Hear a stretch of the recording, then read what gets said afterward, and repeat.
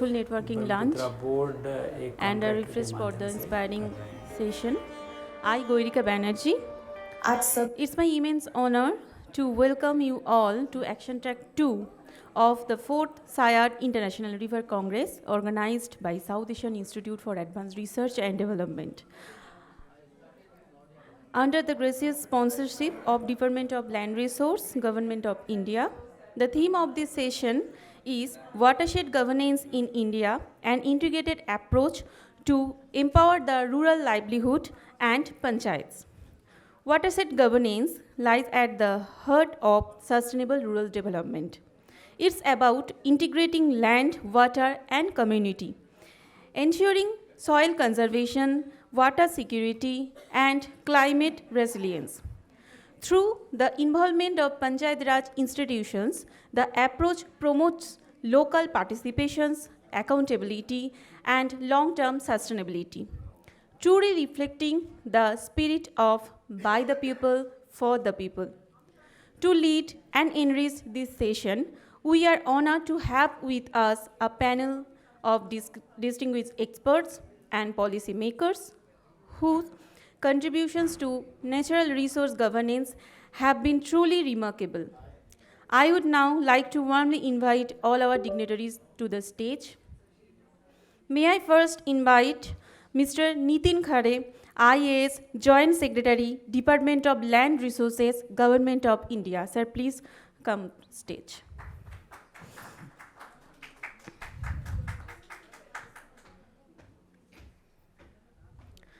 I now request Mr. Anil Jain, Chairman, National Dam Safety Authority, Ministry of Jal Shakti, Government of India. Sir, please come on the stage. Okay.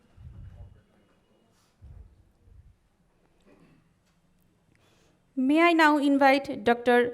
Ranjit Deka, FIE, Chief Engineer, Assam, and Director, Nihari, Brahmaputra Board, Government of India. Sir, please join us. Finally, may I request Mr. Manu Bhatnagar, Principal Director, Natural Heritage Division, Indian National Trust for Art and Cultural Heritage. Sir, please come forward.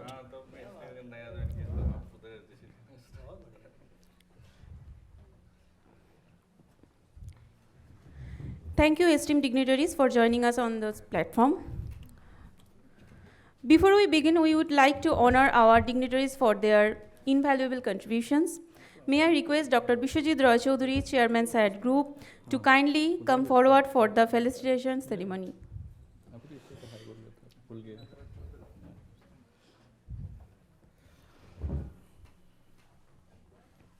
Dr. Bishwajit Roy Chaudhary will now felicitate to Mr. Nitin Khare, IAS Joint Secretary, Department of Land Resources, Government of India.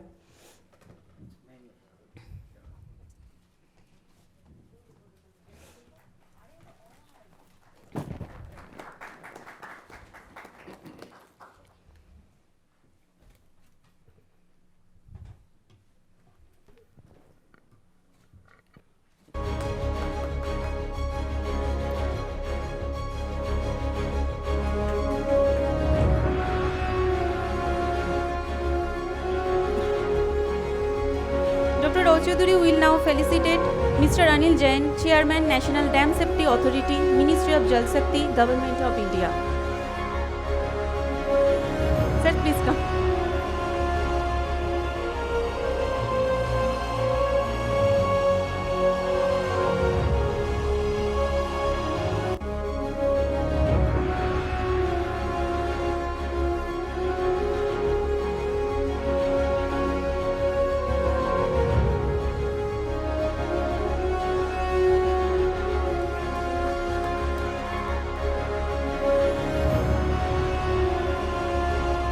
Dr. Roy Chaudhary will now felicitate Dr. Ranjit Deka, FIE, Deputy Chief Engineer, Assam, and Director, Nihari, Brahmaputra Board, Government of India.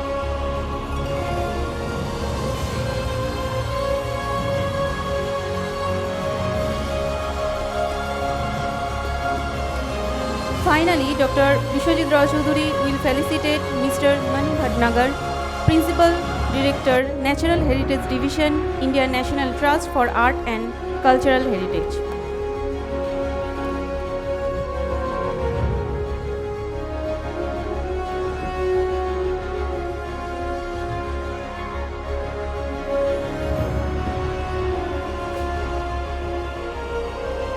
Now, Dr. Roy Chaudhary will felicitate Suraj Kumar Sugla from Dam Safety Authority.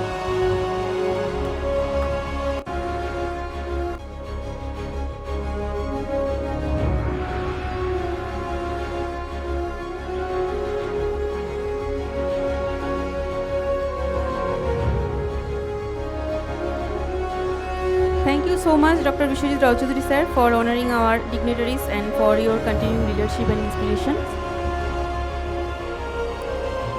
Now we have a presentation from Dr. Mr. Nitin Khare sir, IAS Joint Secretary, Department of Land Resource, Government of India. Sir, please come on stage.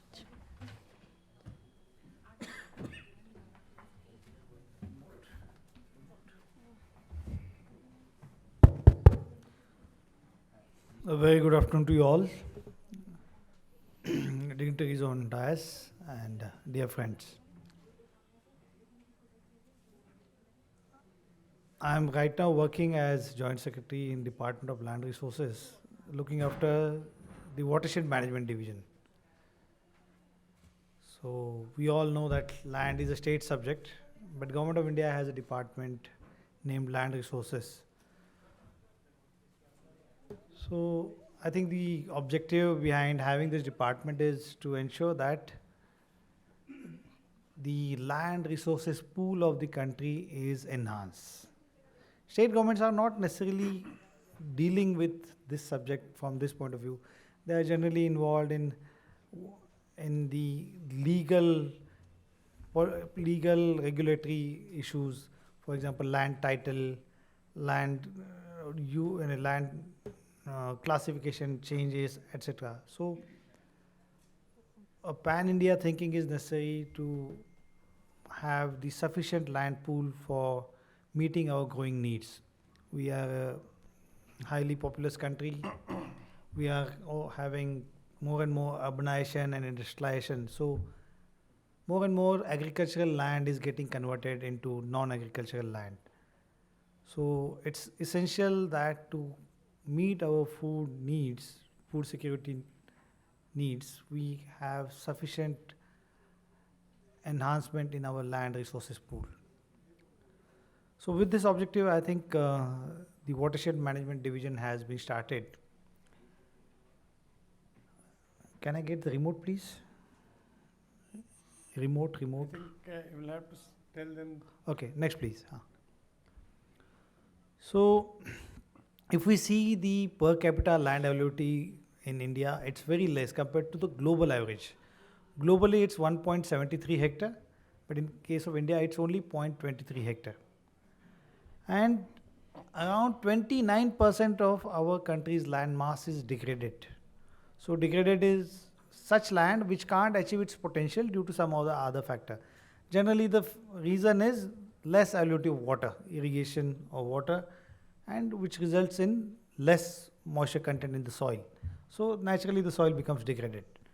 So if we see the difference between the global per capita land availability and our Indian land per capita land availability, so it's huge, around 1/8.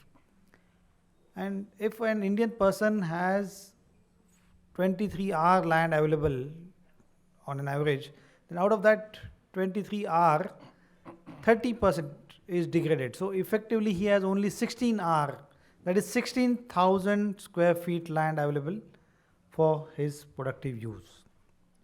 So keeping in mind these figures, the work of Watershed Management Division becomes imperative. Today we have gathered here for International River Congress. I think most of the topics will be related to water. But as we all know that soil and water conservation go hand in hand. Without conserving water, we can't conserve soil, and without conserving soil, we can't conserve water. So from that point of view, it becomes very important for us to conserve water. Though we are land resources department, but we try to conserve water. With these objectives, we have framed our scheme called Pradhan Mantri Krishi Sinchai Yojana Watershed Development Component. Next, please. Under this scheme, we try to implement watershed development project in an area of around 5,000 hectares on an average. So the scheme started in 2008. Initially, the scheme was named as IWMP, and in 2014-15, its name was changed to Pradhan Mantri Krishi Sinchai Yojana. And it went on till 21. So from 2008 to 21, a large area was covered. 29 million hectare land was covered under our scheme. So in Indian figures, it's 2.9 crores hectare. And now from 21 to 26, we are implementing the second part, and that is watershed development component 2 of the same scheme, and we are covering 5 million hectare. Now the next financial cycle is coming, next finance commission cycle, that is 26 to 31. So for those 5 years, for the next 5 years, we are now planning to bring a new scheme. I'll come to that later. When we look at the outcomes of output and outcomes of our first scheme, we can see the magnitude. We could make around 0.75 million water harvesting structures. Apart from that, the evaluation reports were very encouraging. Next. We have seen that on an average, the annual income of the farmer staying in our project areas has gone up to 70%. The milk production has increased up to 40%. And not only these economic gains are there are ecological gains also.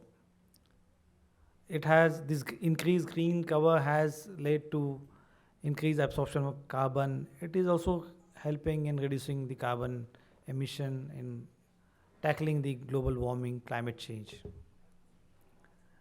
Our primary objective is to provide water to drought and rain-fed areas.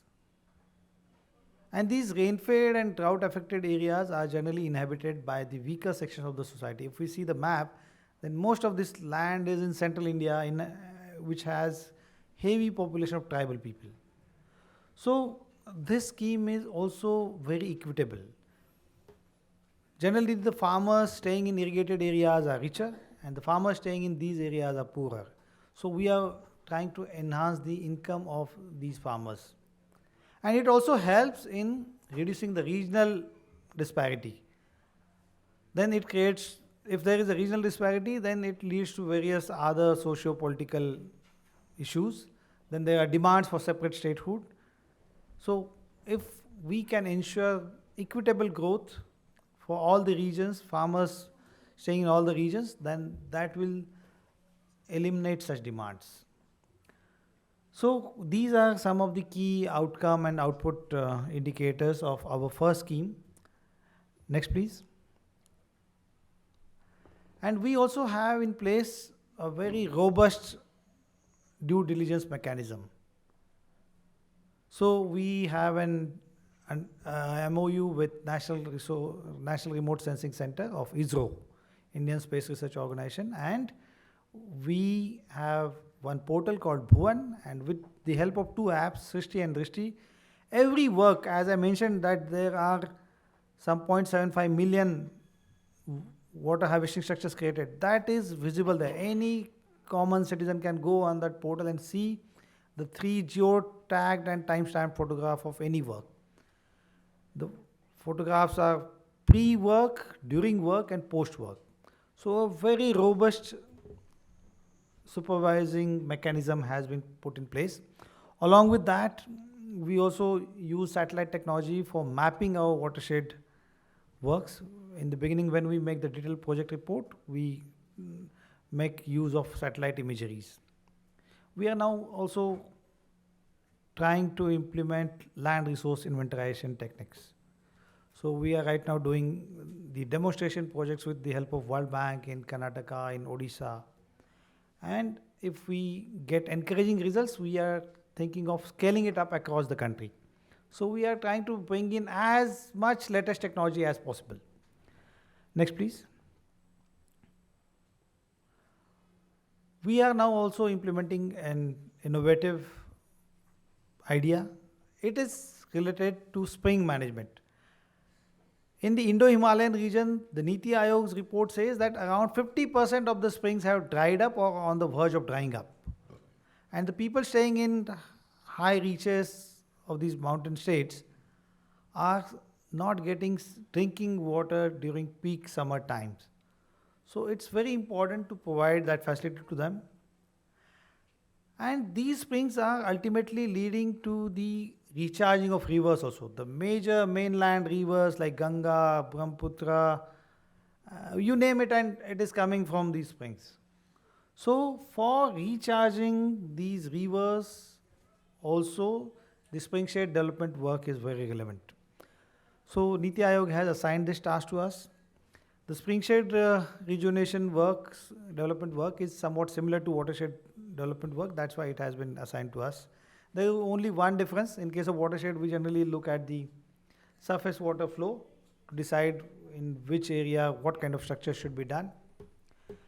In case of spring shade, as the spring is flowing underground, we need to have a para-geohydrologist who can tell us where is the recharge area of the spring, so that we can do some work there like percolation tank, recharge pit, and it will get recharged and then it will come down under the ground and it will erupt somewhere.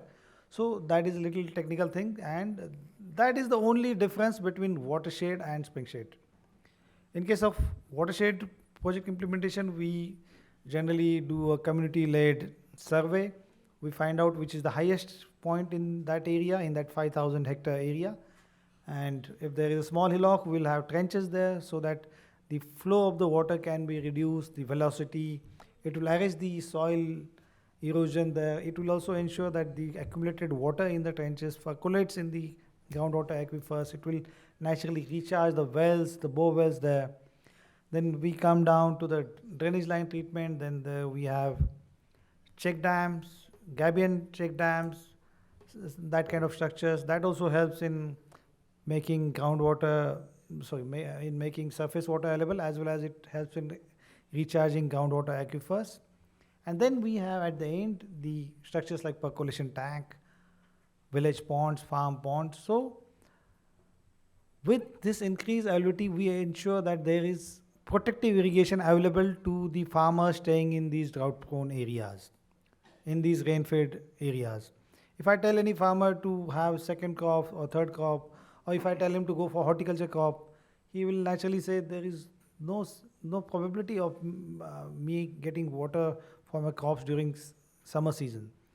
So to ensure that he has that protective irrigation, these structures are very useful.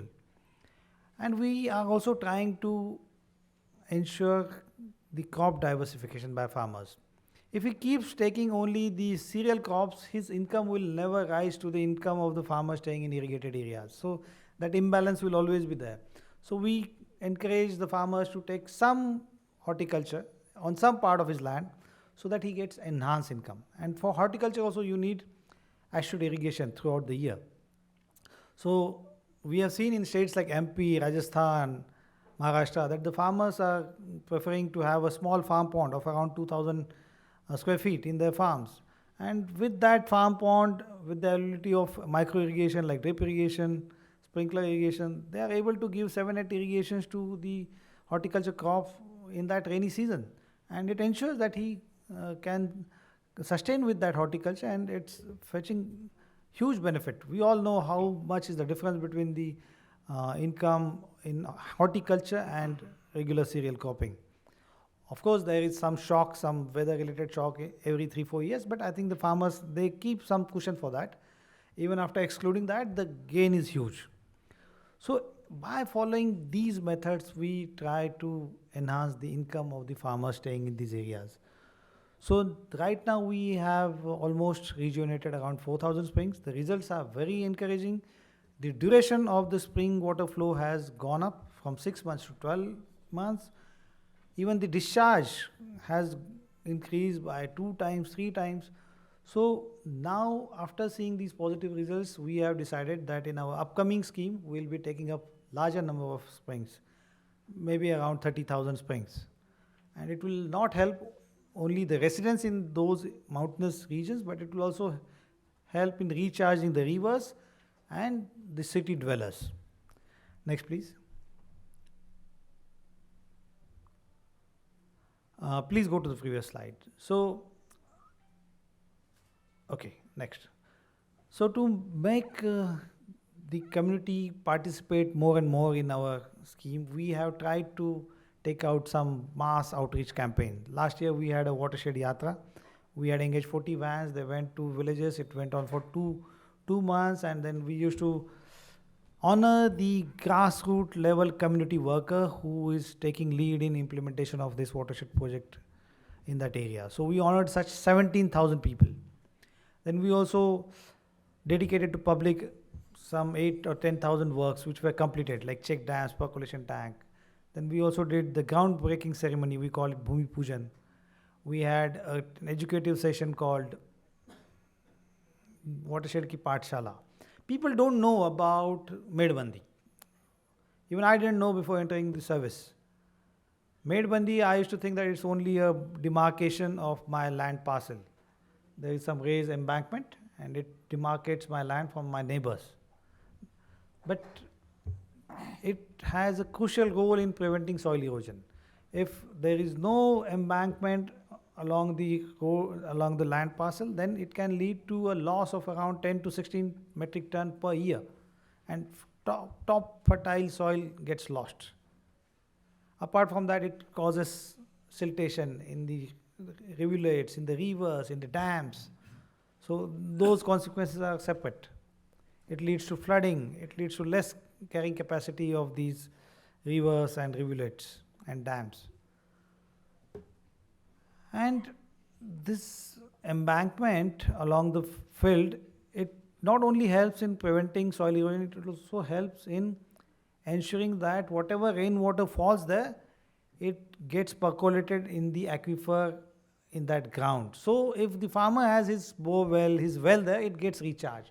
So he has more water to cater to his field. So our principle is simple: गांव का पानी गांव में, खेत का पानी खेत में. Whatever little water we get from the rainfall, we should conserve it. So by following this approach, we are trying to usher prosperity in the lives of the farmers staying in rain-fed and drought-prone areas. Next, please. So these are some of the statistics of the achievement of our Watershed Yatra.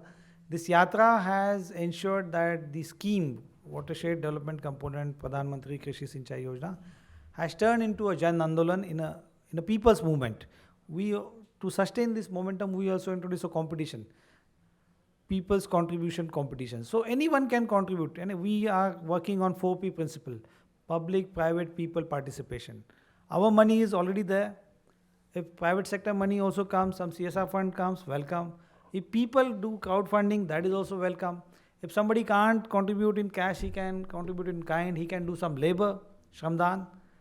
And we know that there are many city dwellers who want to do something for their village, but they can't do it on large scale. If suppose some road is to be constructed which will cost 1 million rupees or 10 million, he can't spend that much. But if there is some provision of he contributing 1,000 rupees, 10,000 rupees, he will definitely contribute to that pool, and from that pool the villagers can take up several such works like deepening of the rivulets, deepening of the nalas, or desilting of the village water tank, or digging trenches or constructing check dams. So we had appealed people to contribute in Jan Bhagidari, and we have received very encouraging results. We have seen that in some states like Maharashtra, Rajasthan, Tamil Nadu, there is a culture of people's participation. There is a culture of Jan Bhagidari, but it's not there in many states. So through this scheme, through this yatra, through this Watershed Jan Bhagidari Cup competition, we are trying to inculcate this spirit in the other states of the country, so that community starts owning it up. And when we leave the project after 5 years after completing our work, Somebody is there to take care of these assets. Somebody is there to make it big. So this yatra has to some extent achieved its objective. Next, please. Next. Next, please. We also have kept a competition through which we are giving around 135 crore as reward money to top performing projects. They should be performing well in government spending as well as in public contribution. Now we are in the process of framing our next scheme for next financial commission cycle, 26 to 31, and we call it RRR. We all know RRR, the super hit Indian movie which won Oscars. So this is also rejuvenation of river, rejuvenation of water bodies, and rejuvenation of springs. So triple R. I hope it has awakened some of us. थोड़ा सा नींद ज़्यादा आती है खाना खाने के बाद थोड़ा सा इंटरेस्टिंग कुछ बात हो जाए तो अच्छा लगता है. So now we are also going to rejuvenate some of the rivers by following watershed development approach. We'll not be taking up major rivers, but smaller ones, and which were flowing perennially earlier or for 10 months, and by following watershed development approach, we can rejuvenate them. For example, if a river has gone dry, we'll select a 50-kilometer stretch. I think it may be third or fourth order river.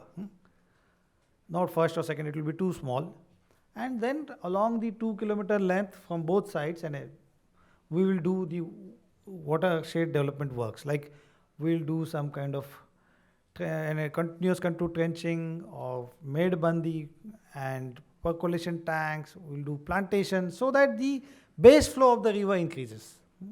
So that is the objective. And here we have found that this rejuvenation of traditional water harvesting systems is also very useful. In India, there are certain states where there is a traditional water harvesting systems which has been prevalent for ages. In Bundelkhand region, there is Haveli system. In Rajasthan, it's Khadin. In Maharashtra, in Vidarbha region, it's Mal Gujari Talab. Mal Gujari Talabs were constructed by the Gond Rajas and the Zamindars. They are bigger than 100 hectares. So if we can revive these systems, there will be naturally greater base flow and the rivers will also get rejuvenated automatically in those areas. So we are now in the process of making these policies. And as I mentioned earlier, that the spring rejuvenation is also going to help in river rejuvenation. Next, please. Next. So these are some of the successful examples. Yes, river rejuvenation work has been done under our very scheme. In WC1, one river in MP, Charol, was rejuvenated, and Jal Shakti Ministry, Water Resources Ministry, has given the national award to that work. Similarly, in Gujarat also we have done that. In Maharashtra also it has been done. So we have instances of river rejuvenation work done on a small scale. I am not talking about Ganga or Narmada scale, but the smaller rivers which are their tributaries. So we can definitely take up such kind of works on a larger number. Next. So these are some of the details, what kind of works will be taken up if this river rejuvenation work is taken up. So these are some standard templates from the DPRs of these works. In fact, Madhya Pradesh and Gujarat had made large plans. Due to some reason they couldn't execute, but our watershed development department there, and whichever department was implementing our scheme, they had formulated huge schemes. So now we are trying to revive those schemes. Next. So here you can see some of the pictures, photographs of the rejuvenation works. You can see the difference after rejuvenation. You can see larger water body. Next. Next. So as I mentioned that we are now trying to take up our work of community involvement to a next level, and our Honorable Prime Minister has set a vision of making India a developed country by 2047. So we have also kept a target for us, a drought-free India for a developed India. सूखा मुक्त भारत, विकसित भारत के लिए. धन्यवाद. नमस्कार.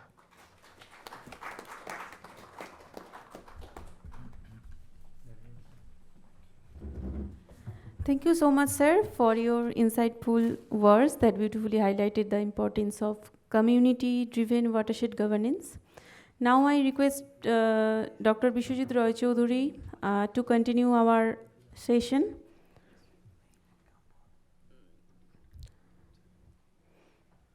Okay, sir. Thank you so much, Nitin Khariji, for your wonderful presentation on the initiative of the Ministry of DOLR, or Government of India, on the watershed management project. So, due to some emergency issues in the ministry, he has to leave. And now, thank you so much, sir. And please give a round of applause for him. आज सबसे अच्छी बात ये मुझे मिले. You met me after I think 20 years. I was posted on an island in Brahmaputra in Assam in 2006. Yes. Majuli. As sub-divisional officer. That was my first posting. And he was also working there. At that time I was An officer of Brahmaputra board. We were working on river erosion. Yes, sir, yes. Preventing river erosion. So, thank you. Thank you, sir. Thank you so much. So now we are requesting to our special lecture of Dr. Ranjit Deka. Dr. Ranjit Deka is from the Brahmaputra River Board, the principal director, Deputy Chief Engineer, Assam, as well as the Director of Nehari, Brahmaputra Board, Ministry of Jal Shakti, Government of India. I request Dr. Deka, please come on stage.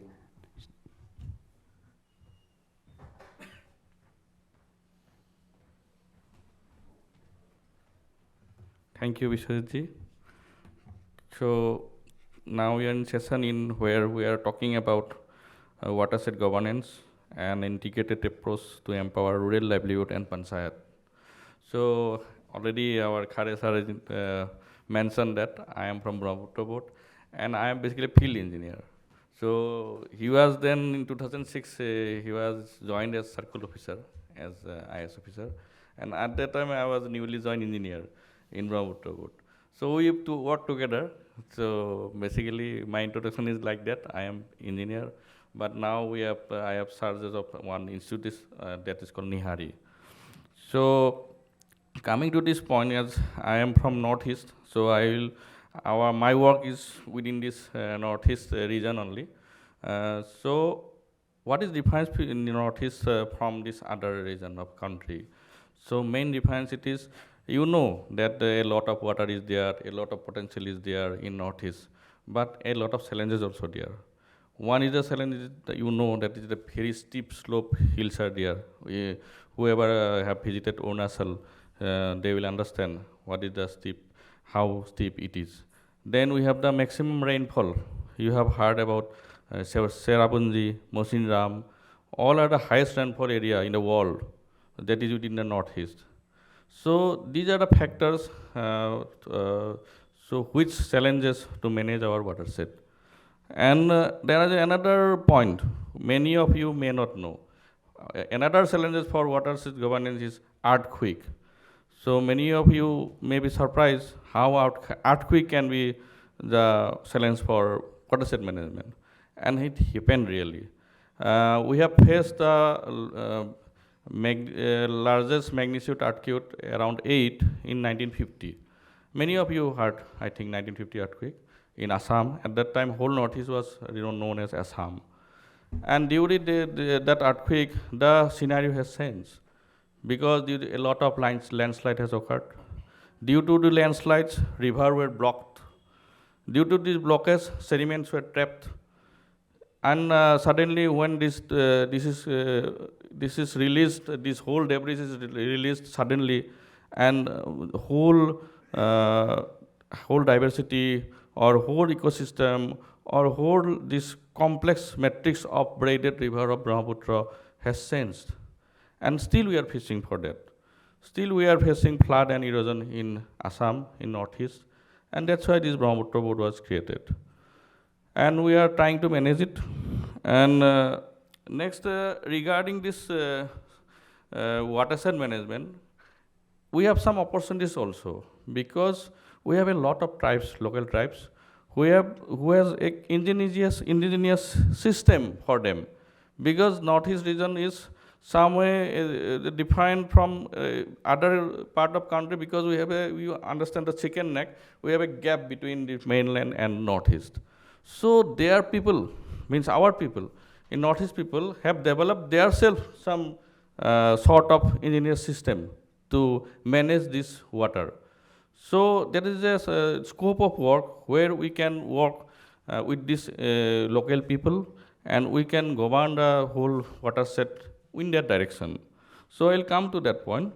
And suppose, say, second point I want to here mention here, that our system already mentioned that Khare has already said that this is state subject, water is state subject, but we are advisor for state. And state government always works with this Gaon side, some NGOs for watershed management. So what we notice that there is a gap in the knowledge in these tribal peoples, in these tribes, even with the engineers who is working in the state government. They are executing a lot of schemes, but there is gap of knowledge. So we have to understand this, and we have to work accordingly. Our chairman, sir, in the first half, has mentioned this thing also, that so we have tuned our Brahmaputra board accordingly. Now we are focusing in capacity building. So that's why this Nihari is nothing but a training and research institute of Brahmaputra board. We are training these state government engineers. The state government will again train these government sites and these NGOs. So this system is going on. And in that case, we have not so much expert in my organization or Nihari. So I am taking help of Central Water Commission, I am taking help of National Institute of Hydrology, I am taking help of IITs, so I am taking help of space agencies. So we have MOUs of all these agencies. And accordingly, we have done this one MOU with SAIARD today also. So hope that with this SAIARD also we'll do such type of things in future. So nothing to tell much, but one thing in the first half, Dr. V.K. Barma, he was mentioning about the good governance in Japan. And one, Matsuno Kinji was there from Embassy of Japan. He was mentioning about their system. Yes, it is really good system in Japan, because we have good relation with now Japan.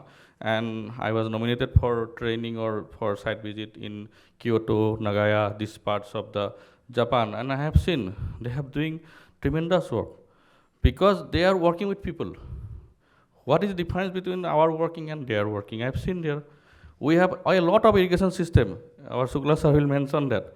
But many of them systems are not working properly, because between this gap between these people and this state government engineers.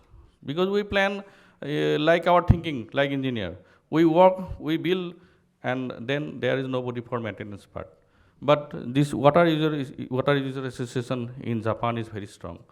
So we have seen these things, and we have tried to adopt in Brahmaputra board also. Before this session, I think many of you have seen one video. We are working with the Dong irrigation system. Dong irrigation system is like that. This is a one system which was these tribes are doing. Bodo, there is one tribe called Bodo. They are doing from British era. They are themselves doing what they are doing in the just downstream of the border of India Bhutan. So in that region downstream at just Bhutan, so there is a lot of water security. Water is coming, but the people will not get this water because of this. Some regions are, I have to mention these things, but they have tried locally how they can use this. So we have make some MOUs with this tribal community, and we are working with them. And we have planned that whatever structure will be constructed, some regulators, some spillways, all will be handed over this community, this committee. It is known as dung committee. So they will manage those things once we have constructed, and we are handing over these things to them. So my main point is that two things I am here focusing. One, for governance, we must train our engineers and as well as this government side peoples or NGOs. And second one is that we must do this with people. Like Kharesar has mentioned about this watershed jatra, and they have he has seen that a lot of people is coming in this jatra. So although B.K. Barma sir was telling that in Ganga that happened, that it is very difficult to work with the local people. But in the northeast we have seen that we can do that. In many states, in many regions, we can do with our local people. If we do the works, if we plan we involving our local people, then only this governance will be successful. With this, I conclude my remarks. Thank you.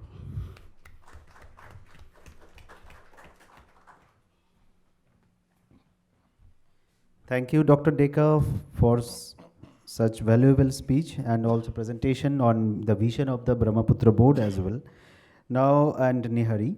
Now I request to Mr. Manu Bhatnakarji, Principal Director of Natural Heritage Division, Indian National Trust for Art and Cultural Heritage.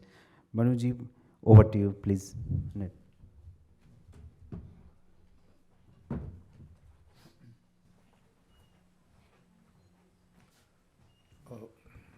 Thank you, Dr. Bishwajit, dignitaries on the dais, and members of the audience. We at INTAC have been working on rivers conservation for quite some time. India has got 14 major rivers, 42 medium rivers, and 55 minor rivers. This is based upon basin size. And the Watershed Atlas of India lists about 3,000 watersheds. These are larger watersheds. The ministry obviously works on watersheds which are smaller than this. But these 3,000 watersheds are classified on the basis that they have got a definite line of drainage. That is, they have got a outlet channel, which is a river or a rivulet. Now, a watershed is also akin or equivalent to a sub-basin or a sub-sub-basin. And each watershed of a large size ought to be conserved on the basis of a water budget. Now, what is a water budget for a basin? Ultimately, all water received in a large watershed or a sub-basin comes from the rainfall or snowfall. So we obviously have got data on this. We know the average rainfall of the year. We also know the area on which it is incident. So you have this revenue, the water revenue of that watershed. How is that revenue expended? What is the expenditure side? Now, obviously, the rainfall disposes itself into four components. There is surface runoff, which reaches the lines of drainage. There is the groundwater, recharge into the aquifer. There is the soil moisture, that is the upper soil, which holds just moisture, not the saturated the water table. And there is evaporation loss, which is direct evaporation, and that which is through the vegetative material. These can be roughly quantified. So you know how much you received and where it is all going. But let us say now human intervention comes in and you start taking water out for other purposes. So you have domestic requirements, you have irrigation requirements, and you have industrial requirements. So the basins or watersheds budget, water budget, gets changed. And ultimately what is seen is that there is hardly anything left for the river or rivulet at all. And so when we start, working on watershed conservation, we must ensure that there is there is place for the surface flow in the line of drainage, that is the river itself. I'll give you an example.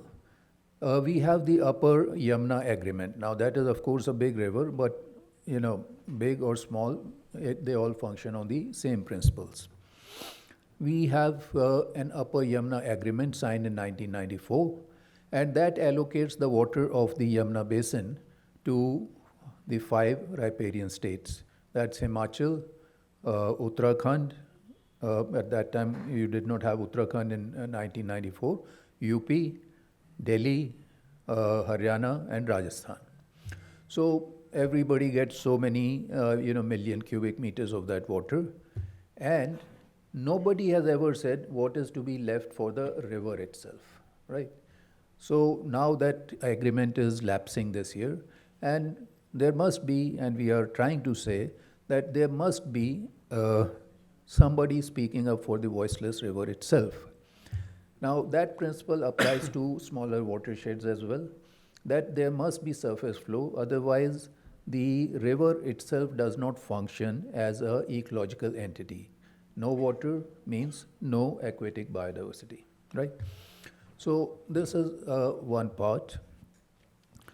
Now, in order to translate this kind of thinking, this perspective on a larger scale, we have proposed to the Ministry of Jal Shakti that there has to be a training course in river conservation for civil society organizations, because we find that there's a lot of passion at the ground level, but there is no structured thinking about rivers. So you'll find that you have an organization, it gets worked up, it starts agitating about some pollution. Pollution is very visible, pollution is media friendly, so a lot of noise is made. But ultimately it transmits into some photographs, some photo ops, and that's the end of the matter.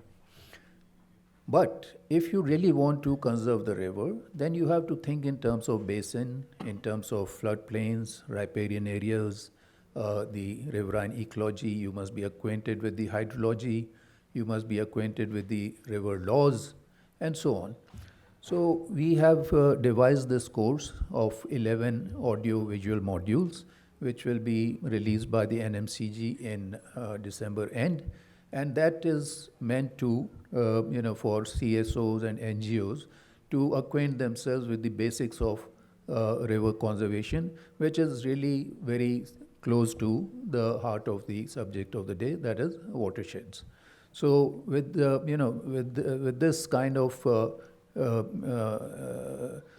education and awareness, we feel that the NGOs would be able to function far more effectively for the conservation of rivers.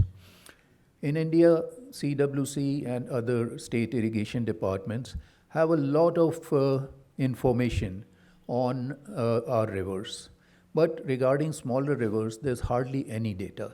So one of the modules in the training is about field work. How do you get that data? How do you map smaller basins? So these are the kinds of things which would definitely help to bring in much more information onto the table about these neglected rivers. And also it would enable the NGOs and the establishment to communicate more effectively, because both would then be using similar terminology. So this is what I would like to inform the audience about. Thank you.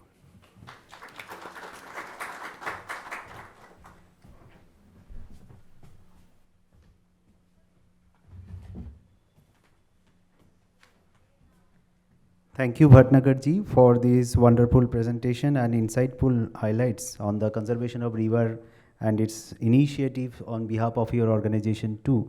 Now I request our another esteemed speaker, Mr. Shukla, on behalf of the National Dam Safety Authority, Government of India, to share his thoughts on that particular theme of the session.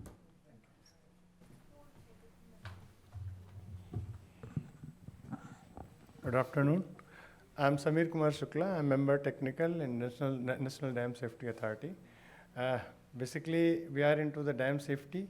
So I would be trying to take you to a journey wherein from watershed how the Dam Safety Act comes into effect.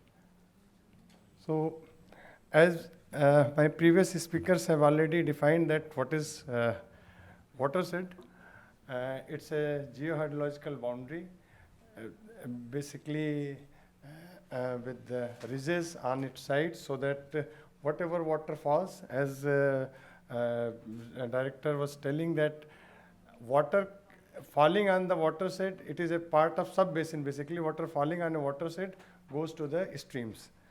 I'm thankful that he was telling that we don't know, or we know very less about smaller rivers, because as we come to know more about smaller streams, and we will try to exploit more and will damage it more.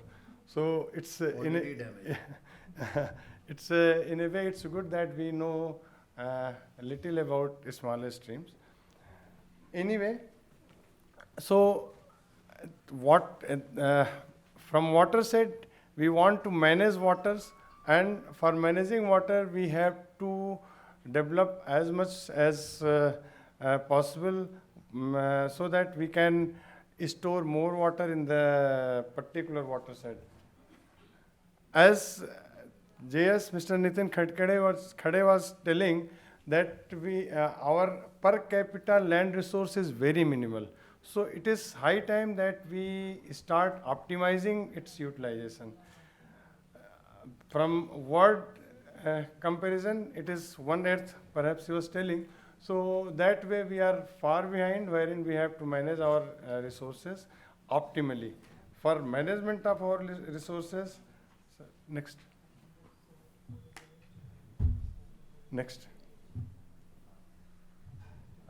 As we can see that we have only 2% of land resource, wherein we have only 4% of global freshwater resource, and we have to support 18% of the world population. So we know that how humongous our task is. For that purpose, we need to create more storages. More storages means not only in the form of big dams, maybe check dams also, which will ultimately help in revitalizing our groundwater resource also, as well as it will help in reviving the streams also. Not only that, in fact, it will help in reviving our springs also. So, next. What are the purposes of dams? Irrigation, be it irrigation or hydroelectric power generation, or flood control, or water supply for domestic as well as industrial use. For all these purposes, we need dams. Not only for all these purposes, we need dams for rejuvenation of our rivers also.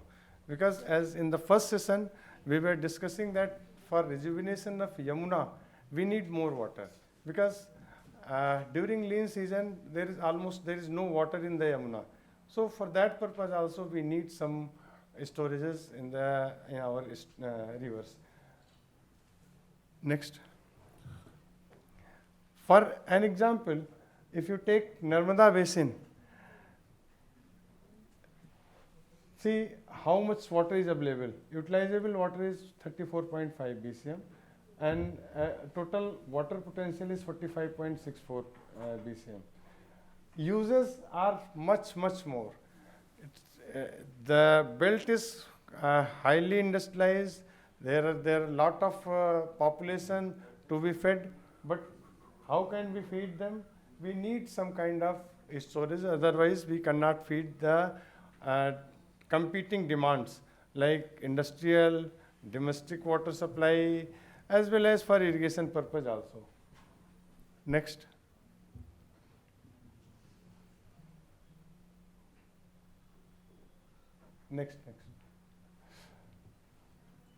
So, next.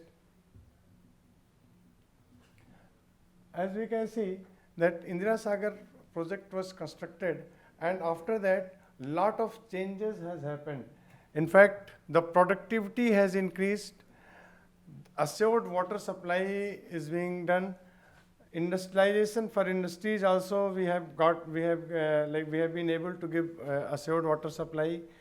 And not only that, now the farmers are much more productive in their soil, as in their crop, as well as the crop variety of crops have also now increased. So farmers are now able to use diversify their crop as much as possible. Next. Not only this, in fact, such dams have also given us an opportunity to prevent catastrophic failures. Like as he was mentioning, that drought as well as floods, both are creating catastrophic damages to our crops. So by creating such structures, we have been able to minimize them as much as possible. So we have created about more than 6,500 dams in our country, specified dams. Specified dams means those dams which are more than 15 meter of height, or if between 10 to 15 meter, then some conditions are to be fulfilled, like length of the dam, storage. So more than 6,500 dams we have in our country which are operational, and we are storing about 340 BCM of water in them. So to manage such huge infrastructure, which was created with a lot of money, it was created since our pre-independence era to till date, and during 1980s, lot of activity of dam construction happened. So we have to manage these infrastructures. For particular purpose of managing them, Dam Safety Act was brought by Government of India. Next. So Dam Safety Act was brought by Government of India.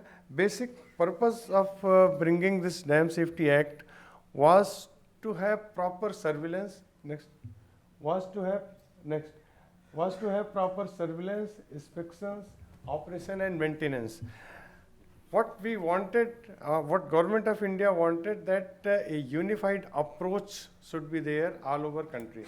Every dam owner was trying to maintain its dam, but not in a way which was applicable to all, because whatever a particular owner was thinking, he was maintaining it as per his own wishes.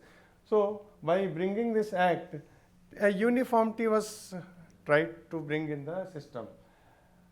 And because see, once we have a habit of constructing an infrastructure and forgetting it.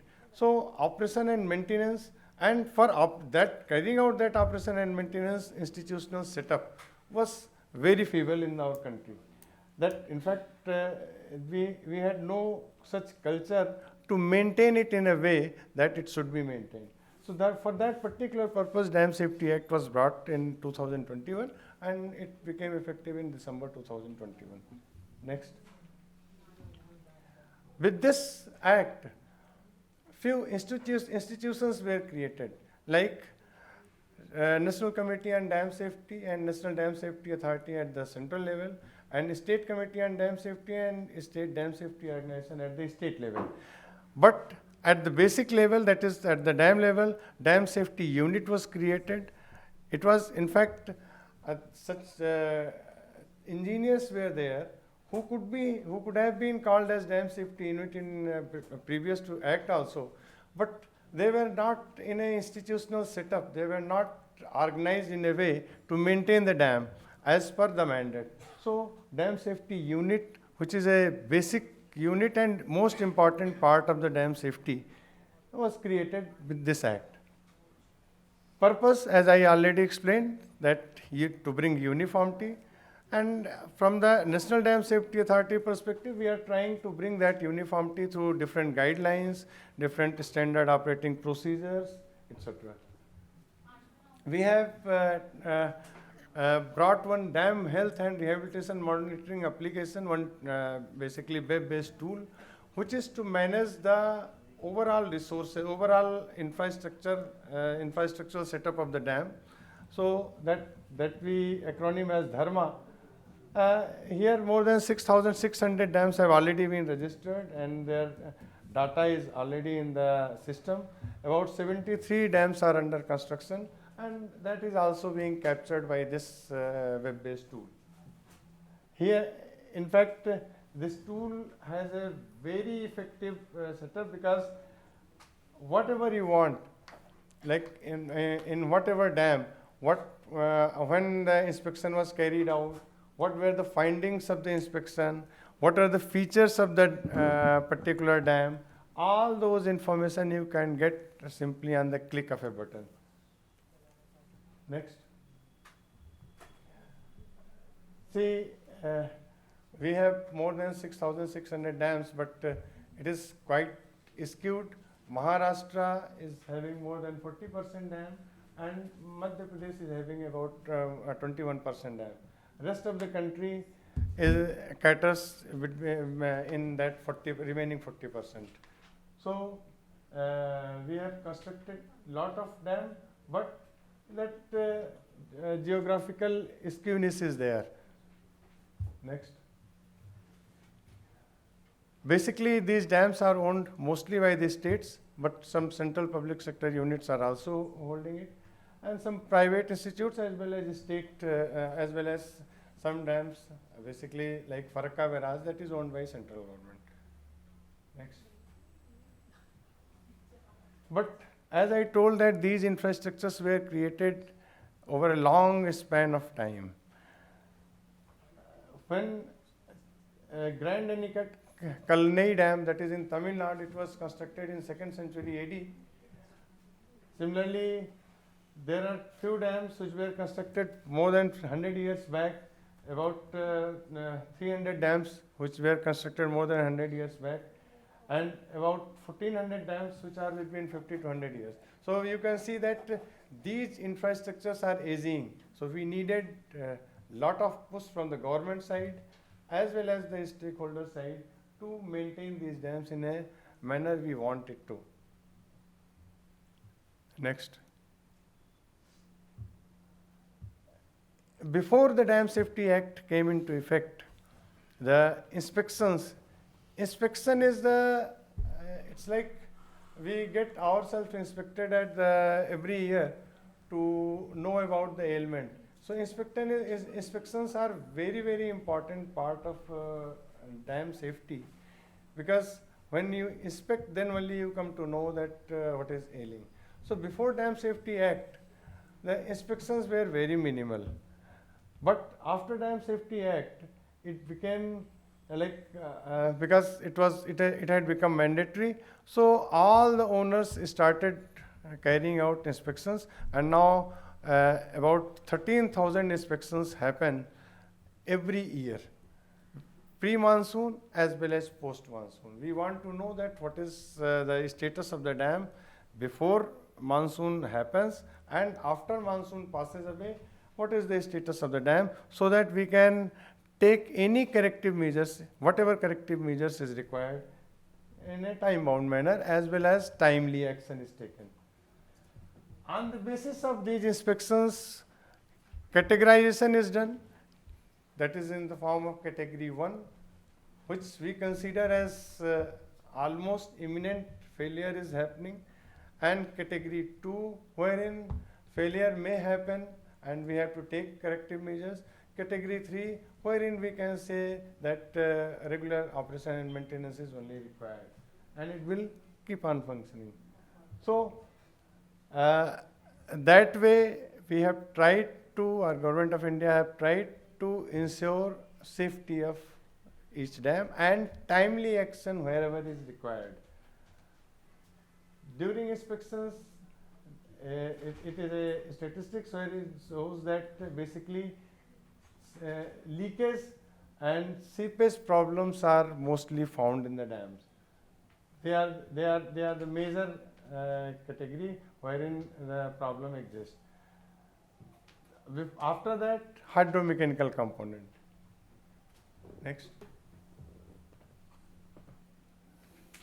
But we have to create our safety plans. For safety, to creating any safety plan, we should know the different parameters of the dam.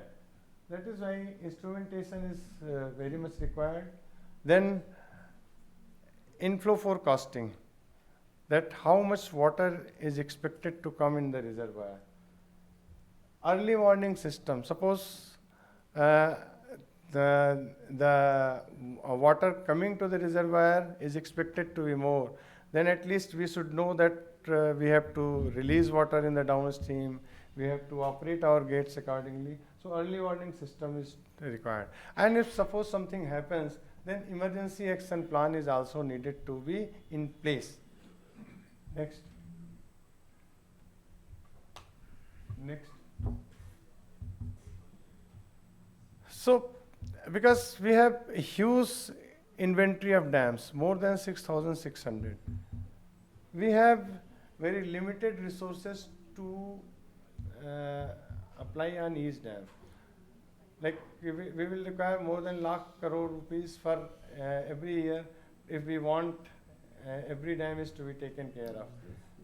So risk informed approach was basically tried by Government of India, wherein a risk assessment tool has been prepared, that is rapid risk screening of specified dams, and through that we come to know that which dams are basically having more risk.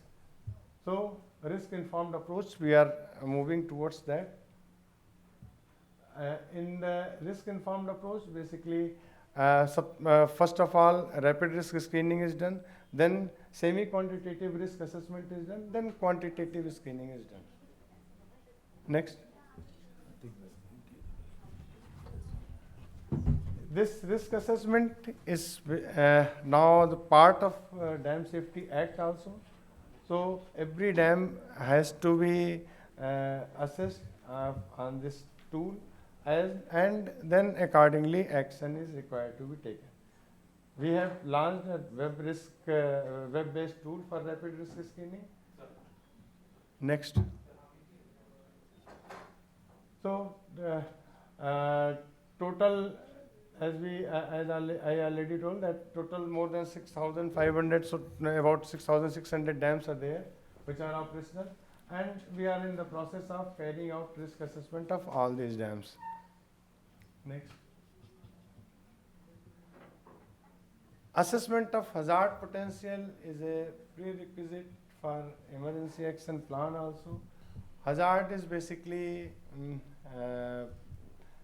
indicator of how much damage it is going to happen if any untoward incident happens on the basis of population getting affected, on the basis of infrastructure getting affected in the downstream.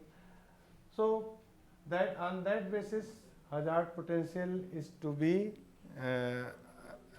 assessed and categorized accordingly. In fact, different classes are categorized: class 1, class 2, class 3 and class 4 based on the total hazard assessed. Next. Next. That I have already explained. So we are also in the process of creating early warning system, especially for GLOF affected, glacial lake outburst flood affected areas. Mostly hydroelectric projects are vulnerable in these reaches because they are in the higher reaches, and most of these. Kitna time hai? Because these are in the higher reaches, mostly hydroelectric projects, so they may get affected more. Next. See, early warning system has performed very well during recent floods in Jammu and Kashmir, and based on our forecast system, this could be done. Next. but it has got some limitations also, like network dependency, data loss during outages, power supply vulnerability, structural vulnerability, like several instruments get damaged during floods, and some instruments which are placed on the bed also they get damaged. So these are some of the limitations. Next. We are in the process of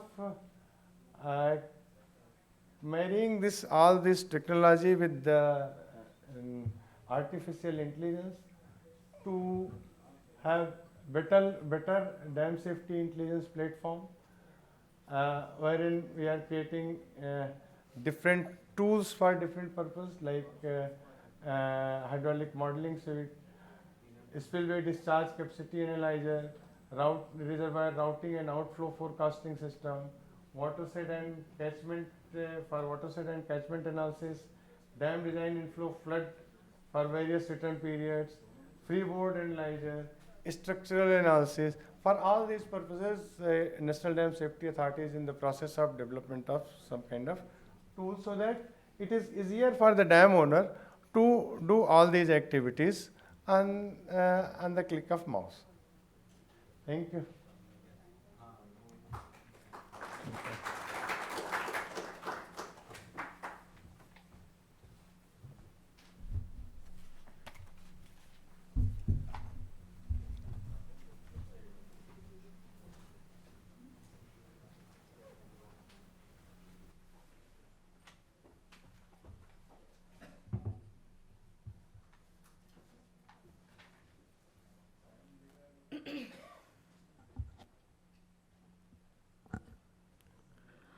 Thank you so much, everyone.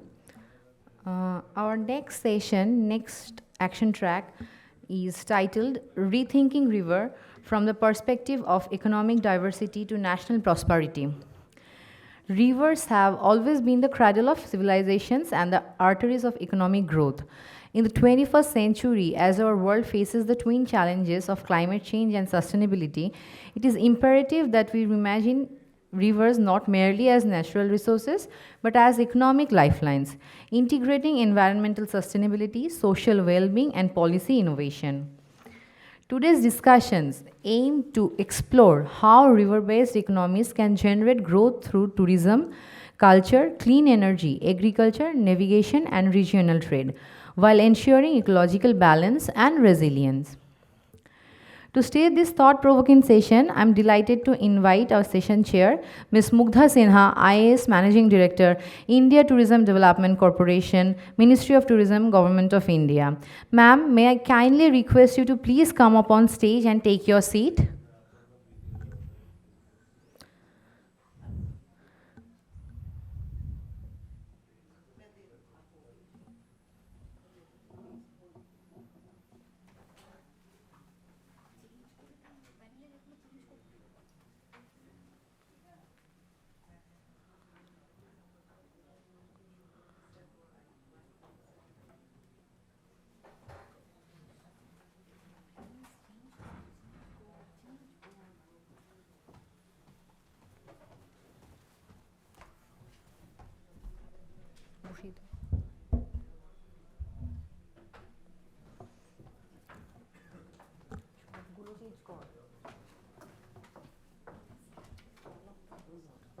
Yes, sure.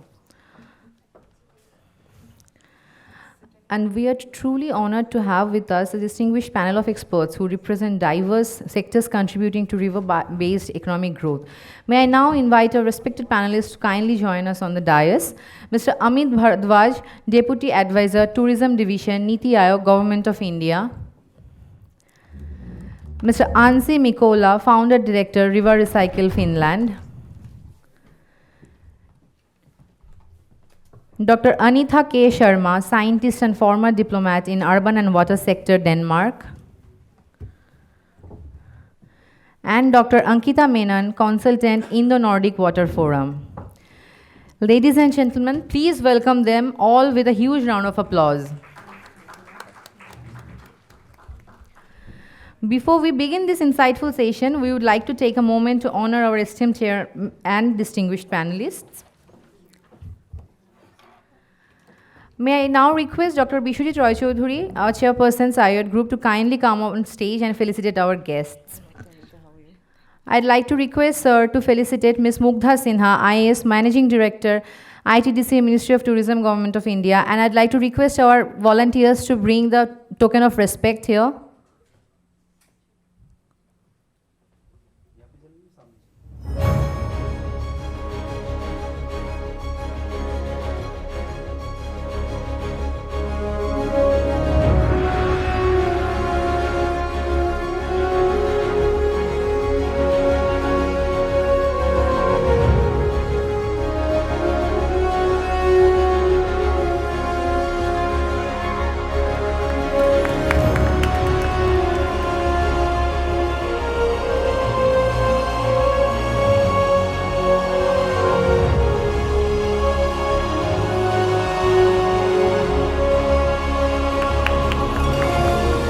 May I now request Dr. Roy Choudhury to felicitate Mr. Amit Bharadwaj, Deputy Advisor, Tourism Division, Niti Aayog, Government of India. Can we have the token of respect out here?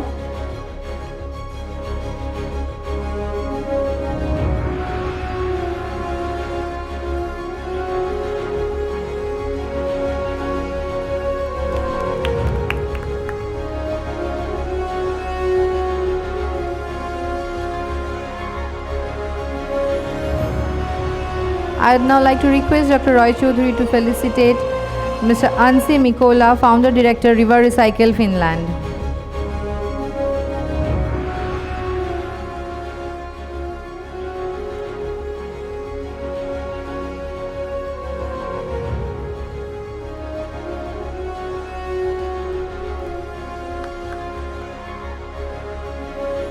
May I now request Dr. Roy Choudhury to felicitate Dr. Anitha K. Sharma, scientist and former diplomat in urban and water sector, Denmark.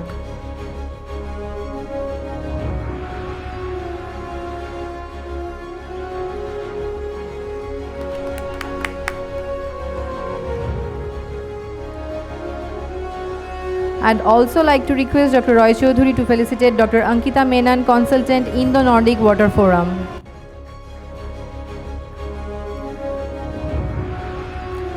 A big round of applause for all our esteemed dignitaries.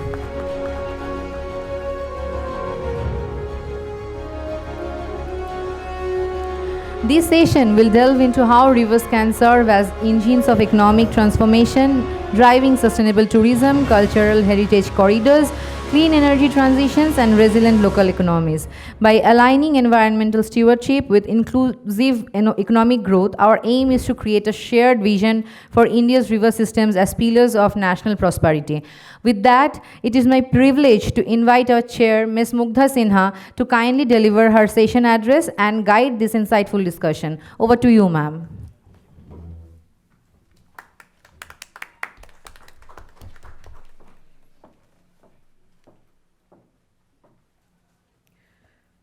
Namaskar and a very good evening, everyone. I very warmly welcome all the distinguished fellow panelists and to the delegates of this conference. Thank Bishwajit for giving me this opportunity to also do a impromptu little discussion with all of you. So I'll begin by talking about how we should think. I understand that the focus in most discussions and what we are doing. For me, I think that is part of the general knowledge of what we are doing. You'll find it on websites. But I'll focus on river as a cultural entity and also this nature-culture divide that we have created in our thought process in terms of thinking, because I'm sure the technicalities we can read everywhere, and how as policy advocates or as policy demanders, all of us in fact, because we keep shifting from civil service to civil society when we are not talking of our own subject domain expertise. We are all civil society, part of civil society. So how do we look at this whole concept of development and prosperity, and how we should look at it in a holistic concept. I was part of the earlier session as an audience, and I thought some very relevant points were made. The first thing that we must look at it is that I come from the culture tourism matrix, so from that segment I've done about almost what I can't even recall, I think more than 8 years in this segment, and I'm now on the corporate side of tourism, where we execute destinations, do a lot of destination development. We are doing a lot of destination development for Hirakud, for various dams, Hirakud Dam being one of them, then Gangaikonda, Cholapuram Dam, and stuff like that. The most important thing that we need to understand is that the whole concept of culture, if you look at the etymology of culture, it derives its Latin etymology from agriculture, and that basically means to nurture. Culture means the other side of the coin of culture is to nurture. And nature nurture, culture nurture. That is how we must understand. So if culture has become a separate silo emanating from nature itself, then in our policy and thought process, we must bring them together.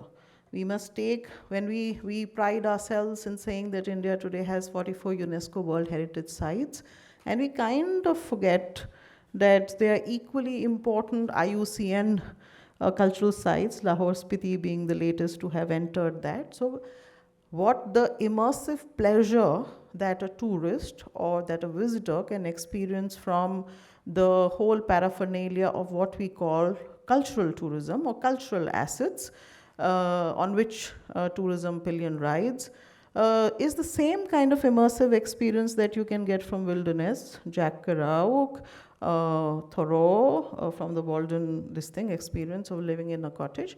So I think what I'm trying to establish is that we must treat our nature with the same sanctity, and we should not look at nature as an obstacle in the way of development.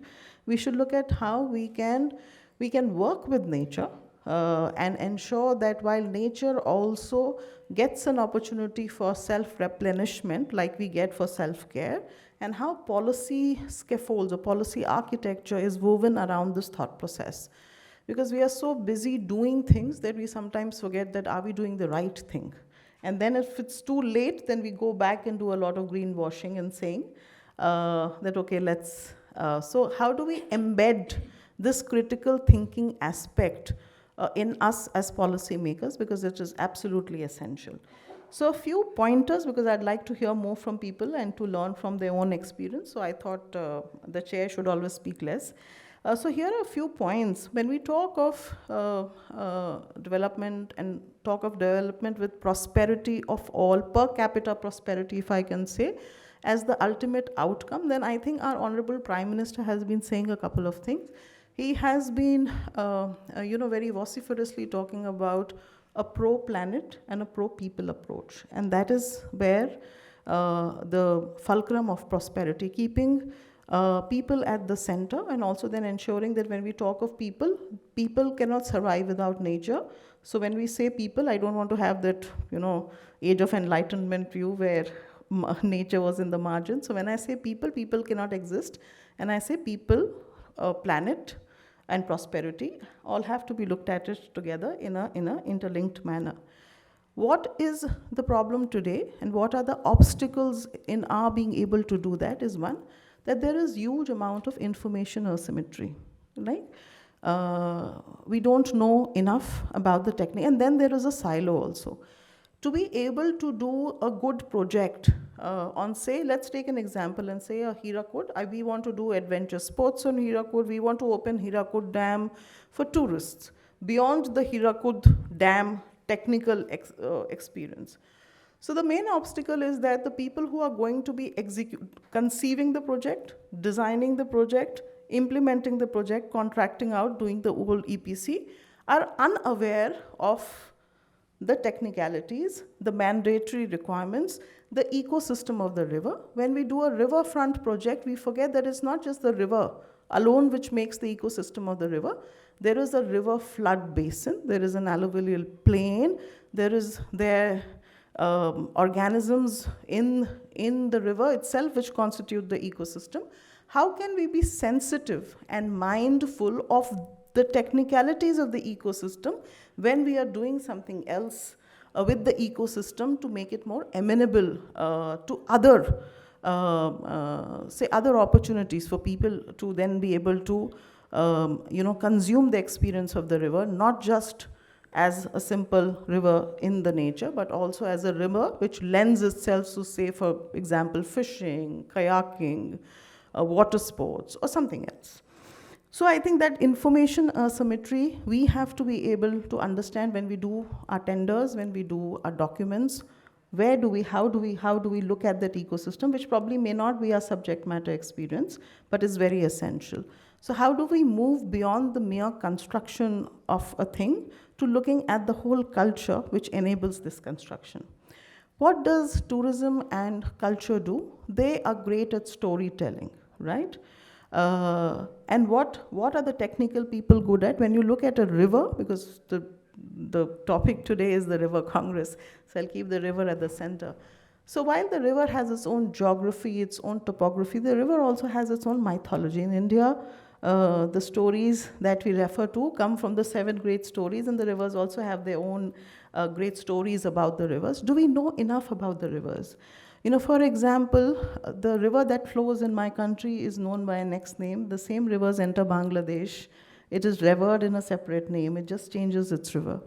There are countries today, beginning with Ecuador in 2018 and with Bangladesh in 2019, declaring rivers, certain rivers, not all rivers, but some rivers, New Zealand, Colombia, even Canada, declaring rivers as living entities, which gives people the right, which is very similar. We did one attempt in 2017, but very similar to what is called a suo motu PIL in our country, where anybody can then, on behalf of not just rivers, but behalf of anything, actually raise a public interest litigation, which is what other countries have started doing in 2008 onwards, beginning with Ecuador, treating them as living entities.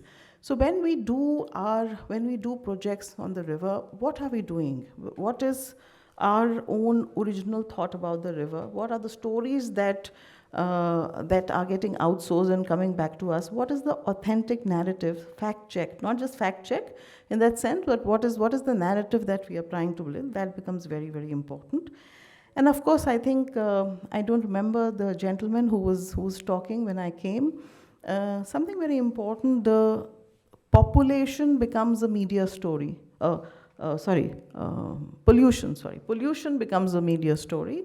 And I think then there is also this whole concept of the elitist way of looking at river, where some of us have the luxury of saying that the river is dirty and what are the people doing? Somebody is throwing sewage in the river and we want to clean it up, we want to ban these people, because we are not part of that trail. And then there are the other people who are part of the system, who don't have any other system or alternate, because of which the sewage will fall into the river. And we know that the government has taken huge amounts of cuddles. I know personally people who were involved in the Namami Gange mission. Lot of humongous amount of effort and planning has gone into ensuring that the rivers remain clean. The Delhi government is now working with great amount of gusto on cleaning the Yamuna. So there is also a contract which has to happen, between the civil society and the civil service, where this much is what the government can do. Then there has to be a river covenant where the civil society says that okay, and whichever part of the civil society is not able to do as part of the welfare thing, then we provide amenities to ensure that they don't become contributors to what is not required. So I think designing good policies become very important. One other example I will mention, my state, my cadre in the service is Rajasthan. My first independent posting was in Ajmer. Ajmer has this very famous Fateh Sagar Lake. Anna Sagar. Fateh Sagar is in Udaipur, sorry. Anna Sagar Lake. And Anna Sagar Lake has, as a officer, when I didn't get my house, we used to stay in the circuit house which overlooks the Anna Sagar Lake. And it's a man-made lake. So there was this civil, society rose up, and they decided that we don't want any artificial structures around that lake, because this is also a great space where a lot of birding activities happen, a lot of birds swooped on, the flamingos come. Similar kind of activity also happened in the Fateh Sagar Lake when I was a probationer in Udaipur. So I think it's a notified wetland today. So I think educating people, when you do tourism projects, you also need to understand, because when it comes to forest and wildlife, in India, we are very abreast of what is a natural reserve, what is a wildlife sanctuaries, what are the do's and don'ts. But when it comes to rivers, ponds, lakes, I think that in the en masse, if I can say, that knowledge has to be disseminated, because we don't really know what is a notified wetland, what is the Ramsar Convention, and what we can do in that lake. These are some choices that we have to make. I know in Fateh Sagar Lake, when I was a probationer some 27 years back, it did not have a single boat.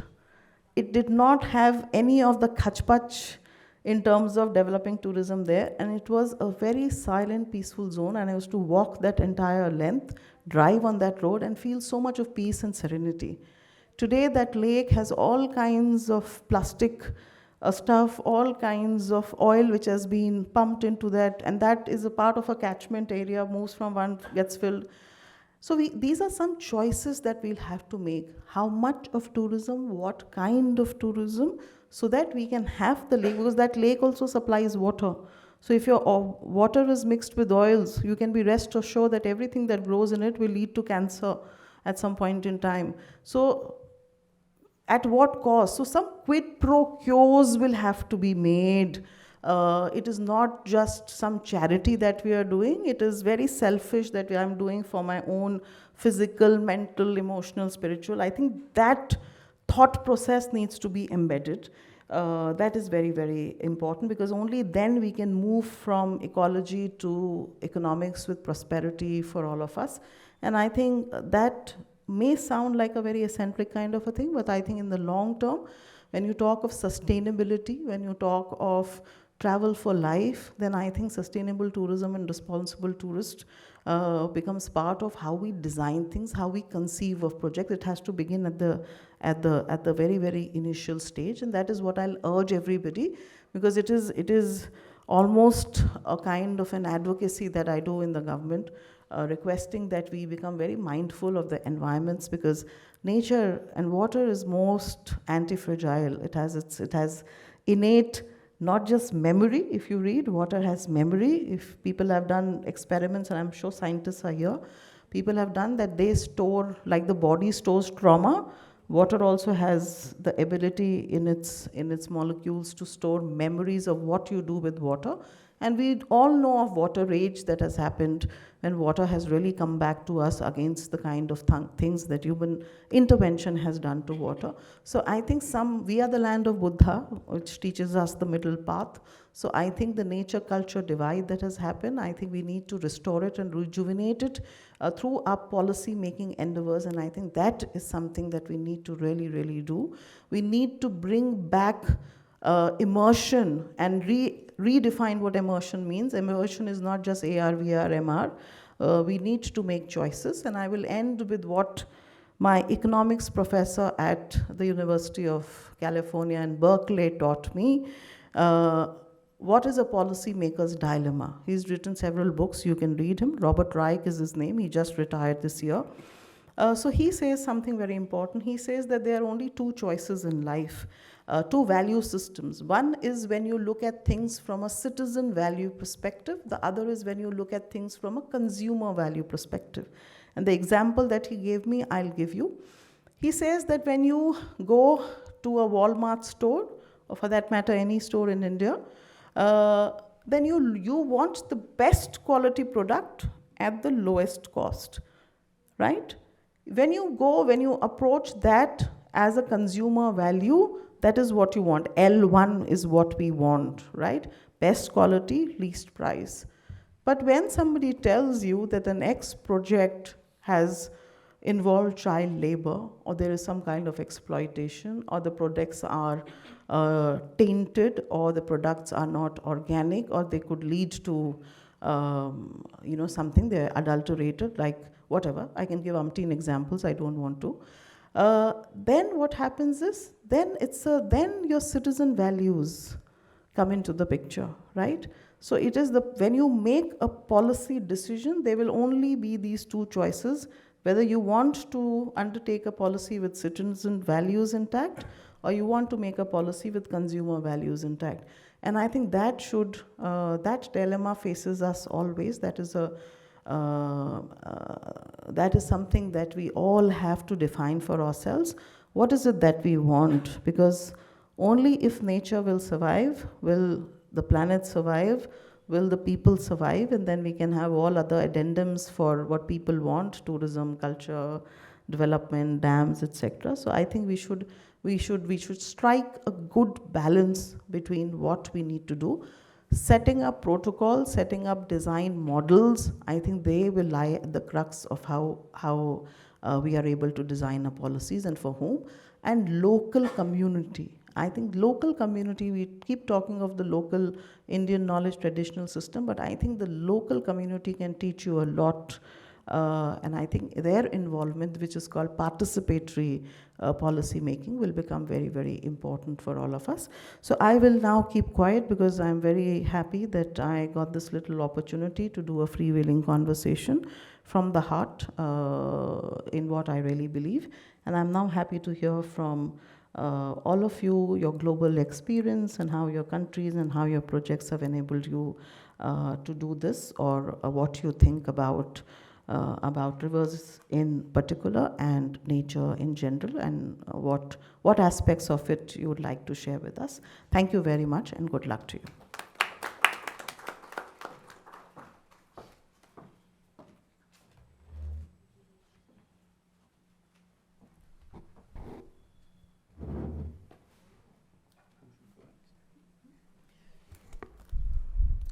Oh, yes.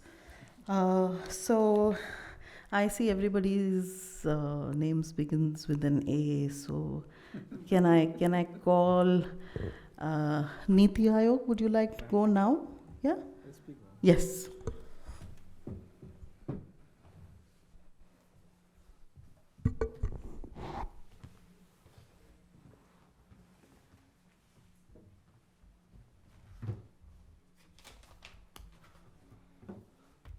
First of all, thanks to Vishwadip ji and SAIARD for inviting me for speaking at this, giving this opportunity for this session.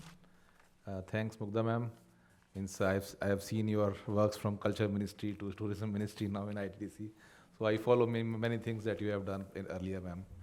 And also the fellow panelist, I'm not aware about the area of work much, but because a lot of technical sessions that I have seen, people must be, little more about technical things. But I guess the tourism and culture overall paradigm that we are looking at Niti Aayog means we are looking at tourism and culture for Viksit Bharat 2047. So that's what the vision that we are looking at. And rivers, as we see that, they are the cradle of civilizations.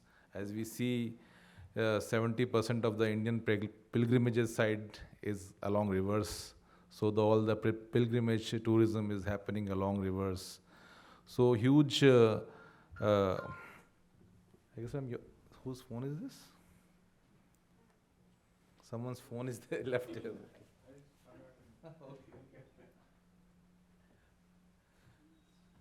So huge tourism is focused all along our ancient rivers, and all rivers have its own story. And that's what, at some small effort from Niti Aayog, we are trying to prepare some, reports on how to take up the next wave of spiritual tourism along rivers. So that's what one project that we are working on. And for that, we had some discussion with Vishwadip ji also at some time. So as we all know that rivers are the India's oldest economic corridors. Now we talk about a lot of corridors in our economic policy making, like industrial corridors and, and manufacturing corridors. so many other things that you are talking. But now we are looking at these rivers as, of course, they are the oldest economic corridors and spiritual anchors of India. And from trade to tradition, rivers have powered both livelihood and identity of people living across those regions. And today, we must take a transition to view rivers as regenerative corridors and economies that blend ecology, cultural heritage, and enterprises. So these are a mechanism. Means we recently we did a study on the homestays also, and I find some homestays along the rivers are so successful that almost all through the year they are all booked. So this is the beauty of rivers. Means wherever you gel it with the nature and you mix it with the community around, so it gives a stupendous success that can never be seen in nearby regions that we have seen. So that's we are seeing in India, and it is developing very fast, I would say. Of course, then the talk about ghats and riverfronts, another areas that we talk about in preparing our tourism footprints, and of course, showing our culture, our cultural heritage, that what we have been doing over the hundreds of centuries. So ghats and rivers are places where river meets the communities, and these are the places that the confluence of culture can be seen at many places. Even yesterday we see huge mela was going on in Gad Ghat near Gad Mukteshwar. It's a huge success. Means every year huge number of people throng there. So so from the reverse point of view, riverfront development, of course, have many positive connotations, like it controls erosion, of course, which is issue across the country and across all the rivers, and improves flow and reduces pollution.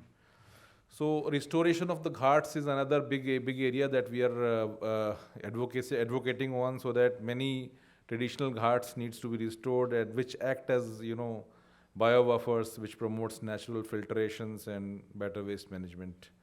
So from of course, from this tourism standpoint, these clean and accessible ghats always enhances and attracts tourists, and of course enhances their visitor experiences.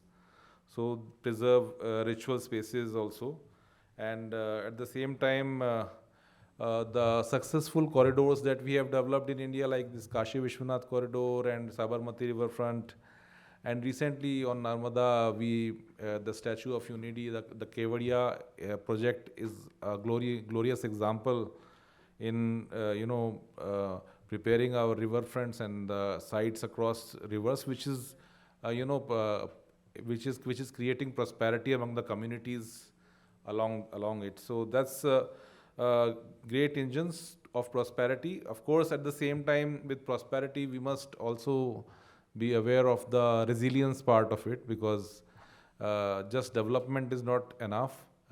We need to talk about management also. So the equal focus towards management is a key to any sustainable development. So that's what we have seen in the recent example of this Kevadia and Statue of Unity project, where separate governing entity has been created through an act of state assembly, wherein all the powers of municipal powers and all other related powers have been given to that entity, and then it has all the controlling powers to develop and maintain that area.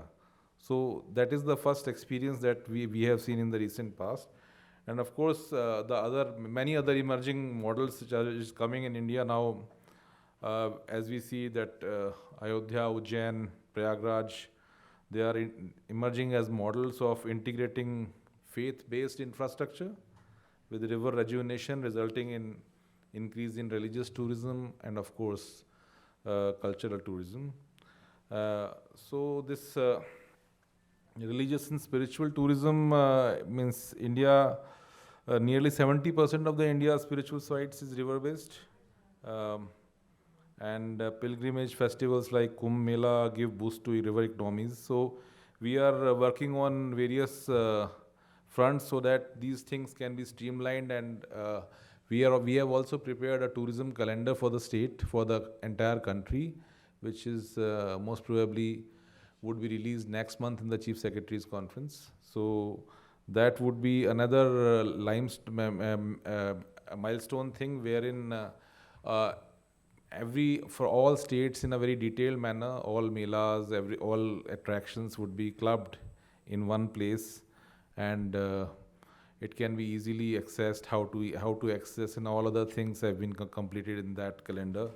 So that would be a go-to thing, I guess, which has never been tried for the entire country in a very comprehensive manner, that we have just almost at the edge of completion.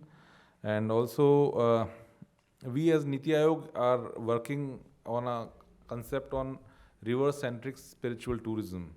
So spiritual tourism attracts a huge number of tourists in India, and now we are going to create this in a brand form so that the knowledge of spiritual tourism can be propagated. At the same time, it will lead to economic prosperity of the communities along the rivers. So the same thing is going to help out, and the goal is to help, of course, the pilgrims, at the same time tourists understand the temples, commemorate the rivers and the sacred geography, and fostering the sense of environmental responsibilities. So this is broadly that we are working on, and of course rivers, as we all know, are the catalyst of local and national prosperity wherever they are, because most of the economy is based there. You see the Indo-Gangetic Plain is the home of most dense population in the world, so it's so fertile from the ancient times.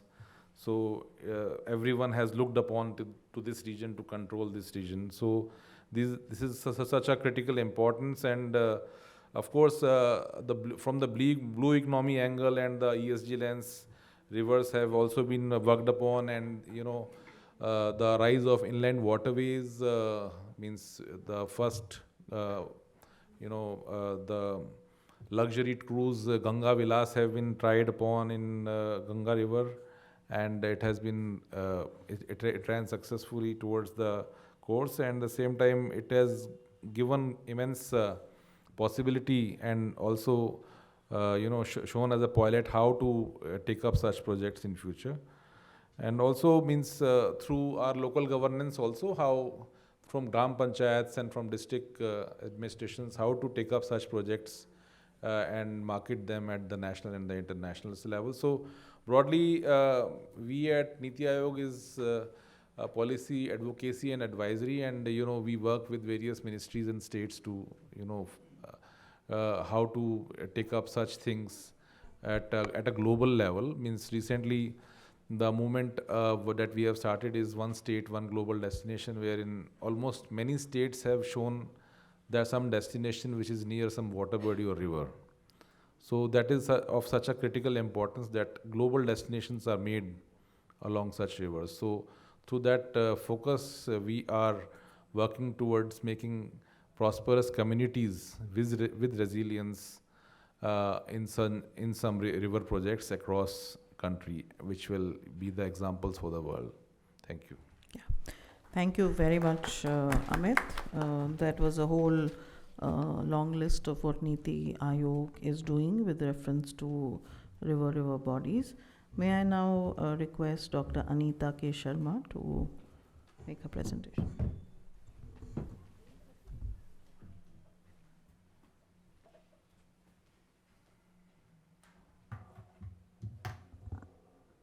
Thank you. Thanks a lot for giving me this opportunity. And also Biswajit ji is not here, so I'm very happy that I could stand here now and share my 30 years of experience from across the globe, including India, because as you can see, I'm from India, but went to Denmark back in '93 and have been living in Denmark and traveling all over the world for the past 30 years.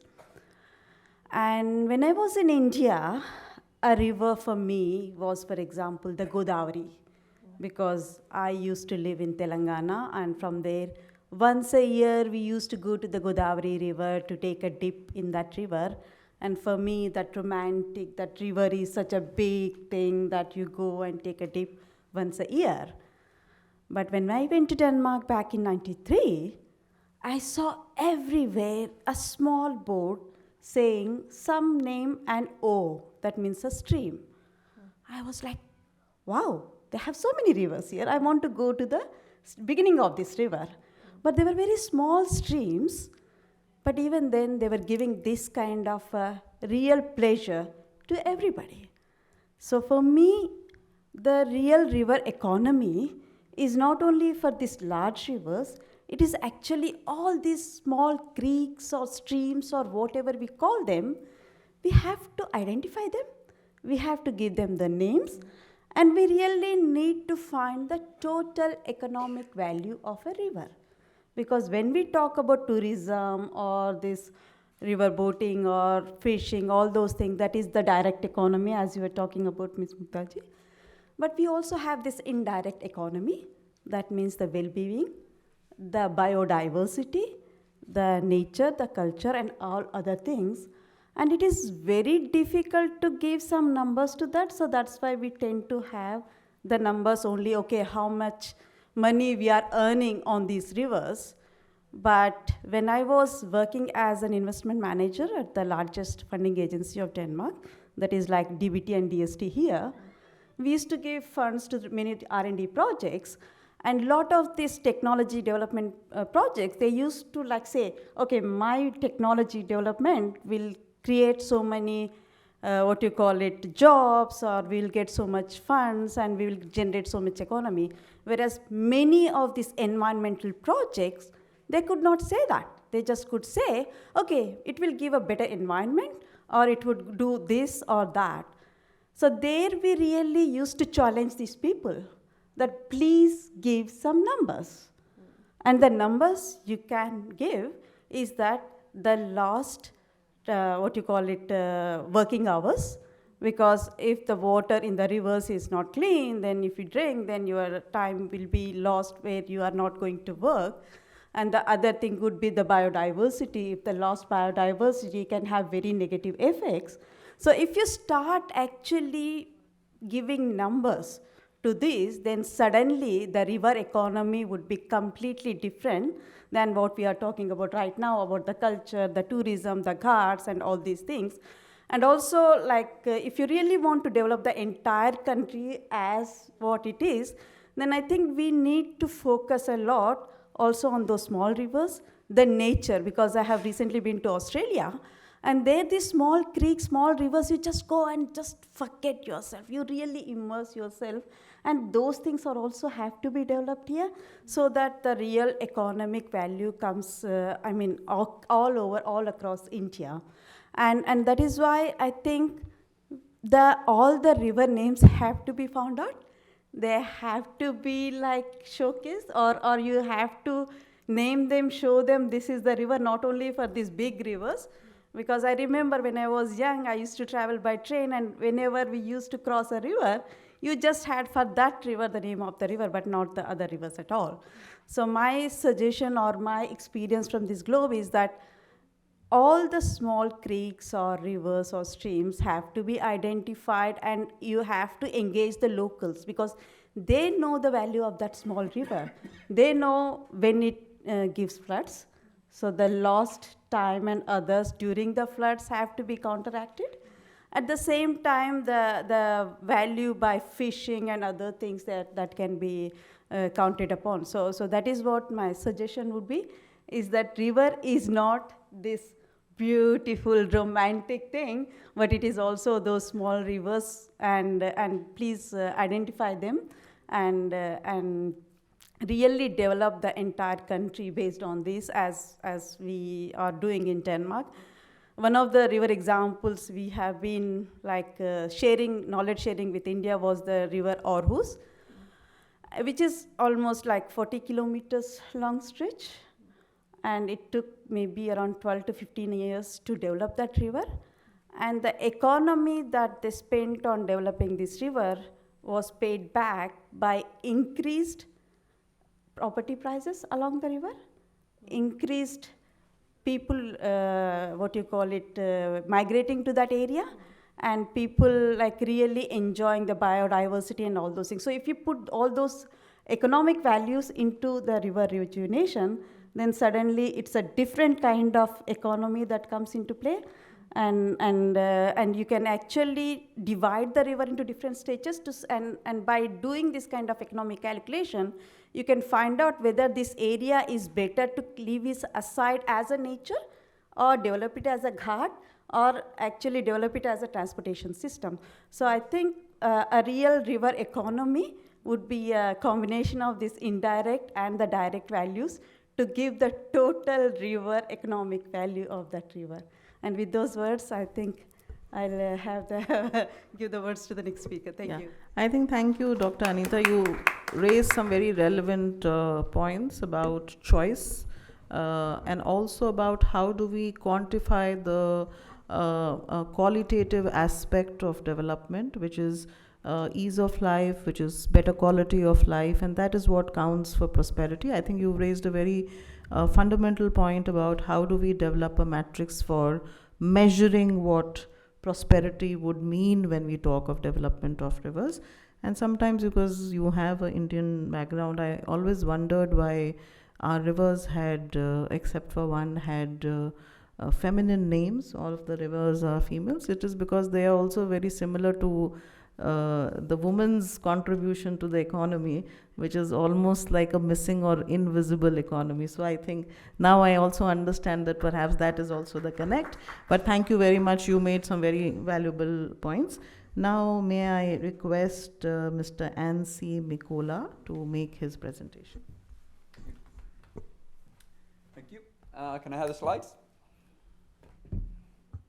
So, yep. I'm Ansi Mikola, the founder of River Recycle, and to first understand who you are, if I may ask, how many have actually been to a river to collect waste from the river? 1, 2, all right, 3, 4. So you are probably the only ones who know what we actually find in the rivers. We'll get to a little bit more detail about it, but us as a company, we actually started by saving the oceans, because as was said in the very beginning, rivers are everything. They are also, I believe, the world's largest dump. They're a floating landfill, nicely flowing to the ocean. Also, yes, that is a very ecological form of transportation. Very little diesel burn, but all you need to do is throw waste in the river. It'll end up in the ocean, it'll disappear, and everybody's happy, except the ocean. And I think we've already mentioned that oceans and rivers should be given civil rights, and I think there would be a lot of suing if the ocean actually had civil rights. So our story really is about the ocean, but we started from rivers. I read in 2018 that 80% of all ocean plastics come through 10 rivers. And then probably one of the questions, why is a Finn speaking here? We don't have much waste in our rivers. They're actually, from our point of view, quite hopeless. But we tend to have a problem of having very many solutions, but far too few problems. Because we've been one of the most innovative countries in the world for a couple of decades, which means that we unfortunately ran out of problems, and therefore we have to go desperately looking for them around the world. So I woke up on the 1st of June 2018, having read that most of the plastic goes into the oceans through rivers. And then I invented a river cleaner. And I was excited. Being an engineer, I thought I had actually found a solution to a global problem, and now all the oceans are going to be saved. So as a serial entrepreneur, the first thing I did was I picked up the phone and I called Indonesia, India, Philippines. I said, who's going to buy a river cleaner? Who's going to want it? It's a beautiful piece and it solves all your problems. And in short, I was pretty well thrown out of every single country. I was told we don't want to buy one. We don't want one for free, but we would like you to get out of the country and never come back. And I must say, I was a bit hurt because I thought the device was really beautiful. It wasn't like artistically beautiful, but as a function, it was quite beautiful. So what we learned was that the rivers are a fantastic problem of the commons. Everybody wants them, but then everybody also gets to use them. The moment you throw your waste in a river, it is absolutely nobody's responsibility. So, what better place to put it in? Because then nobody will come after you. So the next thought we had was, why don't we just collect, because there's so much plastics, 4 million tons of plastic every year. It has a value, so why not? Let's collect it, sell it. At $300 a ton, it's $1 billion business. Just cleaning it, and I don't need to charge anybody. I don't need to take the waste anywhere. If I can have the next slide. It's a video, if you can make it run.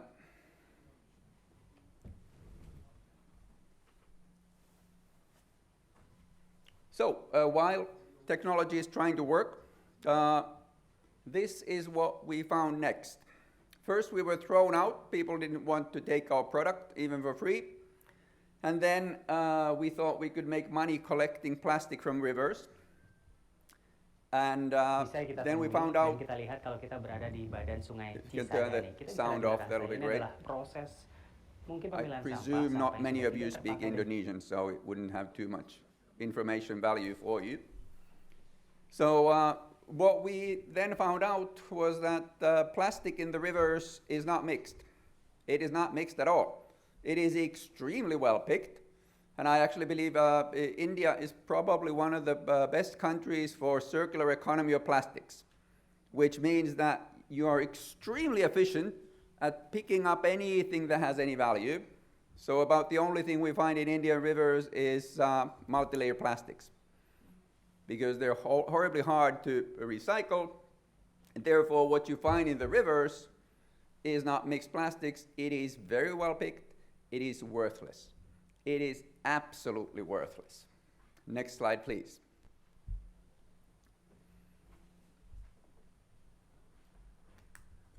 Actually, I wasn't following, but hopefully you saw what the guys were doing.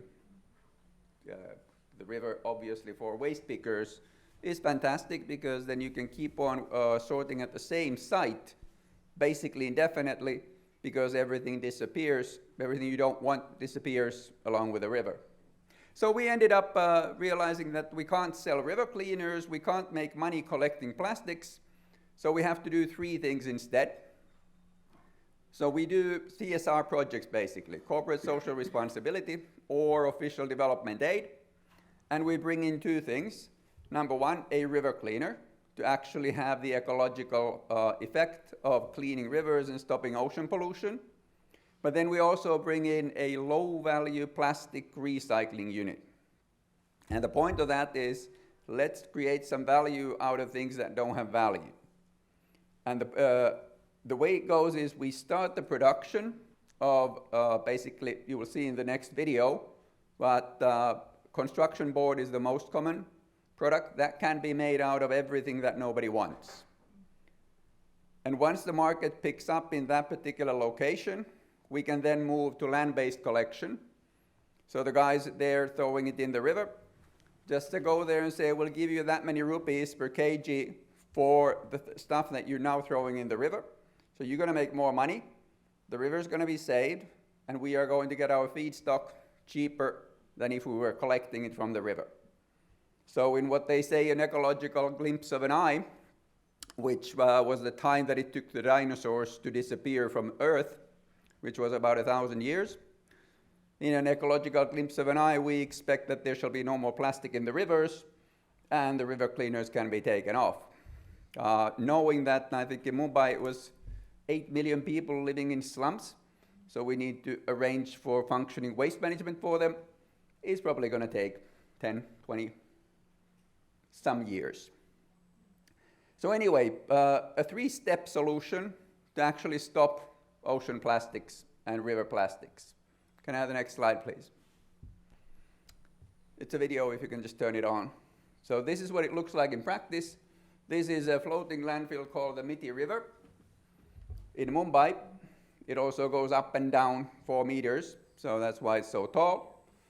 This is from Indonesia, where you can see what you can't see. They're also extremely efficient at taking all the valuables out before they throw their waste in their rivers.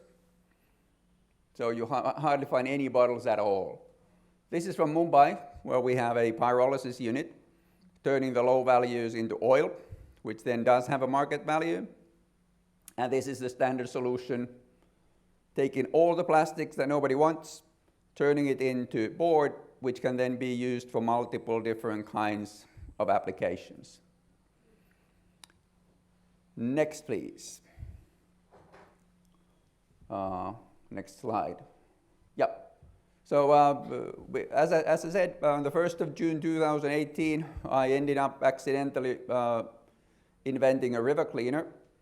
Since then, we were thrown out and had to reinvent and pivot a few times. Now we're at just short of 6 million kilos of collected waste. We are active in 19 rivers in 5 countries. Some of the customers include Denmark, so Danida, so official development aid, as well as the UK, official development aid, but mostly CSR, so Coca-Cola Foundation. We're part of the World Economic Forum Plastic Innovation Group, so we're having workshops with the Global Plastic Action Partnership on how to develop global standards for solutions around plastic. Next, please.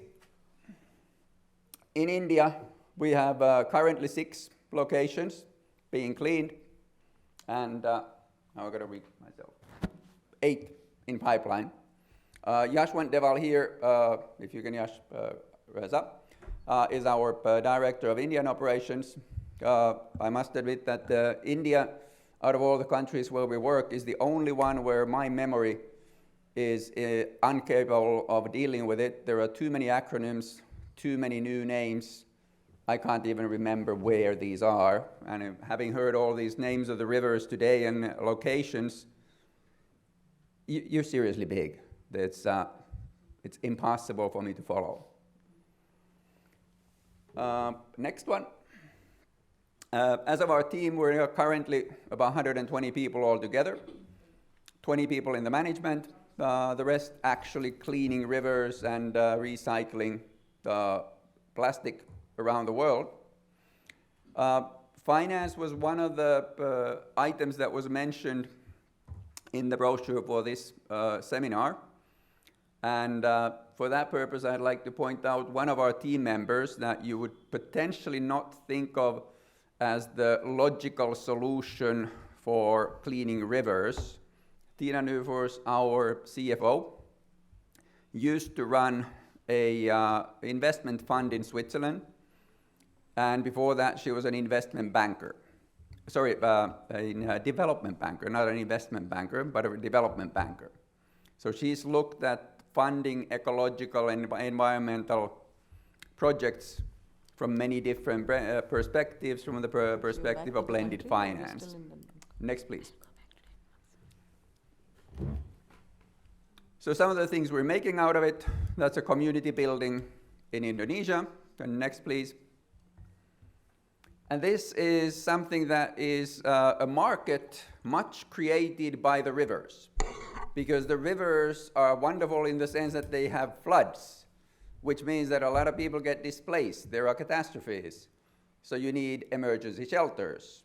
So what better use for river waste than to build emergency shelters for which the river will create a need, as soon as there is too much water, and with the climate change, there's going to be more water every year, and therefore it's called circular economy. Mentioning circular economy, one thing I forgot to mention actually about the video of those guys collecting plastics. It is a horrible situation that circular economy and regulation are causing the destruction of the rivers, because there is a requirement for people to include recycled plastic content in their products. So your PET bottles need to have a certain amount of recycled material. How do you collect the recyclable PET? You collect it by the way those guys do it. You take the PETs and you need to get rid of the rest. So from our perspective, every ton of PET recycled in a developing country means a ton of plastics intentionally thrown into the ocean through the rivers. So regulation is a tricky piece of legislation. You don't know what exactly is going to happen in the market. Next, please. So as of what kind of projects we nowadays look for, we look for citywide solutions where we would be able to close all the drains, all the rivers going into the ocean around that city, if it's a coastal city, and then after go up one river basin at a time, improving the land-based collection systems so that there should be no more plastic in the rivers anymore. Next, please. So the funding. We have found a solution that actually works. We can create circular economy of low-value plastics that can grow and can start eradicating the root cause of plastics in the rivers. We have also found out that there is plenty of money, trillions of money available as impact investments and as development funding to create circular economy. Now, the only problem with that is that it is usually not available unless you can spend 100 million or more. And that becomes a problem because scaling up one of our board making units doesn't cost more than 5 million. So how do you sort of cross the gap from a need of a 5 million to somebody who can only give you more than 100 million? And the way we're doing that is that we are creating a portfolio of small projects using grant funding. Once those become big enough, so investable size, then we can tap on to actual investments. So grants are no longer needed for solving the problem. They are needed for creating many enough proof of concepts, investable, bankable projects. So once we have 30 of those small projects that can grow by 5 million investment, then we can finally spend 150 million. But to get there, I've tried several times talking to impact investors, and I don't know how many of you have done that, but if you go to them and say, I'm going to need $1 million, I have no market, I have no production, I have no feedstock, I'm going to create the market, and it's going to take me a minimum of 2 years. You'll never find an investor that would actually give you that money. On the other hand, if you come to them saying, I have a factory, I need to scale it up by 20x, I have all the buyers for the end products, I just need the money for the factory. You can easily find the money. So by making a larger portfolio, you can actually create or close the gap between the solutions and the kind of money that is looking to solve the problems. Maybe one little word there. How many of you are familiar with EPR? Okay, extended producer responsibility. So the basic idea that polluter pays. So let's make all the fast-moving consumer goods companies pay for the plastic packaging that they're putting out. It's a great idea, but the devil is in the detail. What's happening is the same EPR tax or same EPR requirement is put on low-value plastics, so multi-layer packaging, and bottles. Now, the bottles already have a market because people need to put the recycled content into their bottles. So when you put EPR on top of it, it just becomes a more lucrative business. But all the multi-layers, which you can't recycle, the payment is not enough to make them really recyclable. So what you should be doing is adjusting the EPR according to the unusability of the kind of plastic that is being used. That way you can alter the market.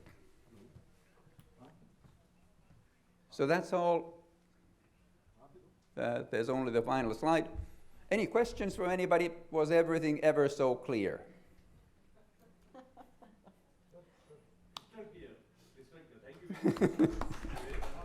Thank you. Thank you very much. It's very nice to know that we timed you rightly, because we were all talking of problems and you have offered a solution. I was just, while you were speaking of the PET bottles, I was trying to Google and figure out who invented the PET bottles, right? Because I remember when I was a small kid, we used to fill water in glass bottles. We always had glass bottles. And then suddenly, I don't remember which year, but suddenly we all started using plastic bottles for some reason. And when you mentioned that your country is a country which is fast on innovation and doesn't have many problems, I was trying to figure in where did all the plastic in my rivers come from.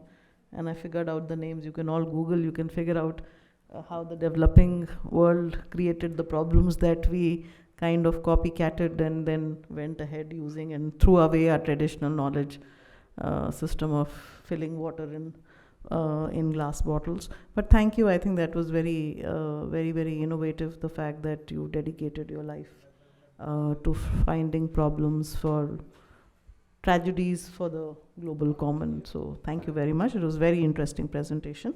We have a last speaker for the day, which is Dr. Ankita Menon. Please. I hope last but not the least. Of course not. First of all, I have come here by fighting air pollution to talk about water. So bear with me if I hallucinate with the antibiotics I've been taking ever since 2 weeks now. I'm very glad the way this session has actually begun by ma'am reminding me the days of my masters when we were told, when we were actually made to read the book by Bruno Latour by the name of Beyond Nature and Culture. And this distinction and divide is quite anthropocentric. And the reason that we are here talking about rivers, the first question that pops into my head is that, do the rivers need us? And personally, I feel that no, they don't.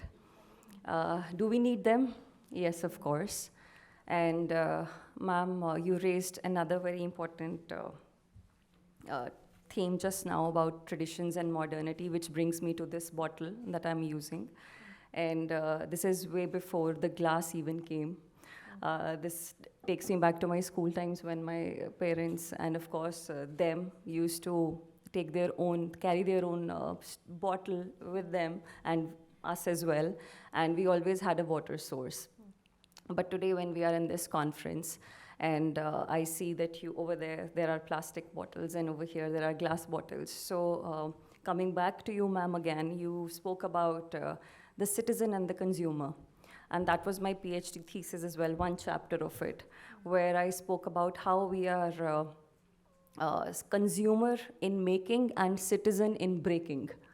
And why did I say that? Because of course, storing water, and that too in earthen pots, has been the tradition of India. And initially when I was doing my research in Kala Dera village of Rajasthan, I saw so many earthen pots, and they call them pyau as well, which they don't use just for themselves, but also keep for the people around, the travelers, the passerby, so that they can drink from it. So the underlying logic and the culture is that water is a gift and it should be provided to others as well. So if Finland is the happiest country in the 8th row, I would say that we also have quite beautiful traditions when it comes to treating water as a gift and not as a commodity. But unfortunately, the world of capitalism has told us that convenience is so much more important to us than our culture. And we have forgotten to carry our own water bottles, which brings me to bring my own water bottle wherever I go. And I make it a point that howsoever small or sweet, it has to be there. But where is the source? Like, I have almost emptied it, and I do not see any water cooler or any water storage structure over here, which brings me to the problems that we have as citizens and as policymakers of ensuring that water is a fundamental right. And when we talk about SDGs, if we have to actually make sure that SDG actually becomes not just another agenda to be just fulfilled, but also as a dream, then we have to start looking at water in the sense that which is just a utility, but also something that brings life to us. And of course, we cannot just go back to the times where our water bodies were as pristine as there are in Finland, but yes, there was a time, and still there are so many pockets in India which breathe the exuberance, the essence of the real water, and water heals. But then where is the real problem? I think it is when it comes to the rivers, and of late for all the research that have been done, and I must right now tell you that like water, identities are also fluid. I was working with Indo-Nautic Water Forum as a consultant for some time, and due to some glitches, we have just put things on hold, and then we will have a brighter things to it. So right now I'm also working as a strategic advisor to Nico Nanobubbles, which is again collaboration of something that comes from Finland, the EOD technology of nanobubbles, and of course in some Indian patents to it. So the problem comes, as ma'am rightly said, that water has a memory. And we all are drinking water from the bottles because the rationality as a consumer, it makes us believe that seeing is believing, and if you're seeing water as a transparent substance right in front of you in the bottle, the water is safe to consume. You will not trust an earthen pot as much as you would trust the bottle that is right in front of you. But there have been so many researches and so many brands have already shown and showcased that the water that is in many of the major brands, that's not that great and does not even qualify the BIS. So coming to the question of wastewater, I think stopping wastewater at the source is the only issue that can actually bring so much prosperity to the rivers, because here we are talking about cleanliness. And of all the studies that we have done with Indo-Nautic Water Forum and Embassy of Finland has funded, and Dr. Antti is here, who has been graciously putting his energies to make sure that he builds the energy efficient structure of making wastewater solutions better for India and its water bodies. So what is the problem? The problem comes when big industries, and I'm talking about real big players of paper and pulp, and like you see, as ma'am also said, that where is the waste coming from? So I saw my first paper and pulp industry in 2014 when I was in Kaladera, and it is a village which is 40 kilometers away from Jaipur, Rajasthan. And in that village, the paper waste, the pulp waste was coming from the USA. And the entire 250 factories and major chunk of paper and pulp were only functioning because the needs of us, that we are unable to recycle the waste that we generate. Instead, we have to import the waste from the first world, so-called first world countries, and bring it over here. So the notion of wastewater becomes pertinent, and of all the studies that we have conducted, and I have conducted as a consultant, and try to understand what are the issues, is all of wastewater and where it goes, and why are we not tackling those issues right up front at the very source and not getting into the drains. And of course, every drain, you go to Samalkha, You go to Panipat, you go to Sonipat, you go to Punjab, you go to any areas wherever these industries are operational, even for that matter, distilleries, you would always find a drain or a man-made, bad-looking rivulet that enters the streams of our rivers in from one drain or the other. And of course, the policies are as such that, they are forcing and enforcing ZLDs, which is the zero liquid discharge norms. But what you see is the problem of, so the large enterprises have a different issue. They, of course, want return on investments. And when you talk about return on investments, they are only keen to adopt such sort of technologies that are friendly to their pockets. So it is only the enforcement and the force of ZLD that is actually telling these companies to actually go by the norms. And when reverse osmosis machines is there and blowers for aeration are their top picks, because that is the usual thing. And what one player adopts, that becomes the norm for everybody else, and it trickles down to the small industries as well. But the question here remains of SDGs and energy efficiency, and of course the chemical freeness in the wastewater. Because let's talk about STPs. I have visited around 45 villages in the span of last 6 months, and not a single village has an STP.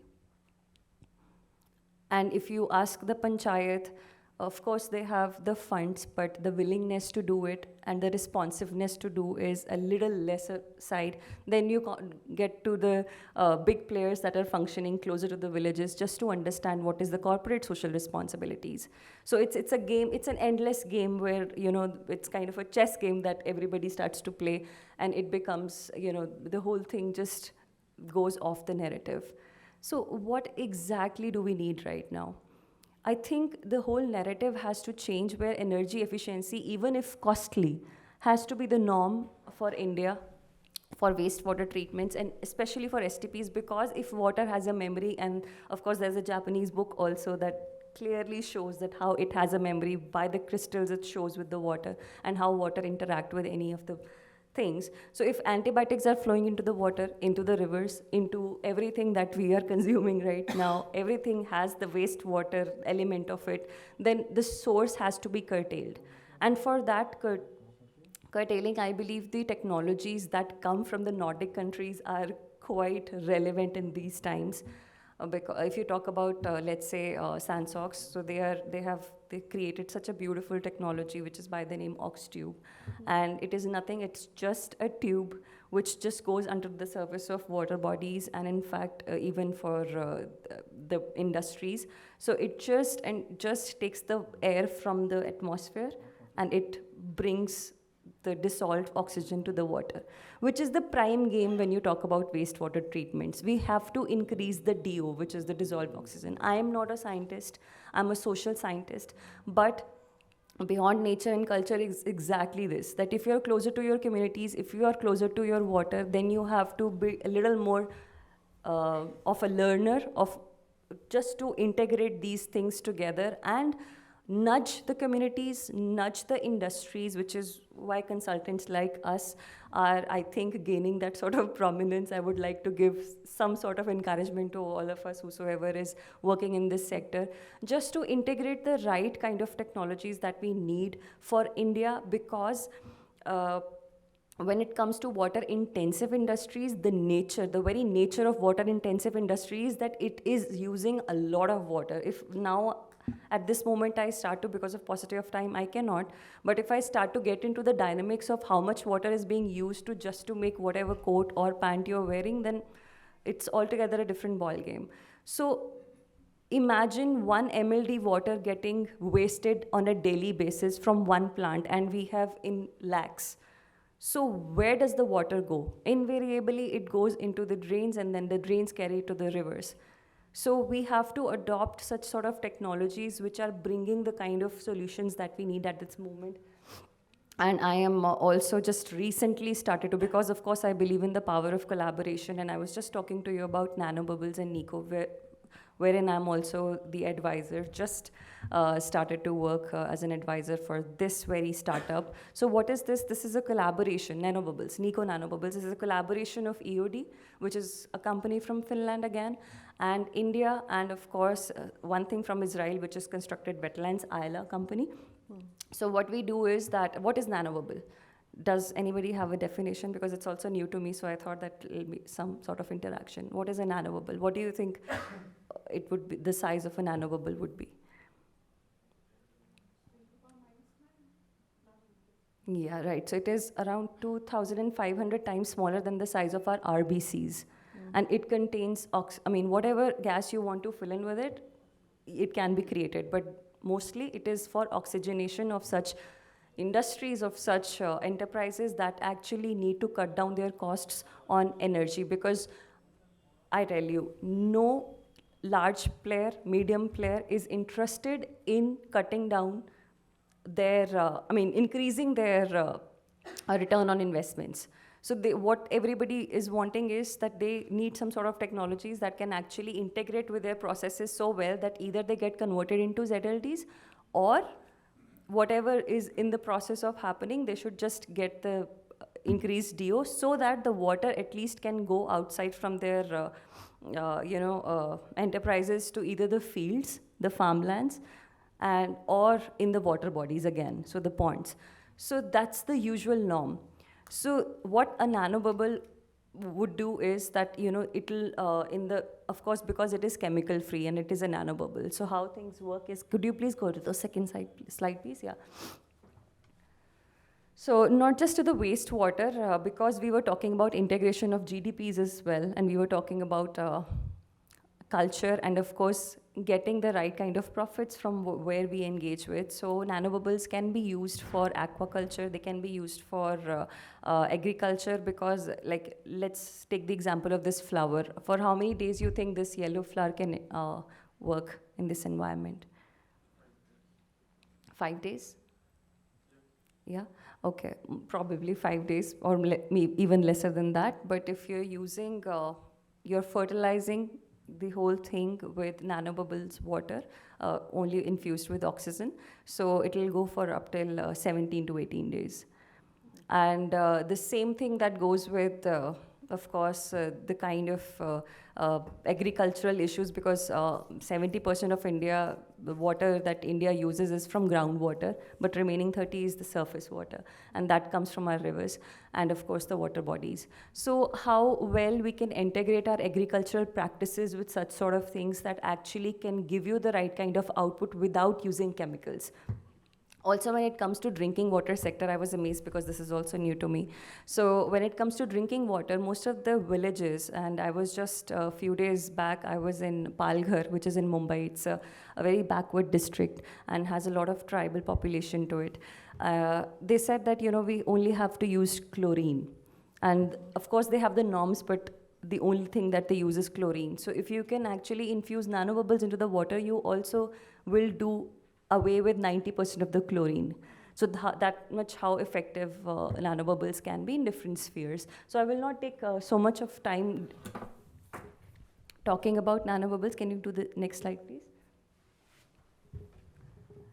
Yes, you can just see the different applications that they have in different industries. Yeah, this is the study that they have just done with the Mungeshpur drain. And of course, when you talk about STP, so what exactly happens in the STP? It is the biological treatment that actually, is a very long affair that goes for 12 to 24 hours. So nanobubbles cut down that sort of time limit to less than 1 hour. So whatever processes that you have to do for 24 hours, that will just limit themselves to less than an hour. And the results were completely great, because at the end of the day, water, the terminologies and what Dr. Anti also has taught me over the time is that it's all about BOD, COD, and DO.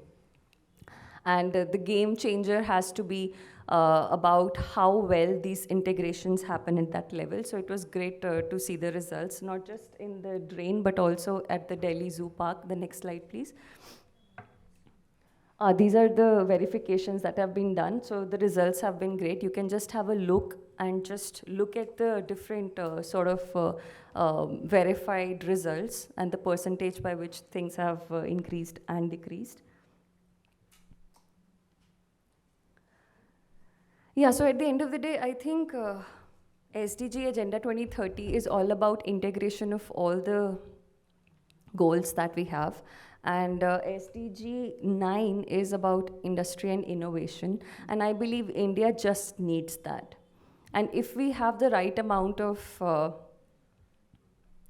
course, intention and the right amount of technology that is energy efficient and has probably a high capex but is low on opex, then that is the technology that we have to adopt for the coming times. And that just not goes with the wastewater industries or water intensive industries, but also our governments, our CETPs. For example, when you go to Panipat, you will realize that all the colored water from all the textile industries would go to a CETP which cannot just breathe. It is overcrowded because the limit to which the CETPs are made and the real level the water enters is just, just 2 minutes. So the real water that enters into the CETPs is just completely a different ball together. So the governments, the district administrations, and of course the NGOs and consultants like us, it is on us to actually marry our traditions with modernity and science with the right kind of intention, because it is not too far actually that water that we drink, which is of course pristine to our eyes, actually has a memory. And ma'am, you said about the naming of rivers and how it is always about women. So I believe that not just in India, but mostly women are taken for granted. And we have taken water for granted as well. Like women and nature, whenever the fury comes, it takes everything away. So we should not wait for that time, and we should save and conserve water and believe in the technologies and collaborate to make sure that we get the best just to live. Not just live, but live better. Thank you. Thank you, Dr. Ankita Menon. You were surely not the least. I thought you raised some very valid questions. I think not just pragmatism, but also philosophy. And I think those are very relevant when we think of at a macro long-term level of decision making, and how you also mentioned a lot of examples from Rajasthan. Rajasthan happens to be my cadre, and all those examples of Kala Dera. I was ADM1 in Jaipur, and I know there was a Coca-Cola factory which was using a lot of water. So sometimes I also feel that there is also a remorse, like water has memory. The big corporates also have remorse, which have become what is called the CSR. Just want to tell you that Government of India 2020-21, I think, came out with something which might be beneficial to all of you who are looking at solutions, which is not just the corporate social responsibility, but also the corporate scientific responsibility. I think that also gives you the same 80cc benefits which you get for a corporate social responsibility, and which can be utilized for all your scientific solution finding, the ones that you were talking of. I would also like to tell you that there is a big grant which DST and DBT, which is the Departments of Biotechnology and Department of Science and Technology. I was the non-science secretary science for 2 years, so I worked in this ecosystem, and I think that is something that you must all be exploring, because you, sir, spoke about grants. So I think you can look at that. It's all available on the website. But this whole session teaches us something very valuable, that there is a whole range in terms of ideation, in terms of solution, in terms of what is happening at the local levels. The problem statement is the same, but there are different ways of approaching the problem statement, and we, all of us, from our own perspectives, like Einstein said, from our own frame of reference, we can all bring different kinds of solutions to the table. And we are all privileged, I think, to learn from everybody who is a practitioner today. who's actually done some solution finding for the problems that our country and the globe at large is facing. And I'm indeed very indebted and grateful to be a part of this ideation which has happened, because ultimately, as Ankita said in her opening statement, that perhaps we don't, the rivers don't need us, but we of course do the rivers. And from the nano bubble thing, I mean, as a business headed person, I was just thinking that somebody managed to package the bottle and make it bottled at source or manufactured at whatever in the industry. And we are not very far from the times when these nano bubbles will become what you call the oxygen cylinders that you, or in fact there is an ad which says that Himalayan oxygen in a bottle.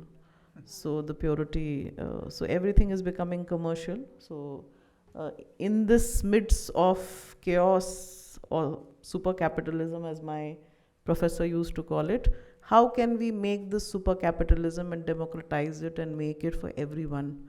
That is the question today that faces all of us. And that is only possible when we are able to exist in sync, create more solutions than problems at per capita rate of existence. I think that should be the answer. Thank you very much. I know it's the fag end of the session, so should not.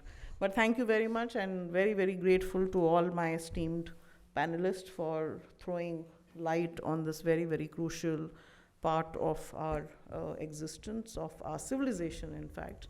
So good luck and all the best. Thank you.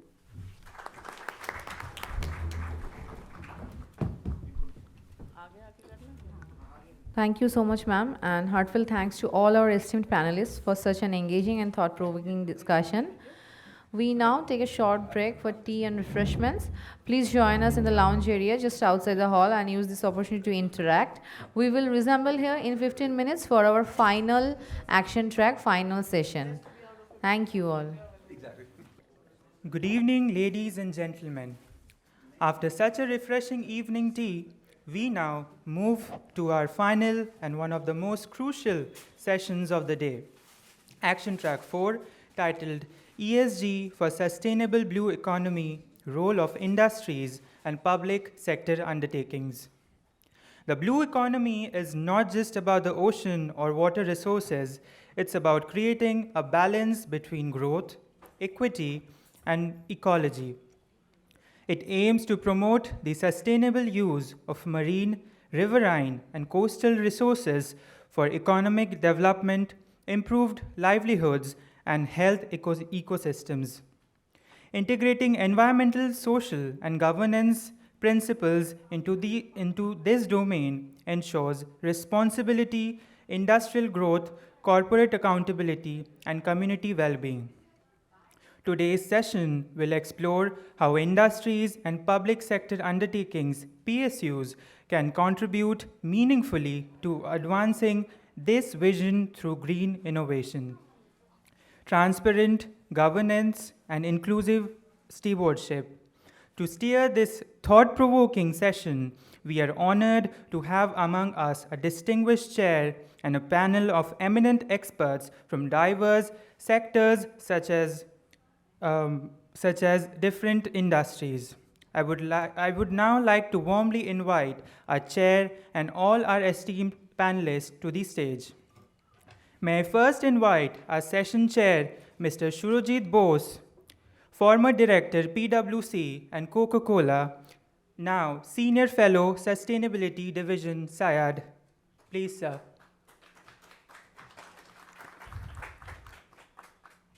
Next, may I invite Mr. Ajay Gupta, DFCCIL, Government of India.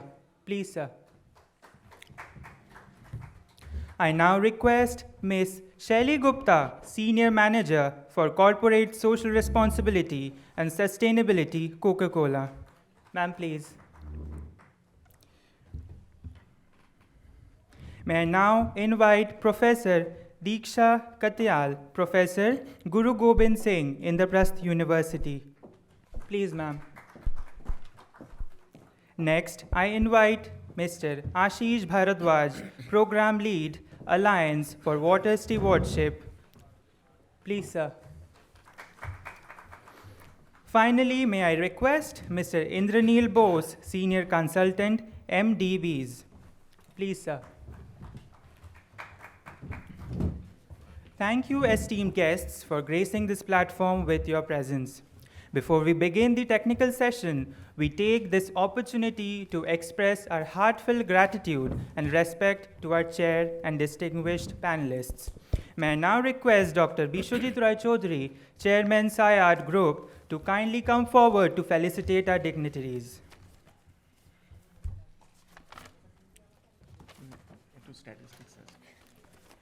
Dr. Bishwajit Roy Chaudhary will first felicitate Mr. Shurojit Bose, former Director, PwC and Coca-Cola, Senior Fellow, Sustainability Division, SAIARD.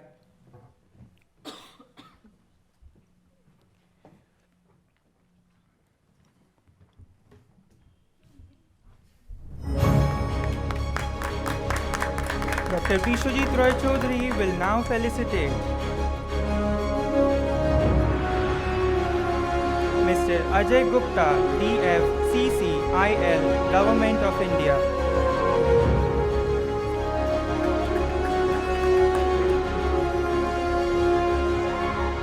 Now I would request Dr. Roy Chaudhary to felicitate Ms. Shaili Gupta, Senior Manager, CSR and Sustainability, Coca-Cola.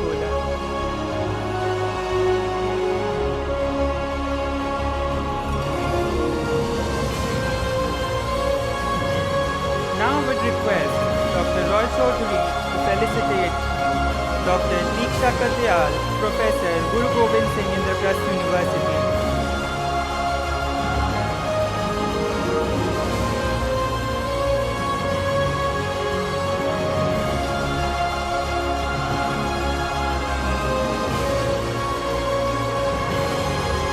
Now I would request Dr. Bishwajit Roy Chaudhary to felicitate Mr. Ashish Bharadwaj, Program Lead, Alliance for Water Stewardship.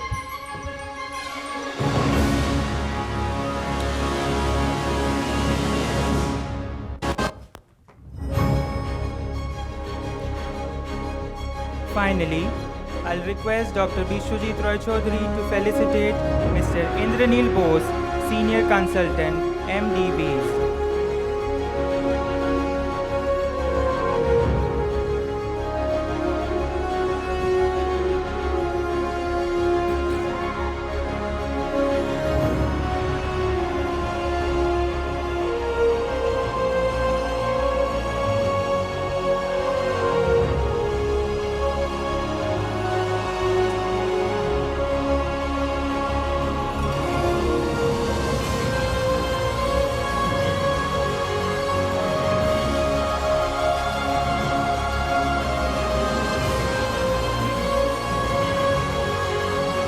Thank you so much, Mr. Roy Chaudhary, for honoring our dignitaries and for your continuous guidance in steering SAIARD's vision for sustainable development.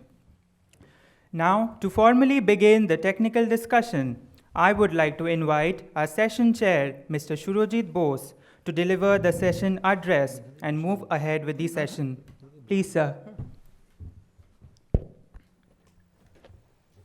Well, thank you so much, Ankit. Am I audible? Wonderful. Thank you so much. And we have a very interesting panel here. And the topic is also very thought-provoking after a really great day of brainstorming around water and river. It's been a very rewarding day, I'm sure.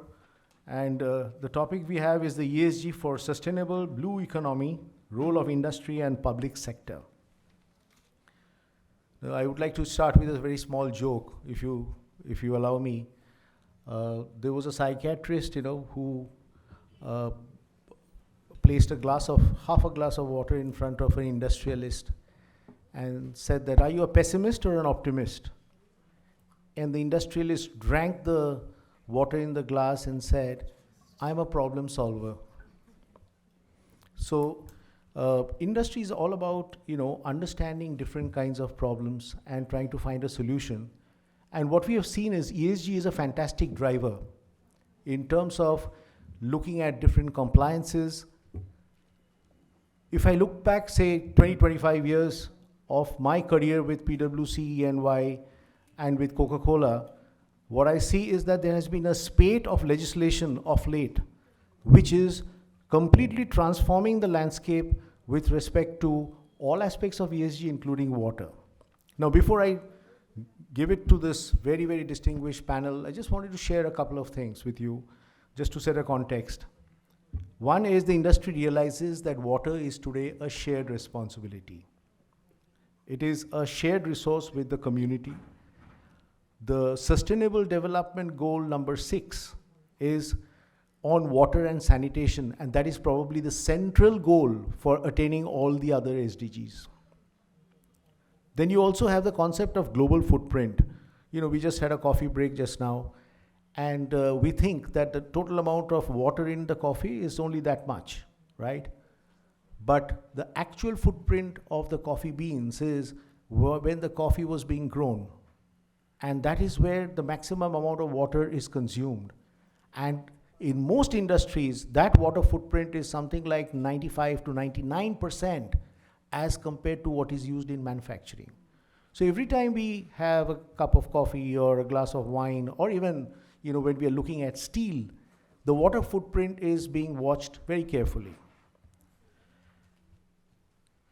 We know that rivers are epicenters of human civilization, and there has been a tremendous amount of partnerships which has happened. So I would begin my first question to the distinguished panel, and for the sake of going just in a sequence and in the interest of time, we will go from left to right. I would just very briefly introduce the panelists. The first question to you all in the panel is, how do corporates, MDBs, academia, infrastructure companies look at partnerships to achieve success in water strategy? And I'll just very quickly introduce my panelists. On the left-hand side is Mr. Ashish Bharadwaj, who's a program lead for Alliance for Water Stewardship, a very, very important organization in water.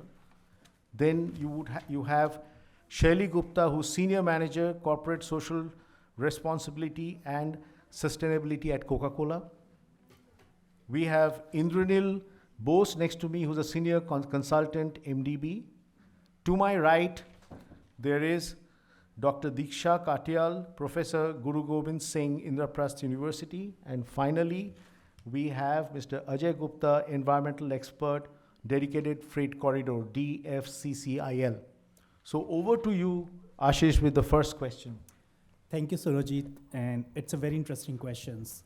I'll probably frame my answer from the perspective of my organization, which is Alliance for Water Stewardship. So I'll start with what we believe in this organization. So at Alliance for Water Stewardship, or AWS, we believe that no one truly owns the water, but we all have a responsibility, a sharing responsibility for it. And no one alone can solve the water crisis which we are facing today. Water does not recognize any boundary, and neither should the solution.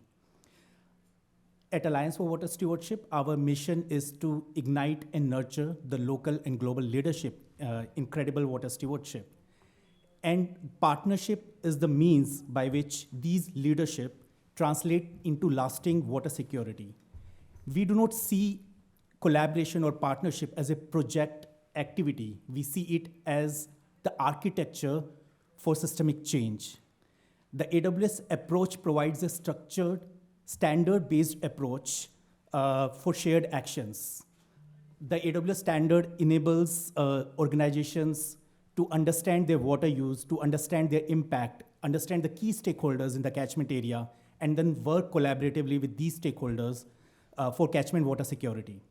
And partnerships are the engines that drive this process by aligning data, by aligning priorities, and also by aligning the investment across sectors. Through our Collective Action Accelerator program, we bring these partnerships to life. Each accelerator has a structured platform, which is a neutral platform that brings together the large companies, the small companies, multiple sites, and other local stakeholders like the NGOs, the public sector, the community. towards working together with each other within the same catchment. And it helps all these stakeholders to move towards the water stewardship journey by 3 clear strategies. The first one is to identify the stakeholders, the key stakeholders which are there in the catchment where all these actors are located, and then identify what are the shared water challenges. So we do this by engaging with stakeholders in stakeholder mapping, and then collecting catchment data, and also identifying what are the risks and challenges which are there in the catchment. The second one is building capacity and trust with these different actors. This we do by building awareness campaigns, trainings, by engaging with these stakeholders through knowledge sharing workshop. And the third one is co-developing and co-implementing the water stewardship initiatives that are aligned with our international AWS standard. So these are the 3 main areas through which these collective action accelerator works. And the collaboration spirit is evident in many parts of the world.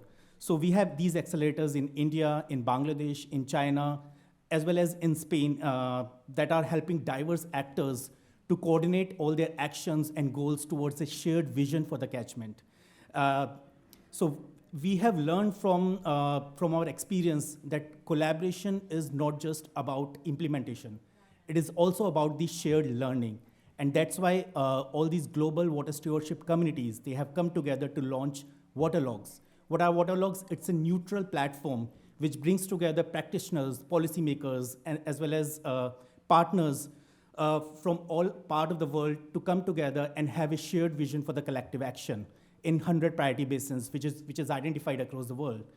And it's a way to connect the local voices also to the global learning platform, and ensuring that each partnership which is building now would be the collaborative intelligence for the next to come.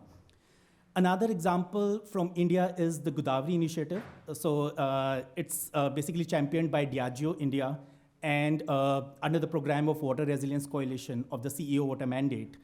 Under this Godavari initiative, it is also bringing different stakeholders within the Godavari basin to come together, and like the large companies, the factories, the small SMEs, they are also engaging with the government, with the policymakers, also with the local community to identify the shared vision for the Godavari basin resilience.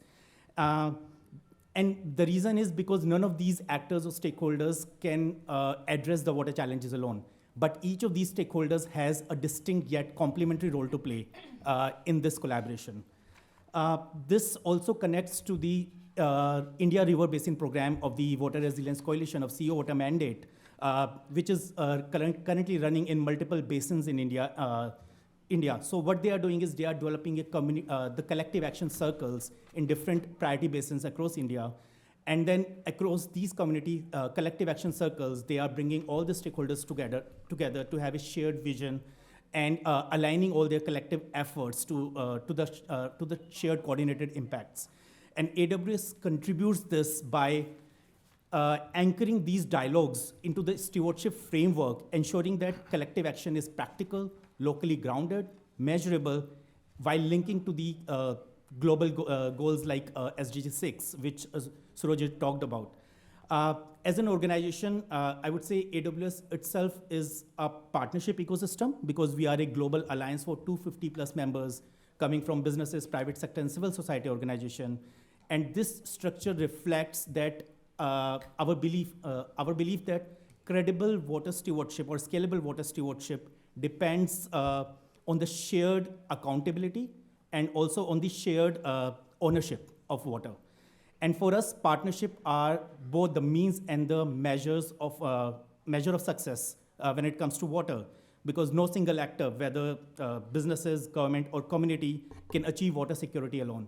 And that is where we at Alliance for Water Stewardship comes in because we bridge that gap by bringing all these actors together, by providing them a credible platform through AWS Standard or through these different programs like the Accelerator, the Godavari Initiative, or the India River Basin Collective Action Program, or even, I would say, even is this India International River Congress where we are having this dialogue. So these kind of platform are the ones which brings all these stakeholders together and start the shared vision for the catchments for water security. So by working together, aligning interest and learning collectively is the way to go forward for for building those partnerships and collaborations. And that's how we truly believe that collaborations and partnerships deliver the water security which we all are aiming for. Well, thank you so much, Ashish. Just before I give it to you, Shaili, please maintain a time of 3 minutes because we have another round of questions. So just keep time to 3 minutes, please. Over to you, Shaili. Thank you, Surajit, and thank you so much for having me here. Good evening, everyone.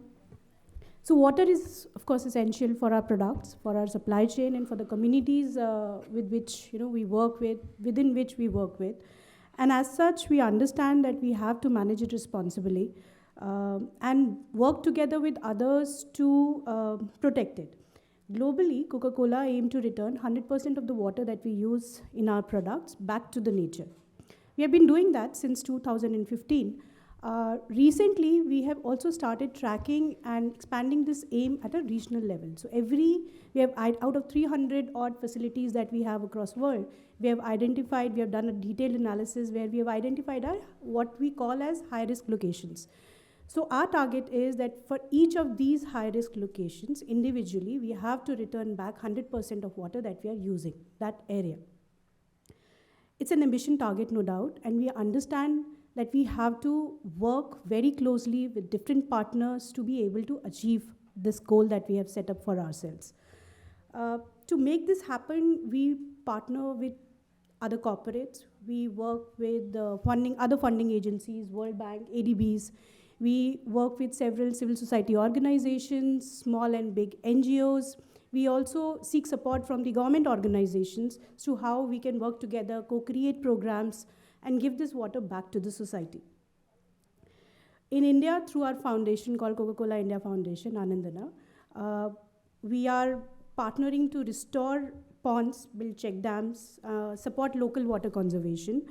The Coca-Cola Foundation, which is our global philanthropic arm, it works at a much larger level. So over there, we work with World Bank, we work with Nature Conservancy, WWF, Sanitation First, etc. Over there, we are looking to drive collective actions. And when I say collective actions, instead of doing those, the earlier models of philanthropy work, we are expanding where several organizations can come in, pool in their funding together to create a much larger platform, such as this one, where the impact could be much larger on ground, or if we can be part of those catalyst projects wherein our little bit of funding can maybe unlock the larger, the option which is available through maybe different government schemes which exist. Of course, we just need to take benefit of those. So that is where our vision towards creating different kind of innovative partnerships is what we are bringing to the table. So that's it. So I just wanted to say Thank you so much. Thank you so much, Shaili, for your comments. Over to you, Indranil. Thank you very much. I'm really delighted to be part of this session, and I've been sat through most of the sessions, and it was quite a enriching learning experience. By the way, I'm not a water professional. I am a transport professional, but I bring some experience in water transport, and that experience is also from some of the projects that I've worked for World Bank for the last 5 years. And the first and foremost, what I would like to say is that for a water transport to operate, the basic thing that we require is an ecological and sustainable river flow. So without a river having the adequate amount of water and the draft being not available, the entire possibility of having river transport for carrying passengers and freight is absolutely not possible. Now, if I go back to history, even for India, if you look at our overall transport system in 1900s, water transport used to kind of carry almost like 90% of the freight volume. And if you look at the current statistics, it would be less than 2%. So what's the government of India's vision, in terms of promoting water transport, and wherein partners like World Bank or ADB comes in, is to increase this current share from 2% of the transport to 5% by 2030, and There is an Amritkal vision which accelerates this further to a larger water transport share. And why is it so? The question here is, water transport actually offers a green mode of transport, an alternate mode of transport. Logistically, if you look at the cost of transporting goods by waterways is comparatively lesser compared to definitely to roads and also to the railways. And this can only happen when the entire systems works together. So there has to be a very good last mile connectivity and the first mile connectivity, integration, the services, the entire ecosystem of river terminals being operating, the industries being set up along the river corridor. Those are the essential elements which has to be there for this vision of the government to be realized. Now, how World Bank came into the picture? They started trying to develop a waterway program for National Waterway 1. When I talk about National Waterway 1, in fact, to give you a background, there are 111 national waterways which were declared in 2016 by Ministry of Shipping, Ports and Waterways. And why National Waterway 1 was important is because there is already a program for ensuring sustainability of Ganges, to having that amount of water so that it can carry the traffic. And it is also a traditional waterway which has been used, and this is a waterway which also connects with the Bangladesh through the IBP routes. And the other waterway which is also very important is the National Waterway 2. So World Bank started kind of conceiving this program, and in 2018 the board approved a $370 million program for capacity augmentation on NW1. The premise on which this entire program started was, let's try to pilot this entire initiative on waterway, make it happen, and then we can look at the rest of the 111 waterways which are on ground.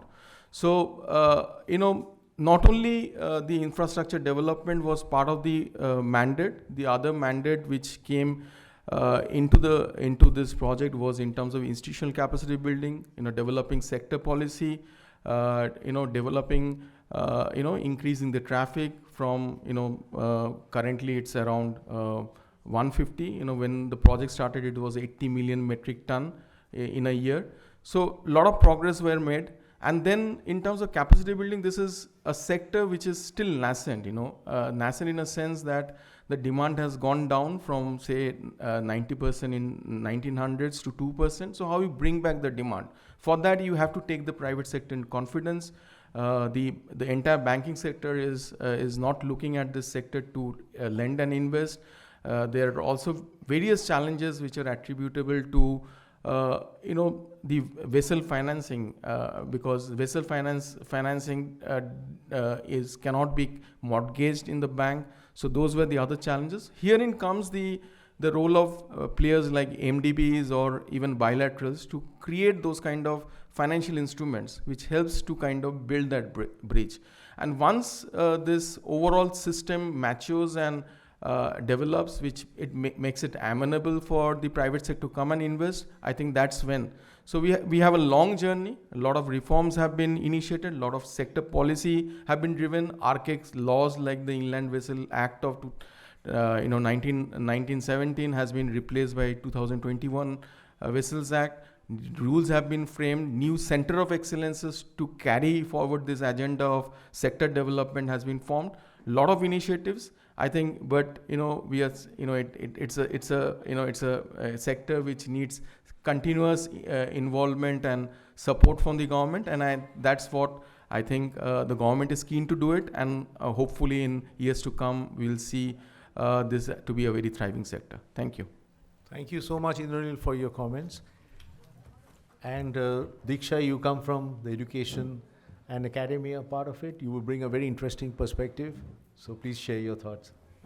Yeah, thank you so much, Surajit. And when it comes to partnerships, see, the first partner, Dr. Ajay and I have partnered for this particular resource. So that goes on to say that academia considers resource sharing as one of the partnerships, so to say. But yeah, coming from a very different background, academia serves in the sense that it provides you with working hands, the skilled people. And of late, what I've been finding is that worldwide, the interest in science somehow seems to be decreasing. When I see, probably because it's a difficult deal, and you have to read a lot, you have to do experiments. So worldwide, I've been seeing lesser interests in, especially in environmental subjects, though the demand is increasing at a very fast pace. I've been the placement coordinator also of my department, and I've seen that though the industries come over to hire people, the problem is that though best of the industries come over, I don't have students who can be taken over by the industries. Now, when we are going through this kind of a phase, it is very important for all of us, being the most populous country, that we realize that we need to sort of make sure that our children go into this particular field. Our middle class has been very smart to understand that IT is one sector wherein students could have done very well. So majority of the middle class probably, they thrived on this, that their children should go over, survive, learn more about computers, and that is why we are ruling the IT sector today. I see the same thing happening in environment very, very soon. We have extreme dearth of people. I myself teach environmental modeling, GIS and remote sensing, and statistics. Believe me, there's an extreme dearth of people who can be found in these areas. Now, when we concentrate onto these specifics, because in today's terms, if you talk of, SDGs are the main criteria according to which anything would function on this planet Earth. Unless and until you relate it to SDGs, you're not done. So while talking of carbon markets, water footprint, as we were talking of, anybody who wishes to get into any sphere of education needs to know much about environment. I personally feel science diplomacy is something that we need to concentrate upon and catch them young. I personally go over to schools, talk about what environment is all about, what are the spheres that are coming over, because when I see the students struggling in 11th, 12th, they want to get into the institutes, premier institutes, so to say, IITs and IIMs, and I have absolutely nothing against them. But you got to understand that the student of India studies in institutes like IP or the affiliated institutes. So this would be my request to industries also, that they should not just only go for the brand. They should also see what kind of education is being imparted or what kind of skill is being given over at various institutes. I've seen my IIT friends, burdened with so much of work that they are not able to give their 100% to the projects that should be done over. When resources, especially the industry, would come up with their demands or their needs to us and invest into education, we would be able to make people, we would be able to generate skilled labor, which would be in turn able to help the industry, without wasting much time, and would be a workable force. So that would be my request as an academia, as a person from academia, to all of you, that please start looking into the institutes which are harnessing the skilled labor, like IP. Well, thank you so much. I think, Diksha, you make a very interesting point. And in the space of ESG, which is highly, science-driven, because technology has gone through the roof in terms of how you clean up a river, how you increase flow. We saw so many presentations. And industry also needs this kind of skills, and very well appreciated. So over to you, Ajay, from your perspective. Thank you very much, and good evening to everyone. I am Ajay Gupta, representing Dedicated Freight Corridor Corporation of India Limited, a public sector undertaking and a wholly owned subsidiary of Ministry of Railways. Ours is basically a unique project, and DFCCIL has built nearly 3,000 kilometer of dedicated railway, which is, I think, the first time in India and a unique project in the world also. I think the theme of the current session is quite strategic to the type of operation of DFCCIL. In fact, DFCCIL, since this is a freight railway, we are a very low user of water. Like, we don't use much water in the operation stage, except like in the station buildings or in the residential areas, where the consumption of water is not much. But still, we have created the infrastructure for water conservation, like rainwater harvesting structures we have created in every station buildings, in every residential buildings, and even in all level crossings, we have built the structures, drainage structures, where the water conservation aspect has been inbuilt in our project.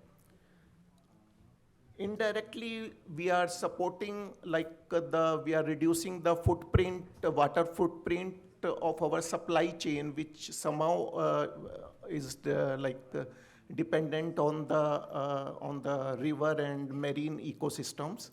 So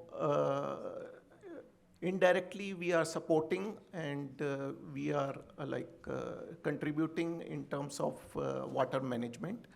But if you see the significance of our project, our main objective is to shift the freight from road to rail.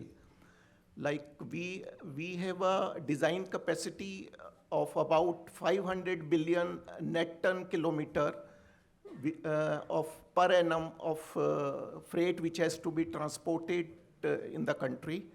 And if so vast volume of freight needs to be transported, you can understand that that if we run 25 DFC train per day, you can say that around 10,000 trucks will be offloaded from the road.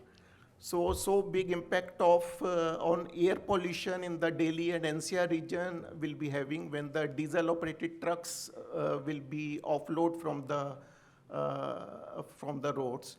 And we have a capacity of running around 120 to 130 DFC train on daily basis. So you can imagine that so many trucks will be directly offloaded from the Delhi and NCR region. And another thing that basically the impact which the project will be having on the climate change. We have estimated that the DFC project will be contributing around 457 million ton of CO2 emission reduction by this modal shift only, and this will be over the 30 years period. So in a way, around 10 to 15 million tons of CO2 per annum. So high CO2 emission reduction, which will be directly contributing to the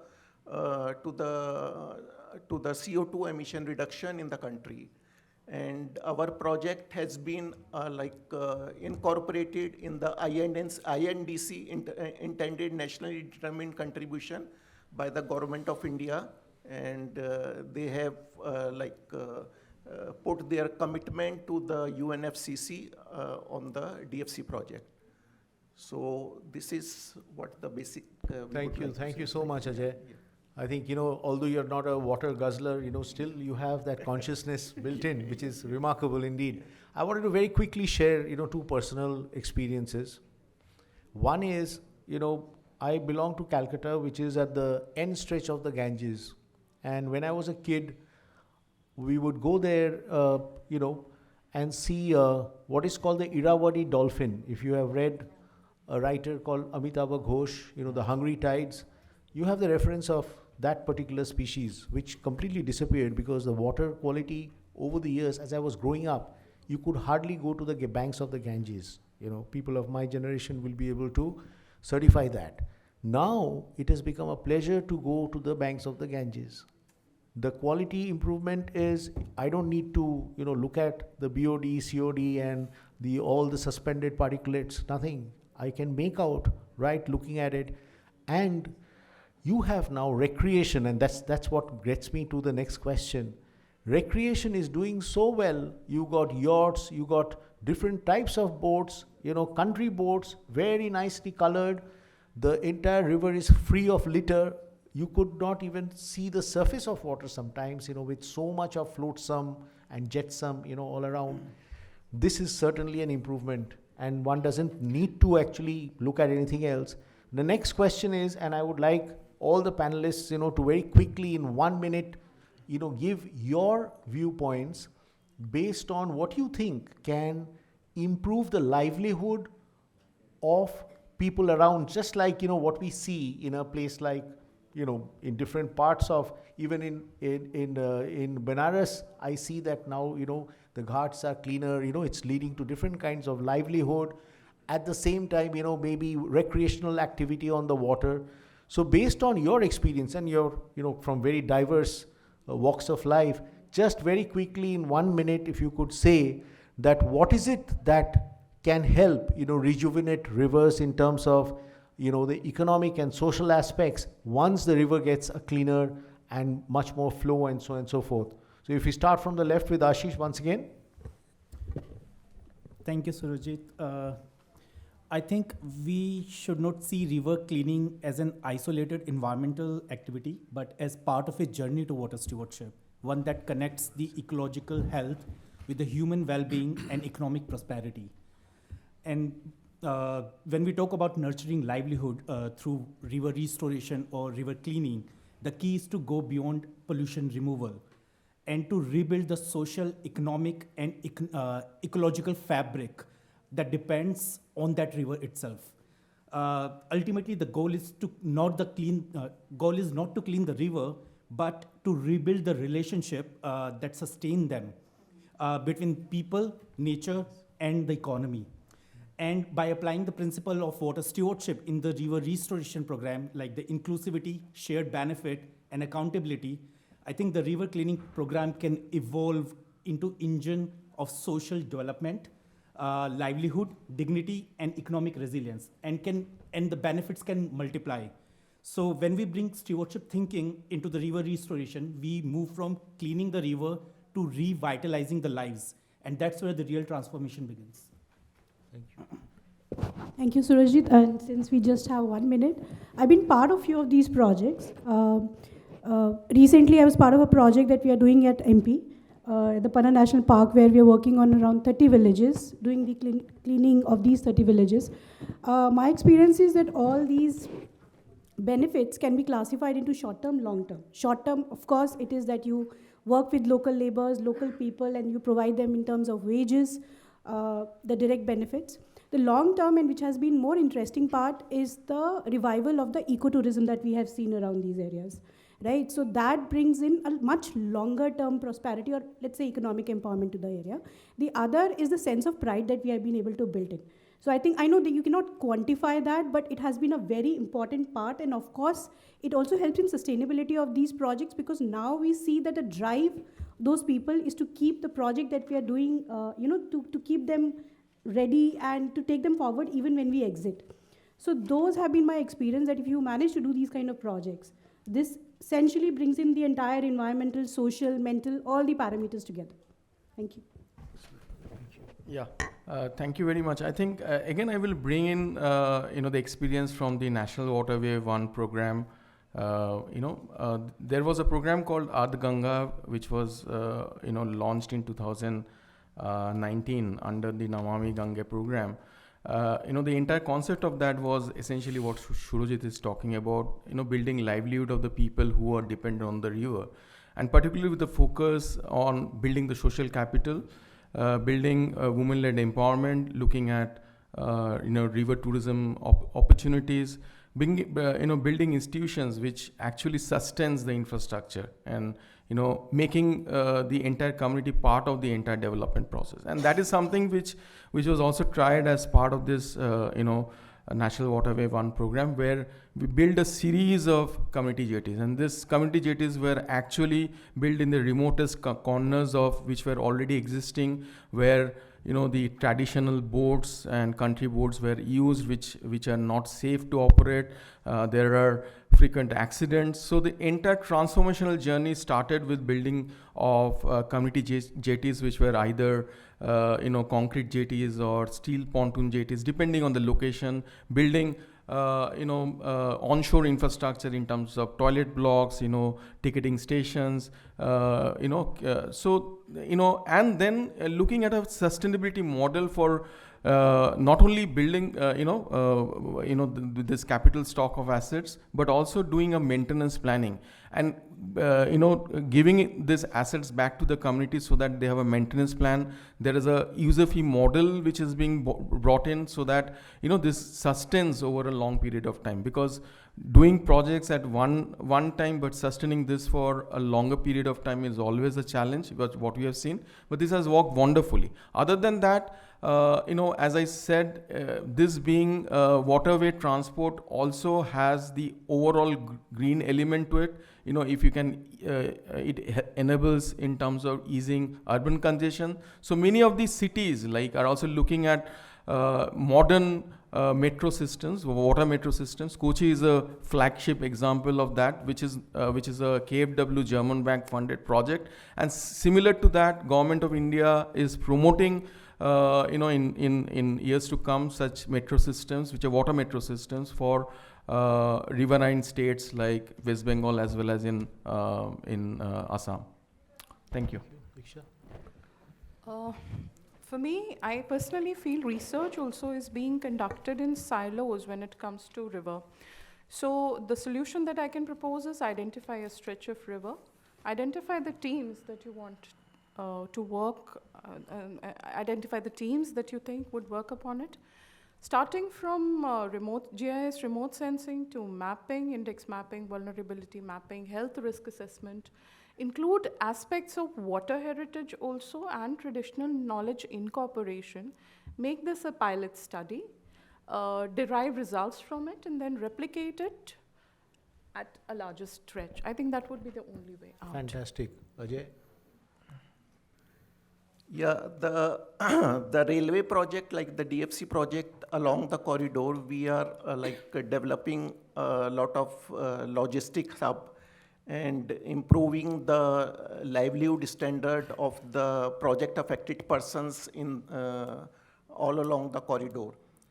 And like DFCCIL is considered as an engine of economic growth, and a lot of corporate social responsibility activities are driven round the year by the DFCCIL as a public and responsibility towards the society. So I think the type of employment generation and a job creator which DFCCIL is creating, it's a symbiotic relationship with the other development and activities which are going on in the vicinity and in the circumference of the project, in fact. Sure. Thank you so much. As we come to the end, I must thank SAIARD and Biswajit for having this session with folks from the industry, academia, infrastructure, because in the sustenance of any environmental system, you need private sector to have sustainable business models, to be able to create employment, and that is what we are seeing more and more. Once you improve, things around, private sector finds a good reason to hold on to it and create wealth and to create jobs. And I think that is one of the biggest. The other one is we saw throughout the day the enormous amount of technicalities which are there today in understanding riverine flows, quality, and so on and so forth. And let me tell you, having worked with, private sector all my life in different capacities, and all of us here from the same walks of life, we can tell you the industry is using similar tools to understand the environmental problems, and they're willing to help and solve some of these problems and bring accountability for the change, which we see now permeated all around us. And this is something that we must cherish, and it's a fantastic move going forward, and wish this program a great, great success in years to come. Thank you so much, panelists, for all your views. Thank you. Thank you.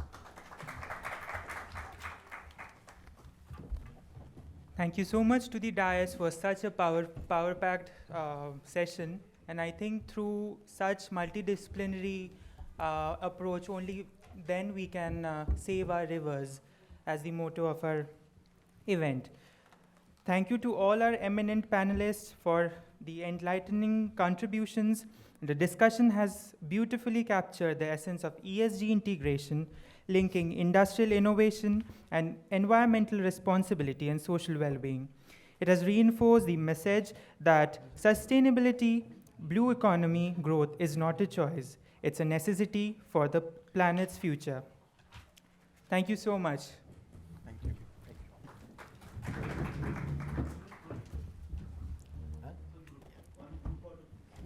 You also come.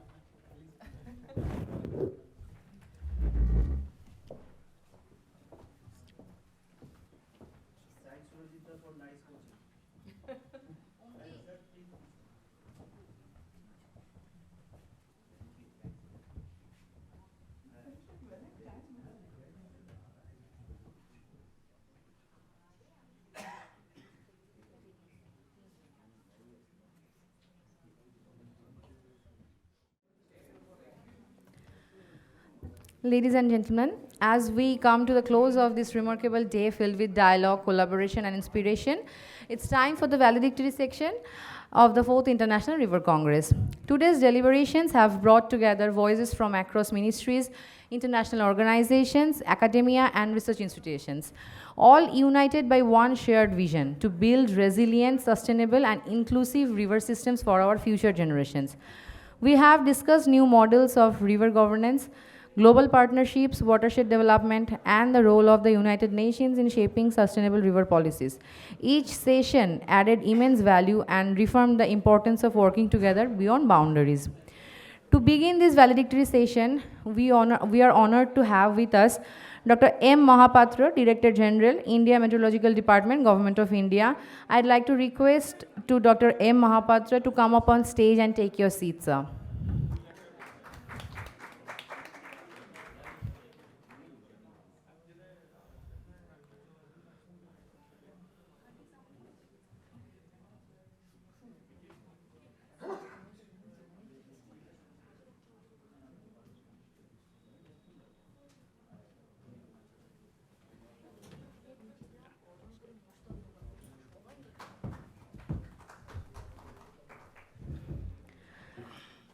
And we are honored to have with us our visionary leader, Shri Gopal Krishna Agarwal, National Spokesperson for Economic Affairs, BJP, Board Director, Bharat Petroleum Corporation Limited and Bank of Baroda, GB member, ICSI founder and President of the Jaladhikar Foundation. I'd like to request sir to come up on stage and please take your seat.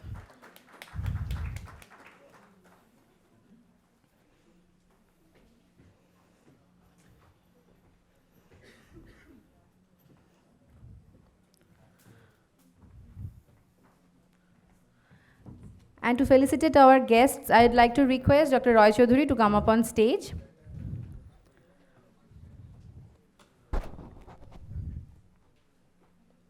May I request Dr. Roy Chaudhary to felicitate Dr. M. Mahapatra, Director General, India Meteorological Department, Government of India. And I'd like to request our team members to bring the tray on stage.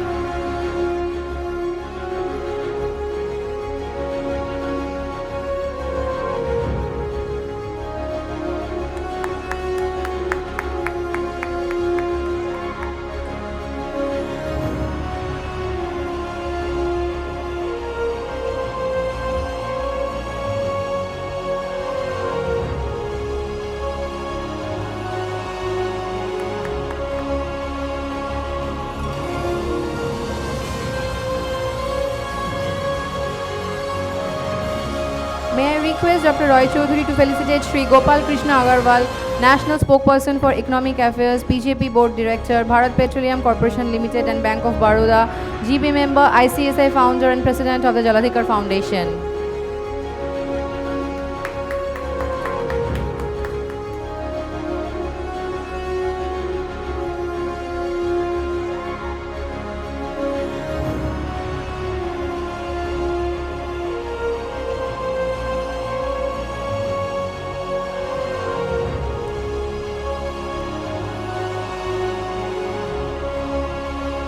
Thank you, everyone.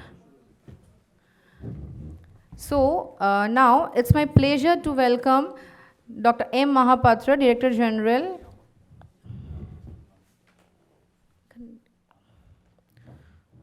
Okay.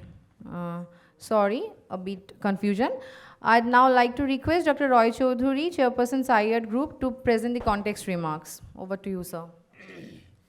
Thank you, Ms. Antara, and thanks to all of you, especially our today's valedictory remarks and the chief guest of this session and the guest of honor, Dr. Mrityunjay Mahapatra, sir, Honorable Director General of India Meteorology Department, Government of India, and today's chief guest, Dr. Gopal Krishna Agarwal ji, and for joining us in this auspicious event that is the 4th International River Congress of SAIARD.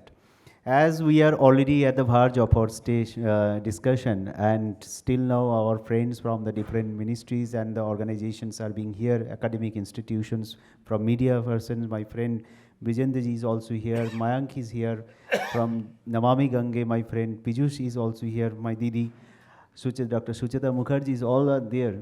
So it's my really a pleasure to have all of you with us, and today's whole day session, we have started our initiation since the 9:30 a.m. and still now the people are already associated with us in a large manner.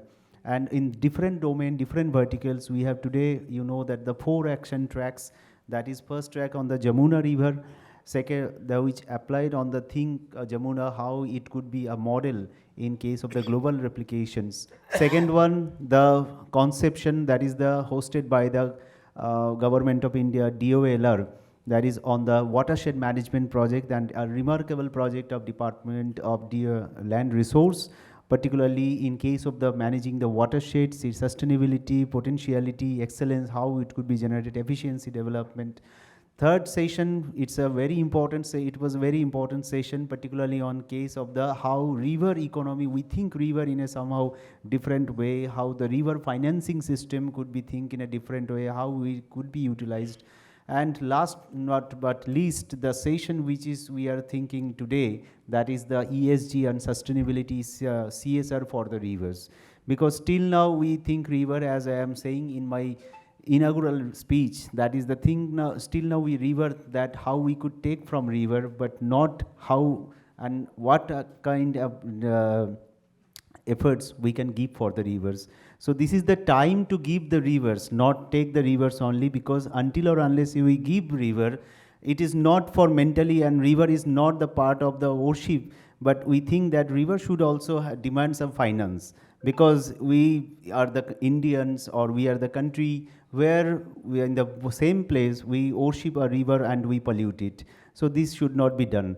And I really thankful to say that my friend, he's here, Mr. Piyush Gupta from the Namami Gange, they have taken a remarkable initiative. Because why I am saying this, since the beginning of our SAIARD, since the beginning of our Center for River Affairs, we are working closely with the Namami Gange in several of their initiatives we known to them.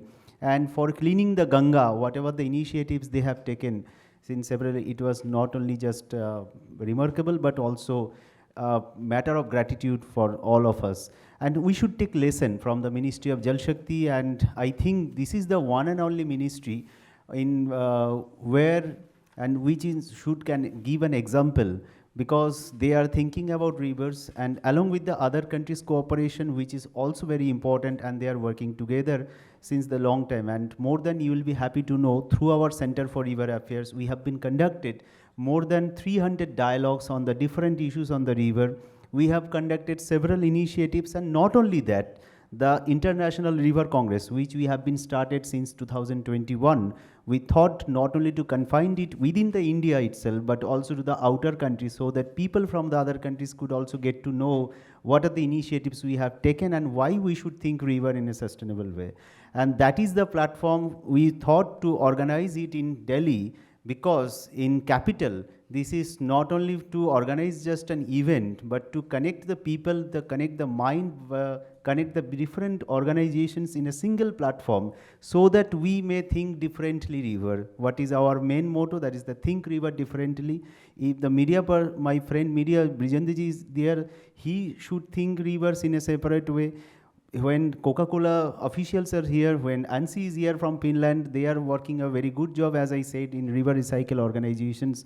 So everybody is working river, but we need to connect them in a single entity, and hopefully today's platform, we are using that, we were specifically quoting and using the term, that is using that platform to unveil the institute. We thought that there should be an institute which connect all threads into a single platform, and where people could come, people could discuss, people could think about it, people could get to learn, and also the knowledge exchange program, the systematic plan could be developed, and how we should contribute for the river, because it is not just the flow of water, it is our civilization. Our ancestors are also mentioned river as the civilization, because why it is civilization?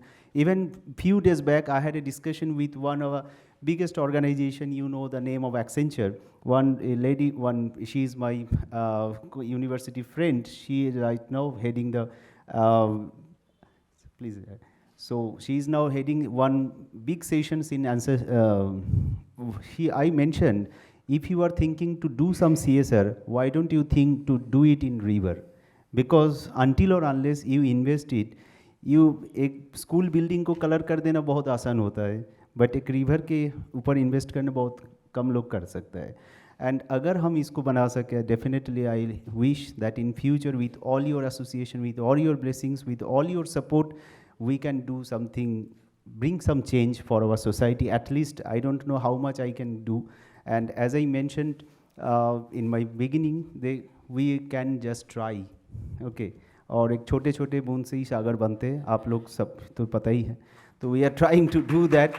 And last but not least, with this my context streamers, valedictory context streamers, I would like to inform another good news to all of you, that SAIARD has been started definitely as a think tank organization, but now SAIARD is working as a group of organizations under the same vertical of umbrella of SAIARD. We have developed one IT verticals, which is working on the AI and innovation platform. That is the Pentel Global Tech, which you can see the logo here. We have the GIS remote sensing verticals. That is the Radhanath Sikdar Institute of Geospatial Science and Technology, RSIGST.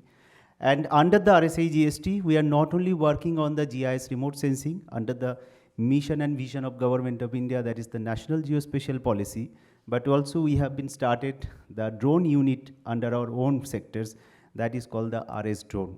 So we are working on the manufacturing of our indigenous Indian drone, as well as the service and support system for all. So hopefully this is not the initiation, maybe this is the journey. I'm not saying I could reach any destination, but let's चलते चलो फिर मिलते रहेंगे कहीं ना कहीं. Thank you. Over to you.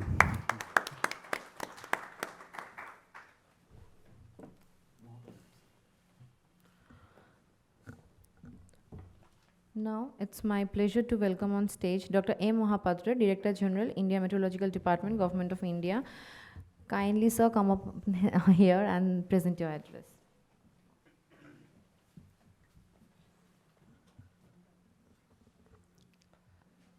Namaskar, good evening to all of you. Dear Gopal Krishna Agrawal Sahab, Chief Guest of this evening, Vishwajit Ji, Head of SAIARD, distinguished delegates, members of SAIARD, ladies and gentlemen.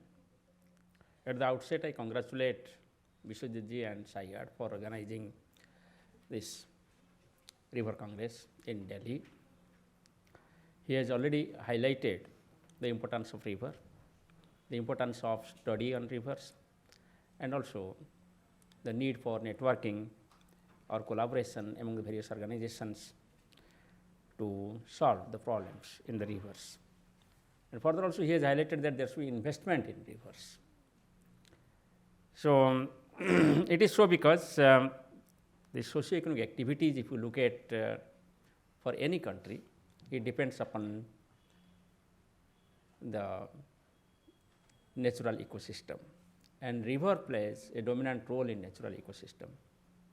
In India also, if you just look at, we have got number of river systems, mainly originating from the Himalayas, and of course Western Ghats and Eastern Ghats. These are the major river systems. For example, if I consider the Himalayas, you will find that around 200 million people depend upon the Himalayan rivers for their lives and livelihoods. The entire industry, the business, the socio-economic activity depends upon these rivers. If you look at the various civilizations which have developed over the years in the ancient era, you will find that all have been near the rivers, whether it is Indus Valley civilization or any other civilizations. So therefore, river plays a dominant role in each and everybody's life present here or in India or the world. So therefore, it is our duty to preserve river, to conserve river, to keep clean the river systems. When we think of rivers, the water is the dominant factor. So water should be sufficiently available for various socio-economic activities. Water should be neat and clean. Water should be usable. There should not be any pollutions. But if you look at over the years, since especially the age of industrialization, the river has been polluted. There has been many types of waste materials going into the rivers. As a result, the river is becoming unused by the common man, and when they use it, it is being affected by various types of pollutions. It may be chemicals, maybe atmospheric pollutions, and also it is polluting not only the river water, but also it is polluting the groundwater, also polluting the irrigation system, also polluting the soil. So therefore, if you think about the Sustainable Development Goal of the United Nations Framework for Climate Change Convention, or if you consider the UN SDG, so there is a climate action, SDG number 13, which says that we should have a sustainable environment through the climate actions. All our actions should be such that it does not pollute the environment and it does not encourage the change in the climate. So river also plays a dominant role with respect to the change of climate or the climate sustainability or climate resilience. All of us know that the climate is changing. As a result, there is redistribution of various types of water or rainfall activities. And this rainfall goes to the river. And therefore, the more the rainfall, it can cause the problems, and less the rainfall also, it can cause the problems in terms of the floods, droughts, landslides, mudslides, etc. So therefore, river system management is a prime issue in the recent time because of the impact of the climate change.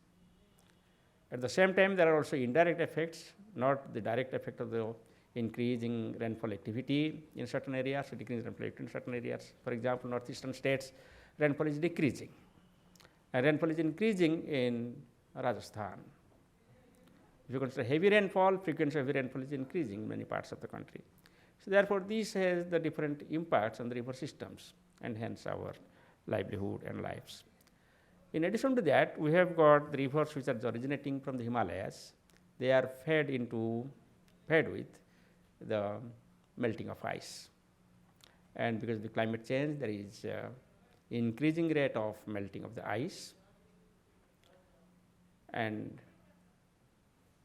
hence it also creates a problem for management of the drinking water or the use of water. the glacial retreat, if you consider, that is also increasing. That means glaciers are also melting. There is another issue in our river systems. If you remember Sikkim case last year, so when there was rainfall, but in addition to rainfall, there is melting of the glaciers. And third factor was the glacial lake outburst.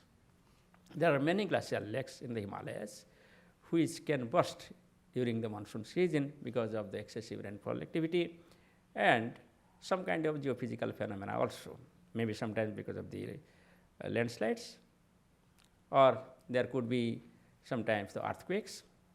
So therefore, there are various types of hazards associated with the river systems also. Now, once you have got the glacial lake outburst, say river Tista got flooded. So like that, there are various issues, be it Yamuna or be it Ganga or its river case or be it Kosi. So all these things lead to various types of hazardous phenomena because of this increasingly adverse impact of the climate change, leading to all these types of severe weather phenomena. There is another angle towards this river system, that is the interstate river systems. Sometimes there will be no rain in Indian part of the river, but there could be rain in the upper catchments. For example, river Kosi, if it rains in Nepal, then we can have the flooding. Similarly, the Brahmaputra, if there is more rain in Tibet, also there could be flooding in Assam, adjoining states. But same is also the case if it rains in Meghalaya more, then water goes to Bangladesh. So all these interlinking river systems in the particular region also need some kind of collaboration among the countries, so that holistically we can look at the various adverse impacts, we can look at the ecosystem in different countries, and we can plan or adapt such measures by which we can minimize the adverse impact of these interstate river systems. I am sure the deliberations, the discussions which have been carried out throughout the day today might have brought out all these issues, and they might have made certain recommendations for the future plans and strategies. So I once again thank Vishwajit and SAIARD for giving an opportunity to be present here and be associated with all of you. So thank you very much.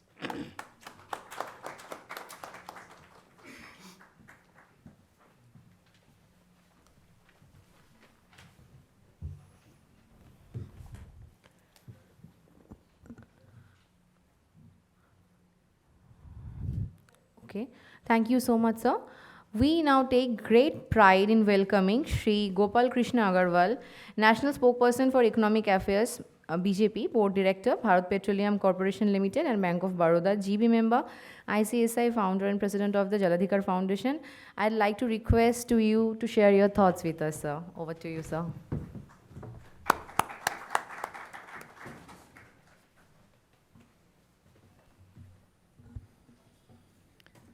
धन्यवाद सायार्ड से doctor Vishwajeet जी, जिन्होंने मुझे यहाँ पे बुलाया। Topic बहुत interesting है और बहुत रेलेवेंट और इम्पॉर्टेंट भी है हमारे लिए, देश के लिए, पूरे विश्व के लिए।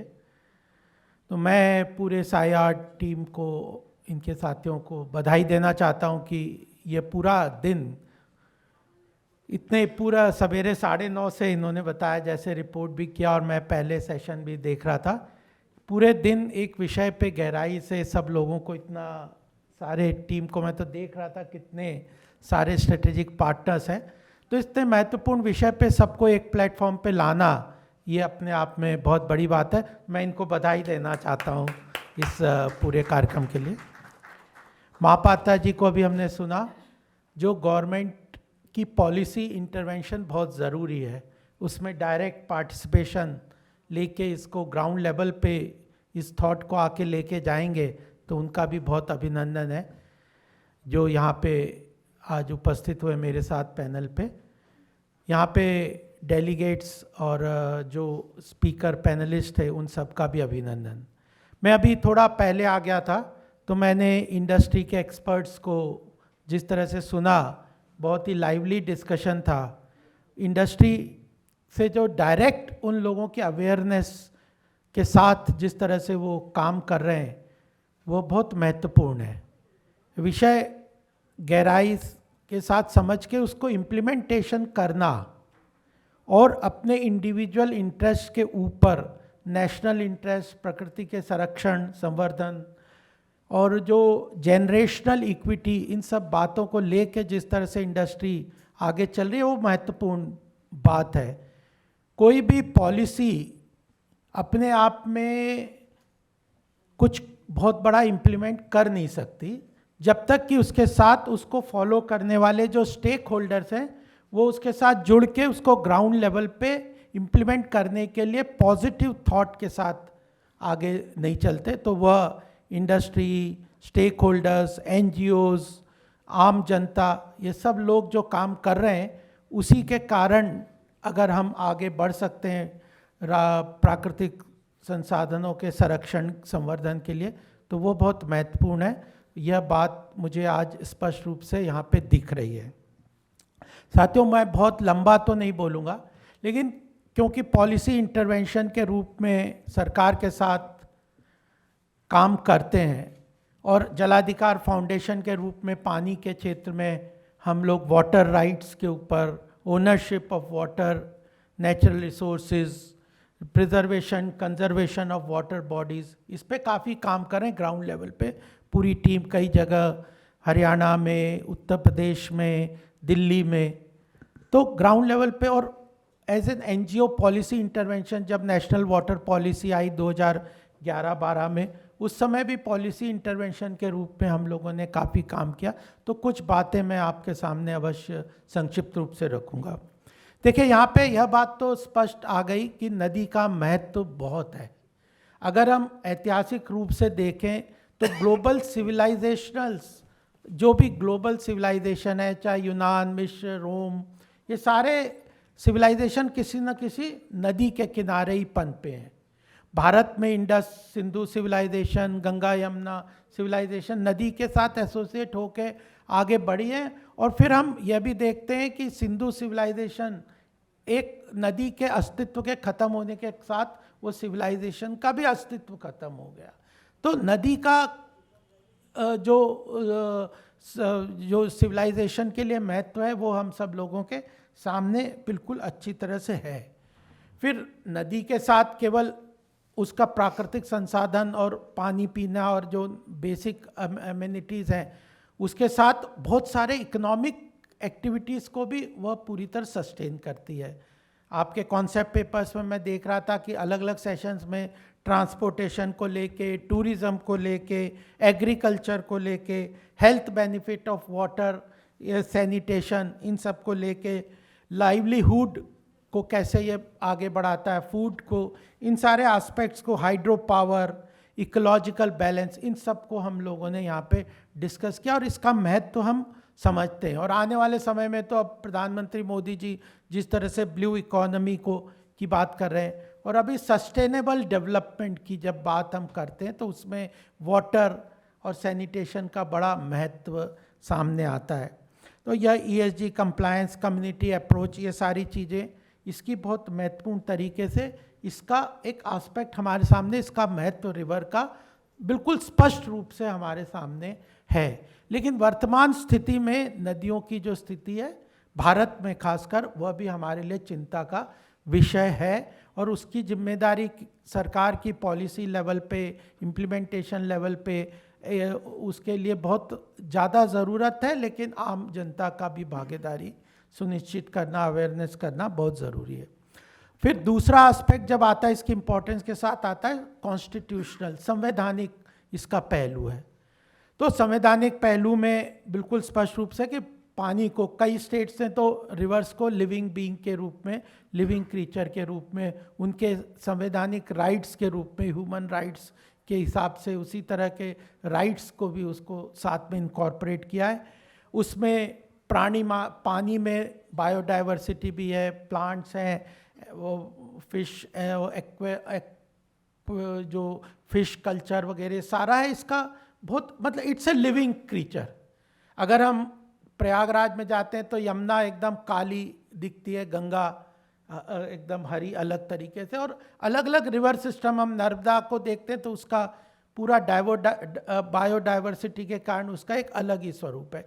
तो लिविंग क्रीचर है, उसमें अगर केवल पानी ही केवल हो और उसमें लिविंग बीइंग्स वगैरह नहीं हो तो वह अपने आप में एक डाइंग इकोसिस्टम बन जाता है। तो उसका कॉन्स्टिट्यूशनल रूप में वो लिविंग क्रीचर है, इस बात को हमारे संविधान ने पूरी तरह से रेखांकित किया है। और उसके लिए हमारे सांस्कृतिक रूप से भी अगर हम देखें, पंचतत्व, पानी का महत्व हमारे जीवन में सबसे, पंचतत्व के बगैर व्यक्ति का जीवन यापन नहीं हो सकता, और व्यक्ति का ही नहीं, प्लांट, एनिमल, सब के लिए ये पंचतत्व पानी बहुत महत्वपूर्ण तरीके से, हवा के बाद सबसे महत्वपूर्ण अगर माना जाता है तो पानी माना जाता है। और हमारी संस्कृति में, हमारी पूरी संस्कृति में पंचतत्व का संरक्षण संवर्धन मनुष्य के लिए, व्यक्ति के लिए एक महत्वपूर्ण कर्तव्य के रूप में भी माना जाता है, और उसको कॉन्स्टिट्यूशनल धीरे धीरे दर्जा भी दिया गया है। हमारे संविधान में वाटर, ड्रिंकिंग वाटर की जो रिक्वायरमेंट है, या उसको एक कॉन्स्टिट्यूशनल राइट, फंडामेंटल राइट के अंदर, राइट टू लाइफ के अंदर कोर्ट केसेस में बहुत जगह से क्लियरली उसको अंडरलाइन किया हुआ है कि it is one of the fundament provision of free drinking water is the responsibility of the government because it is a fundamental right, because it is essential for life, and right to life के अंदर इसको पूरी तरह से रेखांकित किया गया है। और उसकी अवेलेबिलिटी के लिए पानी एक महत्वपूर्ण, रिवर एक महत्वपूर्ण सोर्स है। तो यह बात हमारे सामने बिल्कुल स्पष्ट रूप से आती है, लेकिन इसका जो डिटीरियोरेशन का जो कारण है, उसके कारण कई बार हमें लगता है कि जो अवेयरनेस जो है, इंटरजेनरेशनल जो कॉस्ट है, क्योंकि मैं इकोनॉमिक अफेयर्स भी देखता हूँ, तो उसका एक इकोनॉमिक एस्पेक्ट भी मुझे महत्वपूर्ण पहलू के रूप में लगता है। संवैधानिक रूप से, सांस्कृतिक रूप से, सिविलाइजेशनल के एग्जिस्टेंस के रूप से बहुत महत्वपूर्ण तरीके से रिवर्स की संरक्षण संवर्धन हम सब की सामूहिक जिम्मेदारी है। और इसका डिटीरियोरेशन जो आज हम देखते हैं वो क्यों है? क्योंकि इसकी प्रॉपर रिवर्स की केयर, जो नर्चरिंग, जो प्रॉपर केयर होनी चाहिए, वो हम सब लोग उस तरह से नहीं कर रहे। ओवर यूज़ भी हो रहा है, बहुत तरीके से ओवर यूज़ जो कर रहे हैं उसको भी रोकना चाहिए, उसके लिए भी ज़रूरी है। और इसकी आवश्यकता अगर हमारे जीवन में है, इसका संरक्षण भी है, तो इसको आपस में, इन दोनों का पहलुओं का आपस में मिश्रण करके एक ऑप्टिमल, सोशल ऑप्टिमल यूटिलाइजेशन की पॉलिसी सरकार को बनानी ज़रूरी है, जिसके ऊपर काम भी करते हैं, लेकिन उसके जो वेरियस एस्पेक्ट्स हैं वो भी मैं यहाँ पे आपके सामने आर्थिक रूप के कुछ पॉइंट्स आपके सामने रखना चाहता हूँ, क्योंकि इस सेशन में ESG भी एक महत्वपूर्ण है, सस्टेनेबल डेवलपमेंट, यूनाइटेड नेशंस के सस्टेनेबल डेवलपमेंट गोल्स भी हैं, और उसके संरक्षण संवर्धन के लिए जो फाइनेंशियल इंटीग्रेशन है, चाहे CSR के रूप में या NGOs के काम के रूप में या इंडस्ट्री के अंदर प्रॉफिट्स के अंतर्गत, इस एनवायरमेंटल और रिवर्स को बेसिकली नेचुरल रिसोर्सेज के संरक्षण को कैसे इनकॉर्पोरेट करेंगे, तो इसके लिए बहुत सारे इनिशिएटिव्स कॉर्पोरेट लेवल पे भी हैं, सरकार के लेवल पे भी हैं। तो 2-3 पॉइंट मैं आपके सामने अवश्य रखना चाहता हूँ, just to make some clarity on what is the complex situation at present. मुझे लगता है कि सबसे बड़ी बात ये जो नेचुरल रिसोर्सेज है, इसकी ओनरशिप, यूटिलाइजेशन के लिए जो सबसे बड़ा कॉम्प्लेक्स सिचुएशन है कि इसकी जो सोशल कॉस्ट है वह हमारे डिसीजन मेकिंग में, पॉलिसी इंटरवेंशन में बहुत बार नहीं आती है।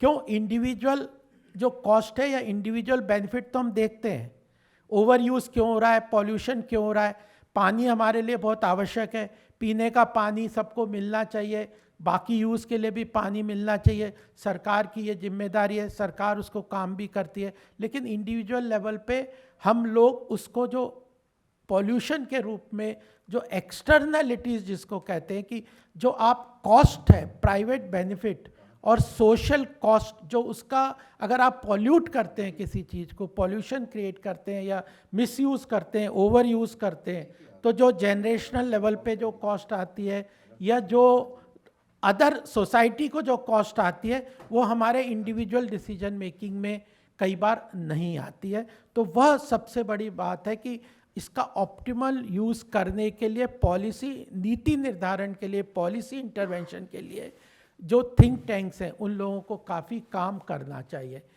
क्योंकि एक तो है कि आप संरक्षण संवर्धन करते रहिए, हर व्यक्ति की जिम्मेदारी है, लेकिन जब तक पॉलिसी इंटरवेंशन सही लेवल पे नहीं होगा, पॉलिसी इंटरवेंशन में आम जनता का पार्टिसिपेशन नहीं होगा, उसकी आकांक्षाएं, अपेक्षाओं को जब हम इनकॉर्पोरेट अगर नहीं करेंगे और उसके लिए एक इकोनॉमिक मॉडल डेवलप नहीं करेंगे, तो तब तक हम लोगों को वह उस राइट डिसीजन में ऑप्टिमल यूज़ के रूप में नहीं ले पाएंगे।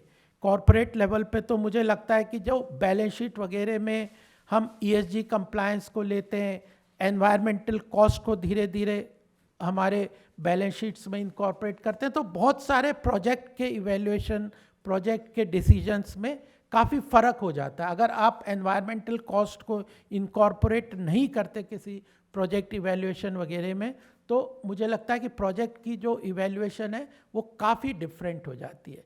तो जो प्राइवेट कॉस्ट है, प्राइवेट बेनिफिट है, उसको सोशल कॉस्ट और सोशल बेनिफिट के साथ इनकॉर्पोरेट करके अगर हम ऑप्टिमल यूज़ का एक मॉडल डेवलप करते हैं, उस मॉडल के रूप में पॉलिसी हम बनाते हैं, उस पॉलिसी बनाने के बाद उसको आम जनता के साथ अवेयरनेस करके उसकी आकांक्षाओं, अपेक्षाओं को, उसकी आवश्यकताओं को पूर्ति करने के लिए काम करते हैं, तो मुझे लगता है कि हम एक राइट डिसीजन पे जाएंगे। रिवर्स का बहुत महत्व है, पानी का बहुत महत्व है, उसके हेल्थ एस्पेक्ट, उसके लिविंग के स्टैंडर्ड ऑफ लिविंग के रूप में बहुत बड़ी तरीके से काम हो रहा है। और लास्ट बात जो मैं कहना ये भी चाहता हूँ कि कई बार जब हम कॉस्ट की बात करते हैं, प्राइवेट और सोशल कॉस्ट और एनवायरमेंटल कॉस्ट और एनवायरमेंटल बेनिफिट की बात करते हैं, तो ऐसे पानी के उसमें कई लोग उसको प्राइसिंग को एक बार कॉस्ट के रूप में इंटरनलाइज करने की भी बात करते हैं। तो उसके ऊपर भी हमें देखना है कि क्या pricing in itself is an important part for conservation of natural resources, particularly water के रूप में जब हम देखते हैं, तो यह भी हमारे सामने बहुत अच्छी तरह से ध्यान में आता है कि अगर प्राइसिंग ऐसे असेंशियल एलिमेंट्स के साथ प्राइसिंग के रूप में जो जीवन के लिए बहुत महत्वपूर्ण है, प्राइसिंग को इनकॉर्पोरेट करके उसके कंजर्वेशन और प्रिजर्वेशन के लिए अगर हम यूज़ करने लग जाते हैं, तो वह कहीं ना कहीं उस रिसोर्स को एक ऐसा तबका जो कि फाइनेंशियली बहुत स्ट्रॉन्ग नहीं है, जो फाइनेंशियली बहुत मजबूत तरीके से अपनी आर्थिक आवश्यकताओं की पूर्ति नहीं कर सकता, उसके पास से वो रिसोर्स हम ट्रांसफ़र कर देते हैं रिच एंड एफ्लुएंट क्लासेस के रूप में। तो इसके बहुत सारे आयाम हैं और इसका सॉल्यूशन उतना आसान सिंपल नहीं है, बट इसके इकोनॉमिक मॉडल भी डेवलप करने हैं, उसके कॉरपोरेट लेवल पे अवेयरनेस भी क्रिएट करनी है, इंडिविजुअल लेवल पे भी अवेयरनेस क्रिएट करनी है।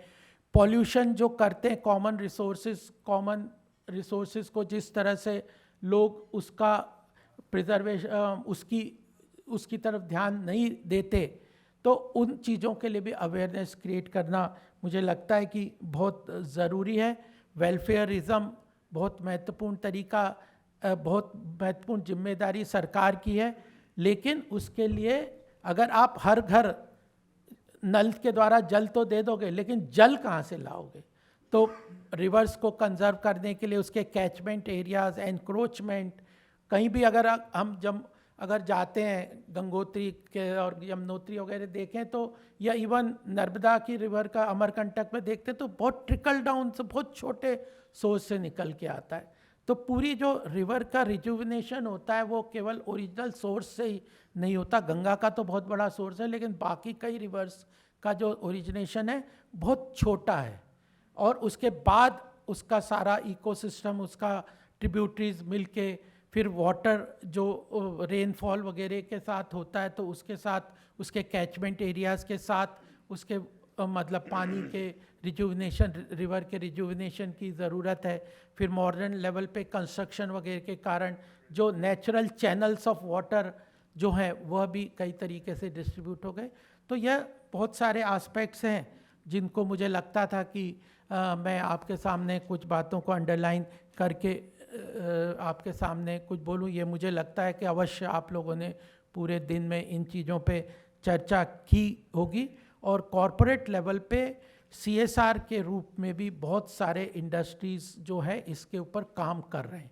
हमारा तो एक्सपीरियंस यही रहा है कि अगर आज के समय में रिवर वाटर पॉन्ड्स वगैरह पे कोई काम करना चाहता है तो कॉरपोरेट लेवल पे बहुत सारी companies, even public sector undertaking, मेरी तो ये 5वीं पब्लिक सेक्टर अंडरटेकिंग है, सरकार के ये PSUs और कॉरपोरेट लेवल पे इसके लिए बहुत सोर्सेज हैं।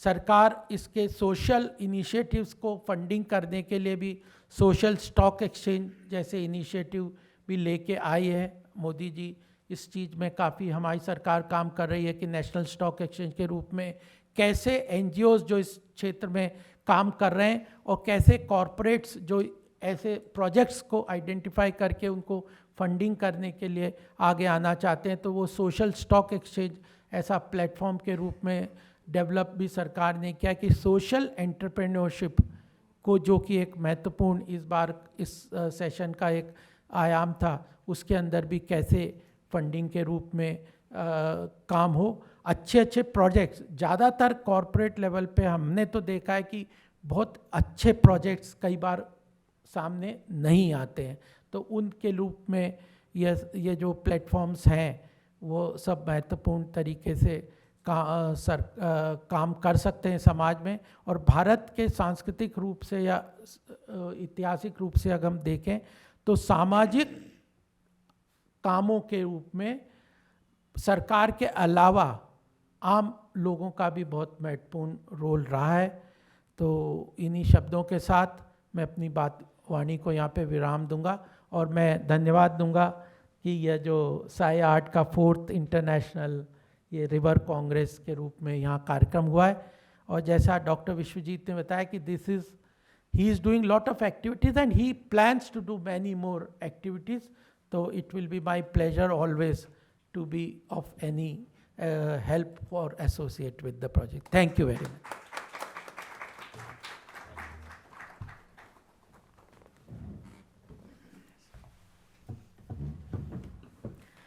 Thank you so much, sir, for sharing your thoughts with us. Just a note, we can see Mr. Piyush Gupta, Senior Official, Namami Gange, Ministry of Jal Shakti, Government of India, joining us. NMCG has been instrumental in making today's program a success. I'd like to request Mr. Piyush Gupta to come up on stage, and I'd like to request Dr. Roy Chaudhary to felicitate him. Mr. Piyush Gupta, can you please come up on stage?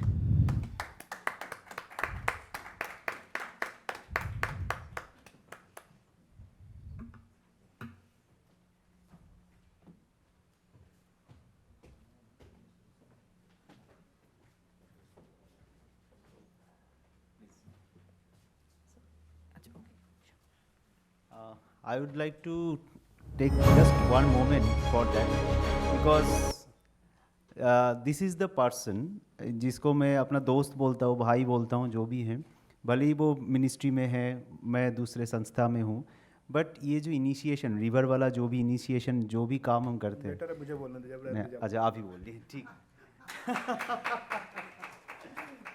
बहुत light note में, क्योंकि अब जो है वैलिडेक्टरी का last है और मैं न लास्ट बैट्समैन हूँ न कुछ हूँ, इसलिए फ़िलहाल जो है जैसे अभी प्रोफेसर चौधरी ने बोला, हमने एक भागीरथ सुना था जो हिमालय पर जाकर तपस्या करके गंगा जी को ले आने का काम किया था। इन्होंने वेस्ट बंगाल से, मतलब सुंदरबन जो इसका आखिरी छोर है, उधर से ये कोशिश कर रहे हैं फिर से एक बार गंगा जो है रेजुनेट होकर के इनके छोर तक पहुँचे, इनके सुंदरबन डेल्टा तक पहुँचे। ये जो इनका भागीरथ प्रयास है फ्रॉम द डाउनवर्ड स्ट्रीम से, ये यूनिक है।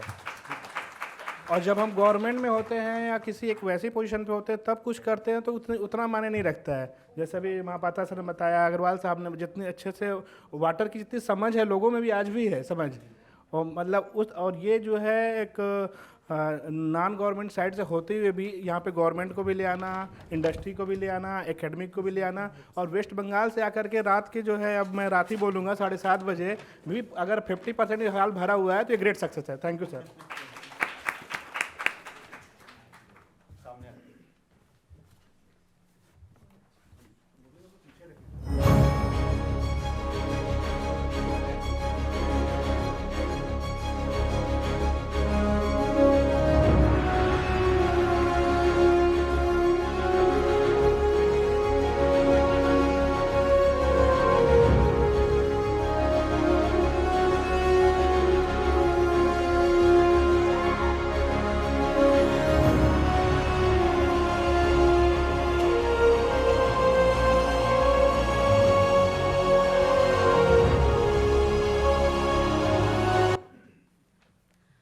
Thank you so much, Mr. Gupta. Now I'd like to request Ms. Shumoti Maiti, Research Associate, SAIARD, to present the summary report and the vote of thanks. Over to you, Shumoti.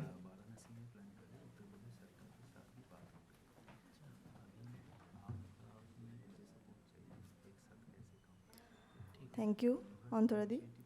So, good evening, distinguished guests, respected dignitaries, and dear participants. As we come to the conclusion of this insightful and inspiring journey of the 4th International River Congress, organized by SAIARD, the South Asian Institute of Advanced Research and Development, it's my privilege and honor to propose the vote of thanks on behalf of the organizing committee. From the inaugural session in the morning to the series of action tracks and this valedictory session, today has been a day of knowledge exchange, collaboration, and inspiration, all centered around the vision of sustainable and integrated river management for a resilient future. Our delegates, including Mr. Rajiv Ranjan Mishra, Dr. Nupur Bahadur, Dr. Pradeep Kumar, Mr. D.P. Mathuria, Dr. V.K. Sharma, and Dr. Indira Khurana, emphasize the multidisciplinary nature of river management, stressing sustainable solutions such as ecological restoration, efficient water use, stakeholder collaboration, and decentralized management to revive and sustain the Yamuna and Ganga river systems. In Action Track 1, experts including Mr. Nitin Khare, Mr. Anil Jain, Dr. Ranjit Deka, Mr. Manu Vatnakar, and Mr. Samir Shukla emphasize that sustainable watershed management in India requires an integrated approach combining policy, technology, governance, and community participation to enhance water security and ecological resilience. In Action Track 2, our delegates highlighted the cultural significance of rivers and proposed sustainable tourism and economic models.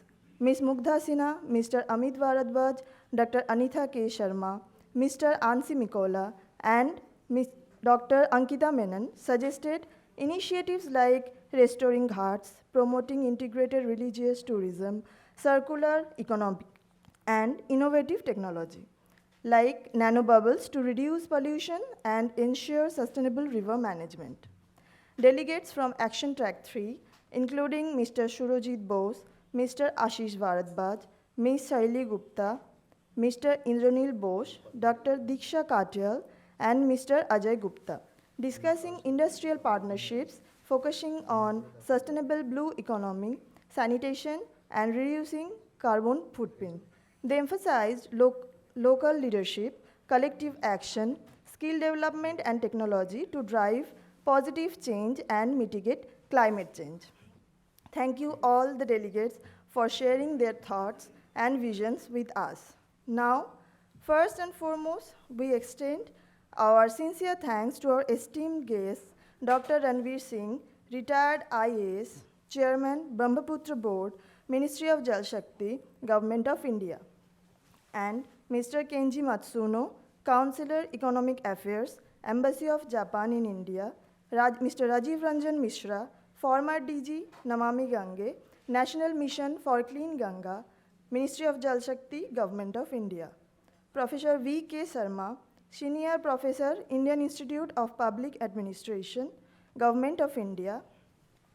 Mr. Ansi Mikola, Founder Director, River Recycle, Finland, for sharing their invaluable perspectives and guiding thoughts that enriched the inaugural session with depth and direction.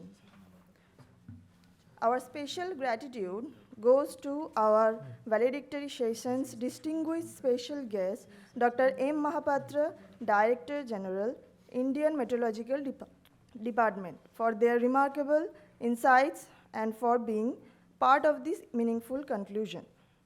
We also thank Sri Gopal Krishna Agarwal, our chief guest, National Spokesperson of Economic Affairs, BJP Board Director, Bharat Petroleum Corporation Limited and Bank of Baroda, GB member, ICSI, founder and president of the Jaladhikar Foundation, for his thought-provoking words. We are also privileged to have the support of our strategic partners whose collaboration has made this Congress possible.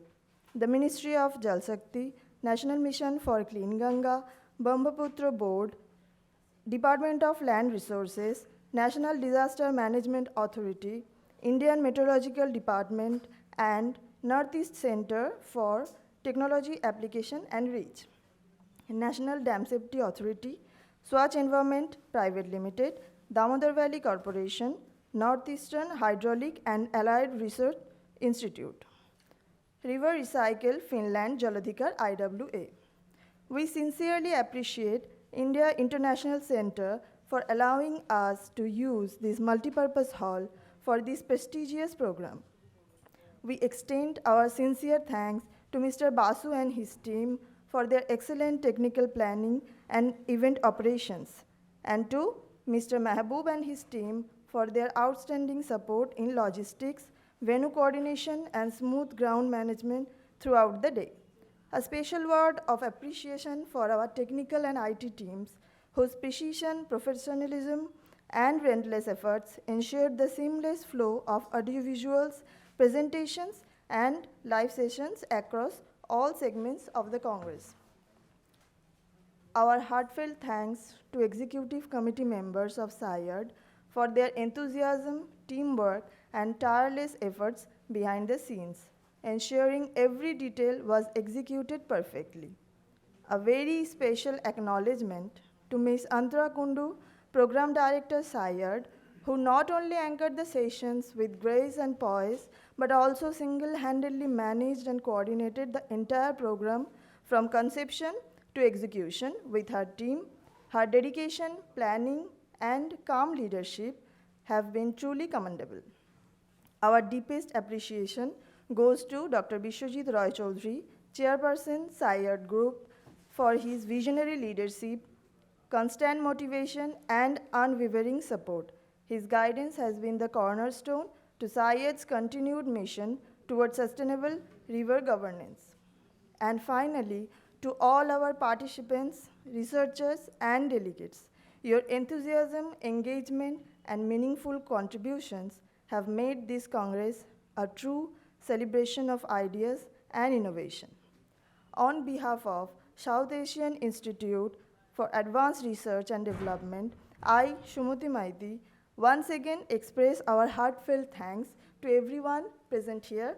May the spirit of collaboration and sustainability that has guided us today continue to inspire our shared journey ahead, from ecology to economy, and from knowledge to action.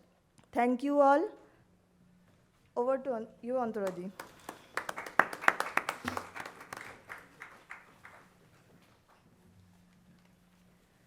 So, as we draw the curtains on this inspiring day, I extend my heartfelt gratitude to all our distinguished guests, and a special thanks to every one of you who has participated in this program and has been an immense support to us. And with that, everyone, this is Antara Kundu signing off from the stage of the International River Congress 4. Until we meet again, let's keep the conversation flowing just like our rivers. Thank you and have a wonderful evening tonight.